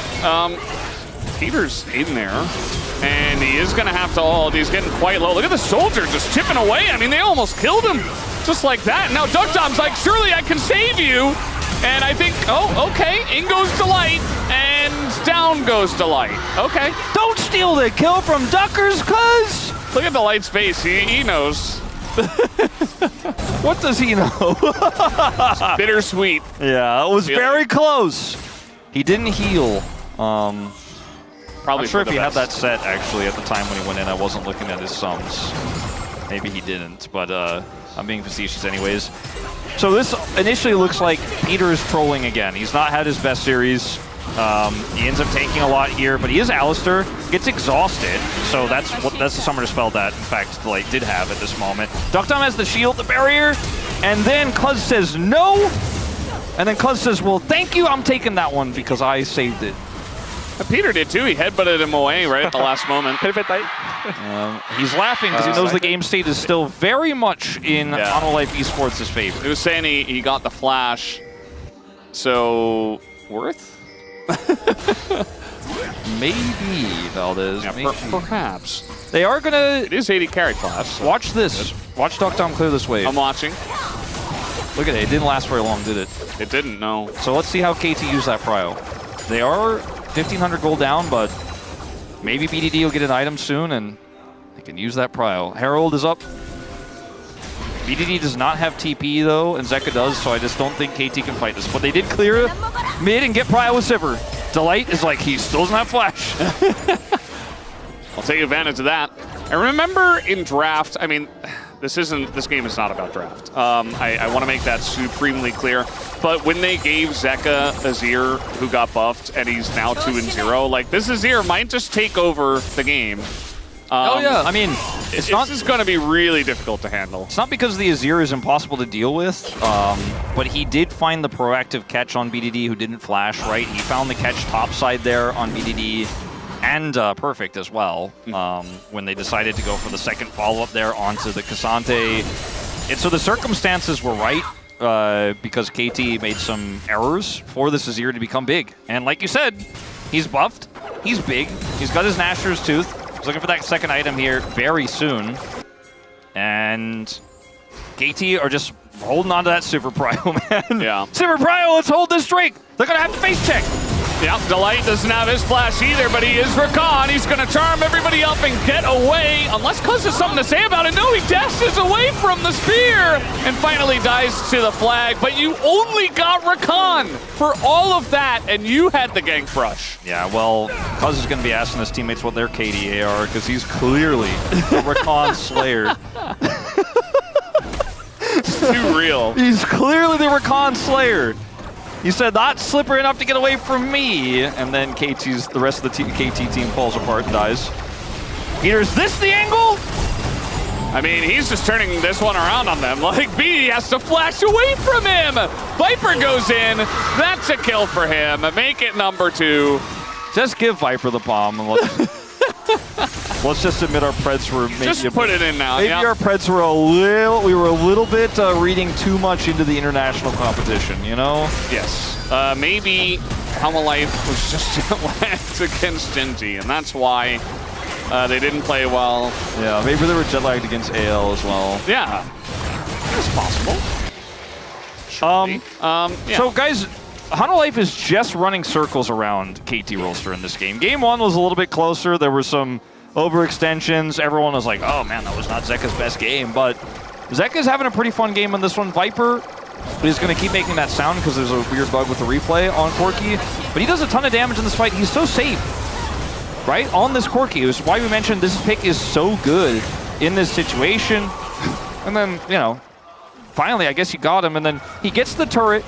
Peter engages onto him. He has flash, has barrier.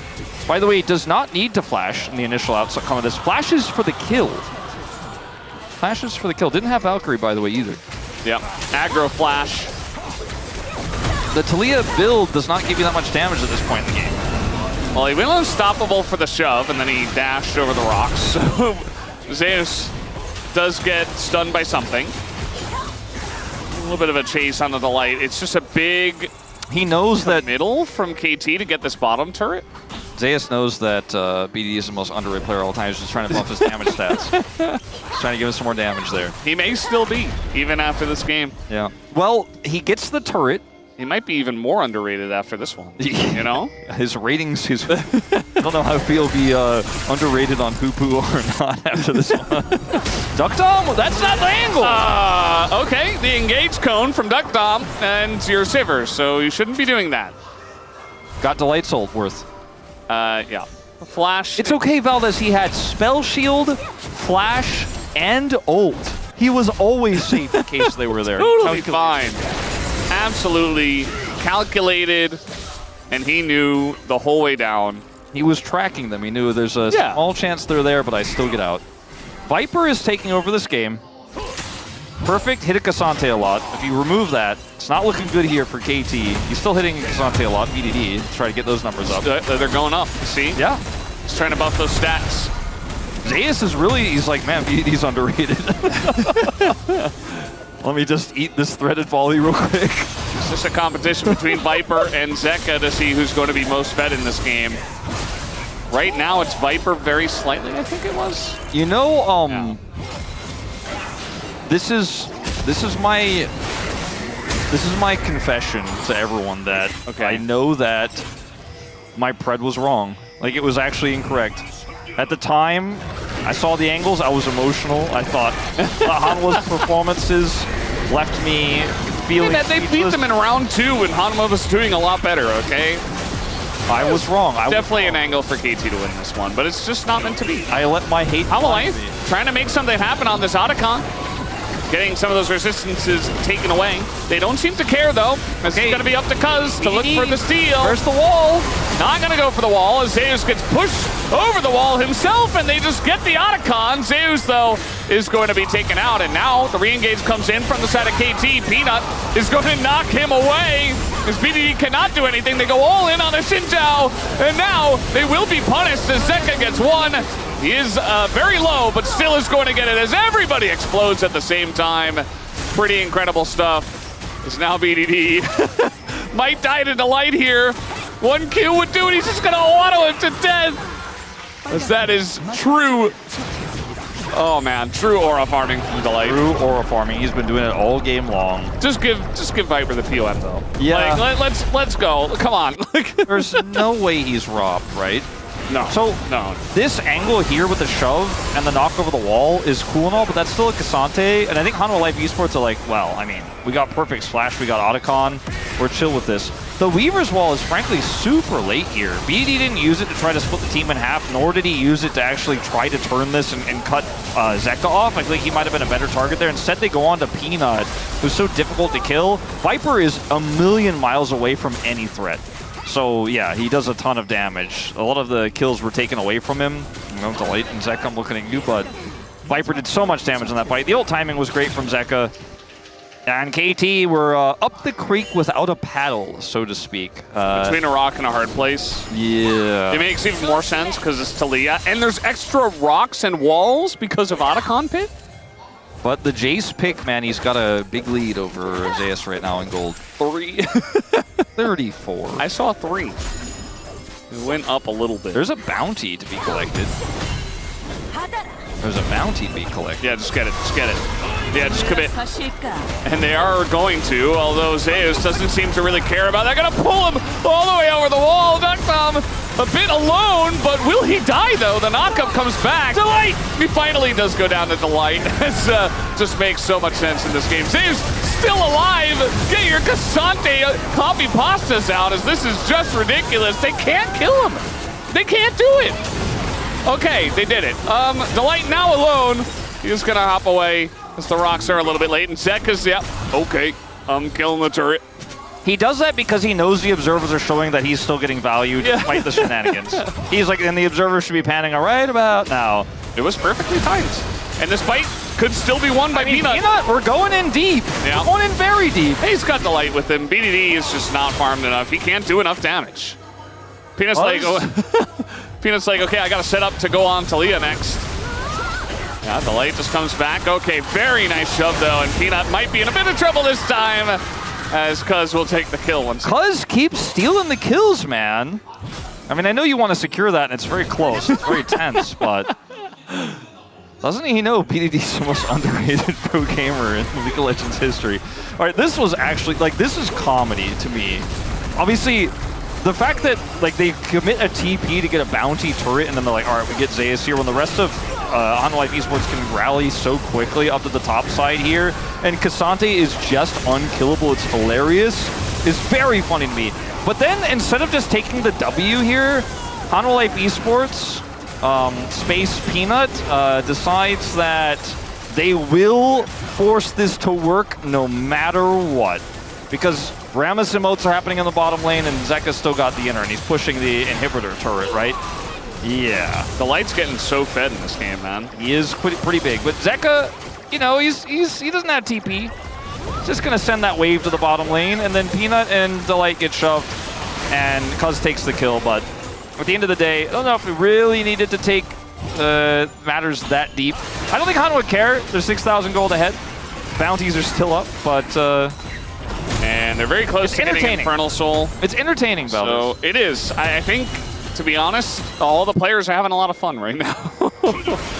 Zeka gonna dash in as Peter is waiting in the wings. And then he is leaving from the wings. He is no longer in the wings. Delight here, looking for more kills, has 3 already. Assassin Rakan. He's just dodging the Alistair. Oh boy. Yeah, Peter in a lot of trouble here. He just dies to the true damage of of the Corki. See you later. Not entirely sure about the setup there, but I mean, it's desperation, right? You don't have a lot of vision. You're trying to fight in this choke point. It's just that Viper is a Fountain Laser already in this game. So is Zeka, and this Baron is already gone. Yeah, pretty much. They're just going to go for the turn, though, instead. Cuz is taxied out of this one. Zeka, he says, the hell with the Baron. I want to get more kills. I only have, what, like 5? Need a bit more. Ooh! A little lethal tempo, a little bullet over the top was not enough with the barrier in the way. And they did get the Baron after all. They still did get the Baron. They only split half off the Baron for the turn. The rest stayed and took it out. KT, the Nexus is alive. And that's where the good news stops in this one. Now down 9,000 gold. 5 kills still for Zeka, as you said. He's not doing a whole lot of assisting. He's just doing a lot of the killing in this one. Peter, is this the angle? No, Peter, that's not the angle. He's still trying to figure it out. Friendly neighborhood Peter Man. Yeah. Just shows up. The Peter Man is so friendly. The pizza is late. Oh, God. Well, the damage.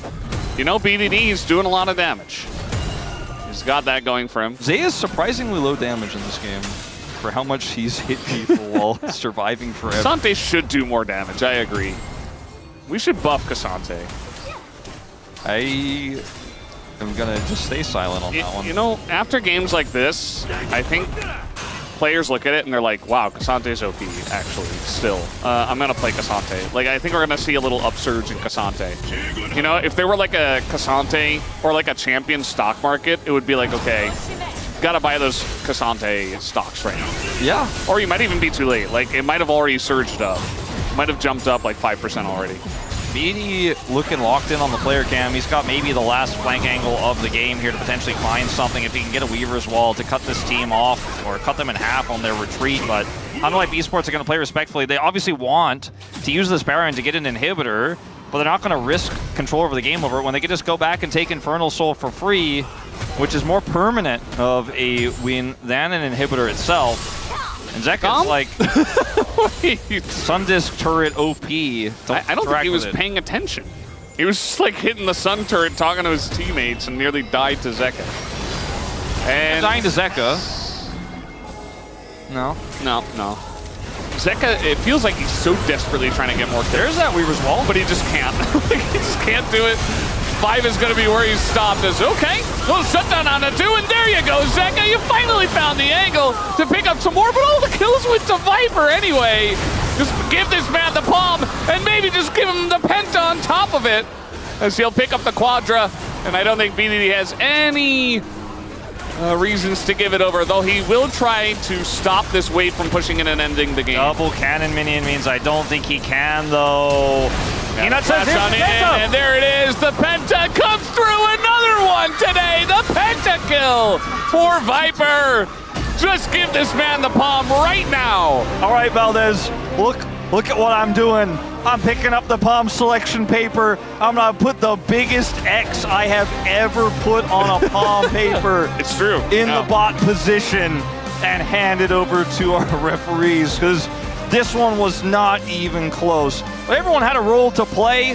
I already took it, so it's gone. It's gone. But it was a big X. Like, it was in bold. Maybe someone will take a picture of it. I saw it, yeah. Anyway, this was a dominant series. I feel like at this point, anyone can write the comment, why did some of the global team predict Hanwha Life to lose? Are they stupid? And I would be like, yeah, I guess so. Because this team outclassed KT in a huge way after coming back from rough international performances. But we have to remember that international competition is tough. There was a lot of travel. There was a lot of preparation. But KT just did not look like they were on their level today. Oh, man. That is a Viper. There you go. It was a very cute Viper. It's a good time to be a fan of Viper, I would say, because you're going to be hearing from him very soon on the stage. And there's another Viper drawing. You know, when Hanwha Life are in trouble, it's Delight who engages and saves the day, and then Viper cleans up the kills. But when Hanwha Life are winning, man, you don't want to be on the same screen as Viper in any of these scenarios. Yeah. Thing is, you've got to try to kill him, right? It just doesn't work, and then he kills everyone. And when there's also a Fed Azir, it's one of the strongest champions in the meta right now. Man. That's a really aggressive orange. It is Orange Day, apparently, clearly. Destroying the roller coaster. It's just gone. That's very symbolic, though, of KT losing literally all of their momentum that they had by a giant orange smashing the coaster. Because now we're taking the big dip on the roller coaster. And where we go next is anyone's guess. But this was, like, BD getting caught in mid lane, a little bit forgivable. Probably should have flashed. This top play, a little bit tougher to defend. And KT were just off the rails on this one. Peter had this fight where Viper's just sitting there, not moving, just Gatling gunning both of them. He's like the most comfortable AD carry. This moment where he Valkyries early, and then he's like, well, it was for damage. I don't care. I flashed for the kill. But the setup here for KT now is we really don't know what their power level is. It's KT. Peter had arguably one of his worst performances of the year in this series. I think everyone's going to agree with that. But it was also just bad judgment calls from KT. Oftentimes when they lost control of the map, they just made desperate plays instead of trying to make the safer play. This was a nice, heroic attempt from BD and the rest of the team to try to defend. Like, this was best case scenario, I think, given the game state. Still, though, Viper's just going to clean it up like he always does. Look at him. Ooh. Yeah. And that was the triple, and then we had the quadra as Cuz goes in, tries to peel for PDD. Oh man, look at the KT schedule, Valdez. Oh, they just have a really difficult schedule, don't they? They just go straight into the telecom war, where they often upset when they're the underdogs. So we just really won't know for a while. As soon as possible as well, they're like right back on Wednesday, you know? It's Penta. It was Penta, right? It was. Yeah, it was. Yeah. Viper's like, okay, well, yeah, whatever. I'm still getting Palm. I didn't need the Penta, by the way. And he ends up doing more damage than Zeka by the end of it all. I'm sure there are some people who thought they were voting Peanut after that Wukong game. No. I'm sure there are some people who thought Zeka had the redemption story in this game. I'm sure there's like one Zeus fan out there who's like, look at how much damage he took. But then for the rest of us who are watching this series, they all know that the Palm is Viper, and it should be unanimous. Surely it's not going to be when this screen fades. Surely not. It will be. I mean, we're not going to see the votes right away, but it is going to be Viper. Not a big surprise. Not robbed. 10 kills across both games. 30 KDA. Yeah. It's 10-10 and then 10 and 1 death. Good math, Valdez. I did that really quickly. I'm kind of proud of myself. It's usually 30 KDA over two games. When the D is a 1, it gets easier, but I feel like your addition was quite quick on that Even one. if it was 2, I think it would have been kind of easy. You know, like 30 divided by 2, I think I could do that. Even like 30 divided by 3. Once you get to 30 divided by 4, I'm like, okay, yeah, maybe you can handle it, Wolf. But I wouldn't have done that one. But yeah, 30 KDA for Viper in 2 games is incredible. And game 1 was also like, you know, kind of close at times. Not the whole way through. Viper said not really, actually. Viper said he wasn't worried about the suppression during the Dragon. He was like, nah, I was gonna take it. Yeah. So Jisoo wants to know if I'm biased for HLE wearing orange. I think you did also say, oh, it's Yundo apparently. You also did say that after game 1. I believe. You and I were both KT Predators. I think we just have to bow our heads and walk away in shame. I think I'm going to be like 4 out of 10 this week. Like it's just all over the place. Oh, apparently it was Kyan. Either way, guys, we are done. We don't know anything. I'm going to hand it over to Deer for the translation. Thank you very much, guys. This is Deer for the PM interview translation, joined by Viper. How are you feeling about this victory? You know, it feels like it's been a while since we got a win, and it just feels great. I'm very glad. And you were able to finish off with a pentakill, so how did that feel? That pentakill was also... It has been a really long time since I got a pentakill. So, but honestly, I'm just really relieved that we're able to win today more than anything. Seems like your last pentakill was actually in 2019, but congratulations once again. And in round 2, KT actually defeated you, and today was the payback day. So what went differently this time? You know, in round 2, our defeat, I think there were a lot of accidents, and in game, instead of playing badly, I think we just had made so many mistakes. And I think today, I feel like as long as we stay solid and minimize those kind of mistakes, we were confident that we would be able to win. And yeah, head coach Dandy in an interview said that after road to MSI, the chain of losses affected the team's confidence. Yeah, I think we tried to go through a lot of change as a team, and in regards to confidence, I feel like we've actually been playing the same. And obviously, after a chain of losses, as the defeats build up, it can affect the players' confidence, but I think we just all believe in our own abilities as pro players, so I think we just have to do our job. And in game 1, Hana Life Esports banned 4 mid-champions, and then the opponent picked Mazahar, so did you expect this move? Honestly, no. We didn't expect this, but it was okay because I think we had a longer range than the opponent. You know, I wasn't laning against the Malzahar, so it wasn't really that big of a hassle. You know, Varus, as you know, has a very, very long range.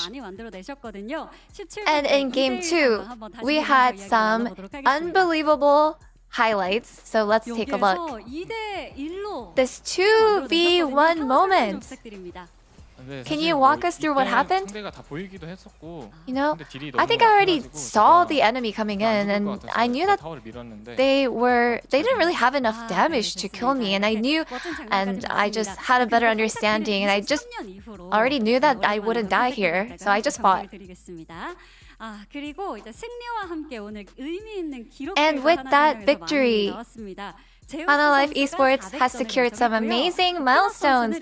Zeus's 700th game and Peanut reached 2,000 kills. So would you like to congratulate them?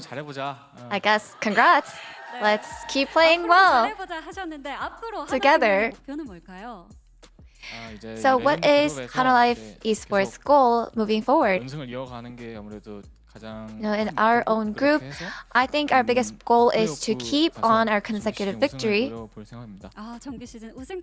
And I think we need to go all the way up to the playoffs and make sure that we win the LCK trophy. And your next opponent is Nongshim Red Force. What resolution do you have?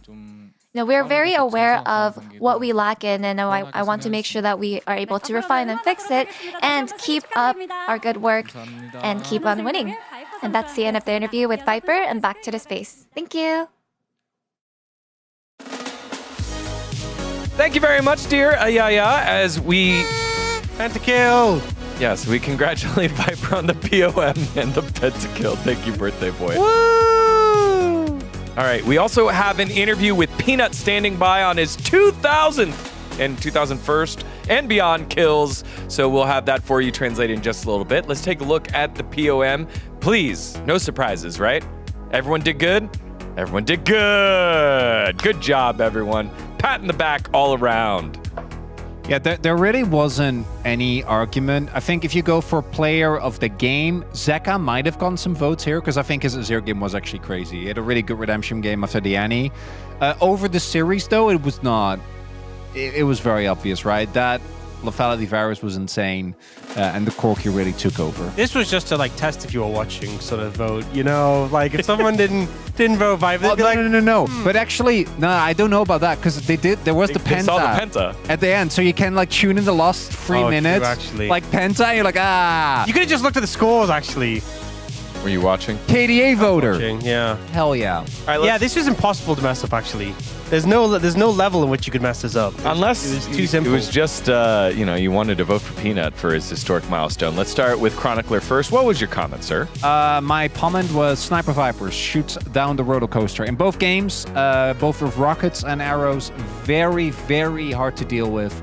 And I think really this was, as the highlighted in the interview, so an important win for Humble Life, right? Because this team had kind of been struggling. I think that for me, the losses against Genji and and AL didn't really convince me, but we saw that the level of play just wasn't the same. So good bounce back for them. All right. Birthday boy? This was the easiest PM vote of my life. You know, I feel like game one, it was pretty, like, game one came through, and it was like, well, it's probably Viper, honorable mentions, Zeus, and then game two was like, well, okay, I mean, so easily a Viper vote. Yeah, just two phenomenal games, and reminding you why this player is so well regarded. Interesting. Because Wolf actually had something similar. Oh, same comment. He said this is the biggest X on the Palm vote sheet ever. It's not that big. It's not that big. Wait, that's... On your birthday? Actually, all he was doing on that paper was copying your homework. Easiest pumming off his life as well, apparently. Yeah, at least change it a little bit. Also, I gotta know, if that's the biggest X that he's ever wrote on the paper before. All right, are his hands tiny? Okay, He's got big hands or big Let's X? not roast Wolf too much, okay? He had Small to watch- hands or small? No. I was getting roasted, Ronnie. Lay off Wolf. All right. That man had to watch BDD lose. I know how this feels, okay? I've predicted DK a million times when they get slapped down.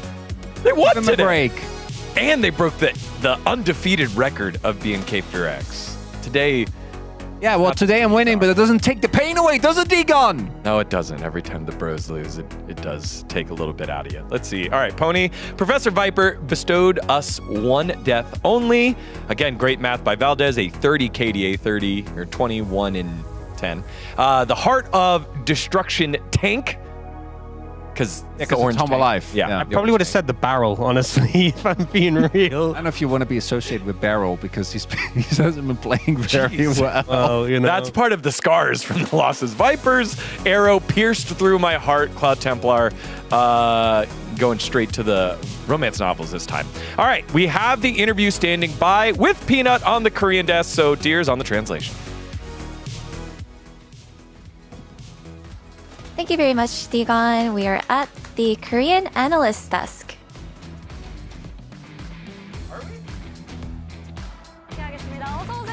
Joined by Hanolife Esports Peanut, who just got 2,000 kills. How do you feel?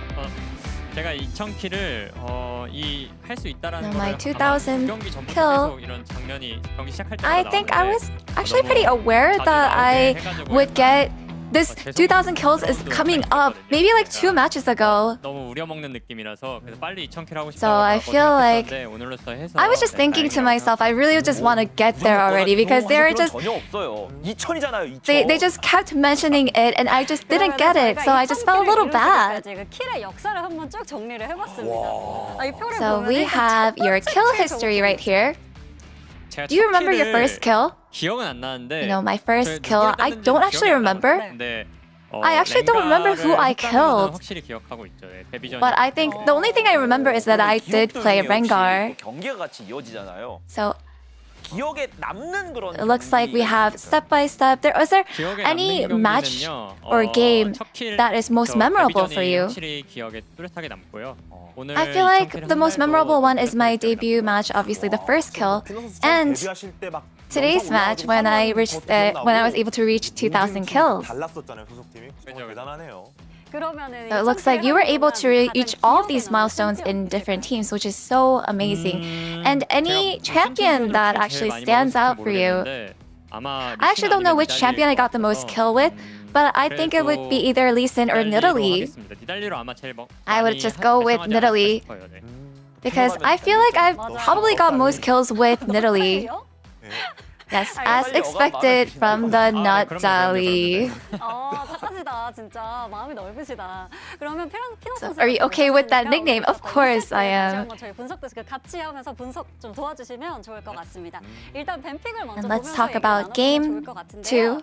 뱀픽에서는 제이스 For the breakdown of the draft, we'll take you right back to the space. Thank you. 제우스와의 주도권 싸움에서 좀 페프 선수가 세게 나가려고 한 것 같은데 이걸 보고 이제 그 상태를 That was fast! I was trying to figure out who the first kill it was that he got against T1, or SKT that was. Do you know who it was? No. It was Peekaboo, of course. Oh.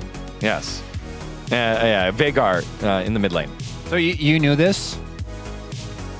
You knew this already, Deacon? It's support. Sorry, Peekaboo at support. No, I did not. Obviously, I forgot what lane Peekaboo played in as well. What I think is great about this graphic is that all those 5 junglers, well, I mean, it's 4. It's one of them is repeated, but yes, look like such aggressive, stylish champions.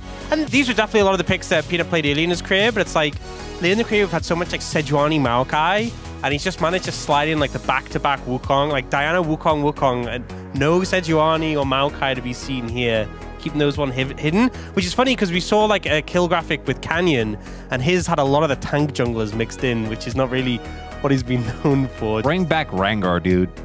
That used to be a champion. We used to have good League of Legends. Rengar's a horrible champion to play against. I don't actually think it should be viable. What was your favorite Peanut era? What team? Specifically Peanut in Game 5 Genji versus DK 2022. Deep cut. Deep cut. The bottless cut. Tiger's Era? Yeah. Tiger's Era, Tiger's Era is great. Always golden. I like that. Let's take a look at the standings now. After that victory here by Hanwha Life Esports to stop the losing streak, get back into their winning ways. A much-needed victory for this squad, who is just having to check their temperature a little bit after several losses. Again, that road to MSI loss was pretty tough, but they bounced back here. 1-game winning streak, 15-5. And KT got some questions to answer now. The roller coaster goes up, goes down. And as they said on the cast earlier, go straight into the telecom war on Wednesdays. So big test for them coming up. I think as well, somebody mentioned there's such a big game score difference between HLE and T1. So if HLE keep winning, going to be hard to close that gap. And matches like this one for T1 become really important. Actually matter a lot. I think given the current form, T1 should be heavily favored against Nongshim. But is that not when Lahen strikes? I feel like it could be. And then DNF versus DRX is already highlighted. For DRX, this is basically a must-win. Every team that is trying to stay out of 9th place needs to win against DNF. DNF, unfortunately, are not mathematically, but basically locked in that 10th place spot. But 9th place will not make it to play-ins. So DRX, Bro, and BNK are all fighting just to stay out of that spot. DNF, again, early game looks good, but they've got to try to pull it together here and close it on out. Y'all, it has been a heck of a day of League of Legends here at the LCK. Thank you so much for watching. And of course, happy birthday to the birthday boy one more time. Daniel Ox Harrison. Yeah, get the thingy. Do it in the chat. We'll see you tomorrow to close out the week.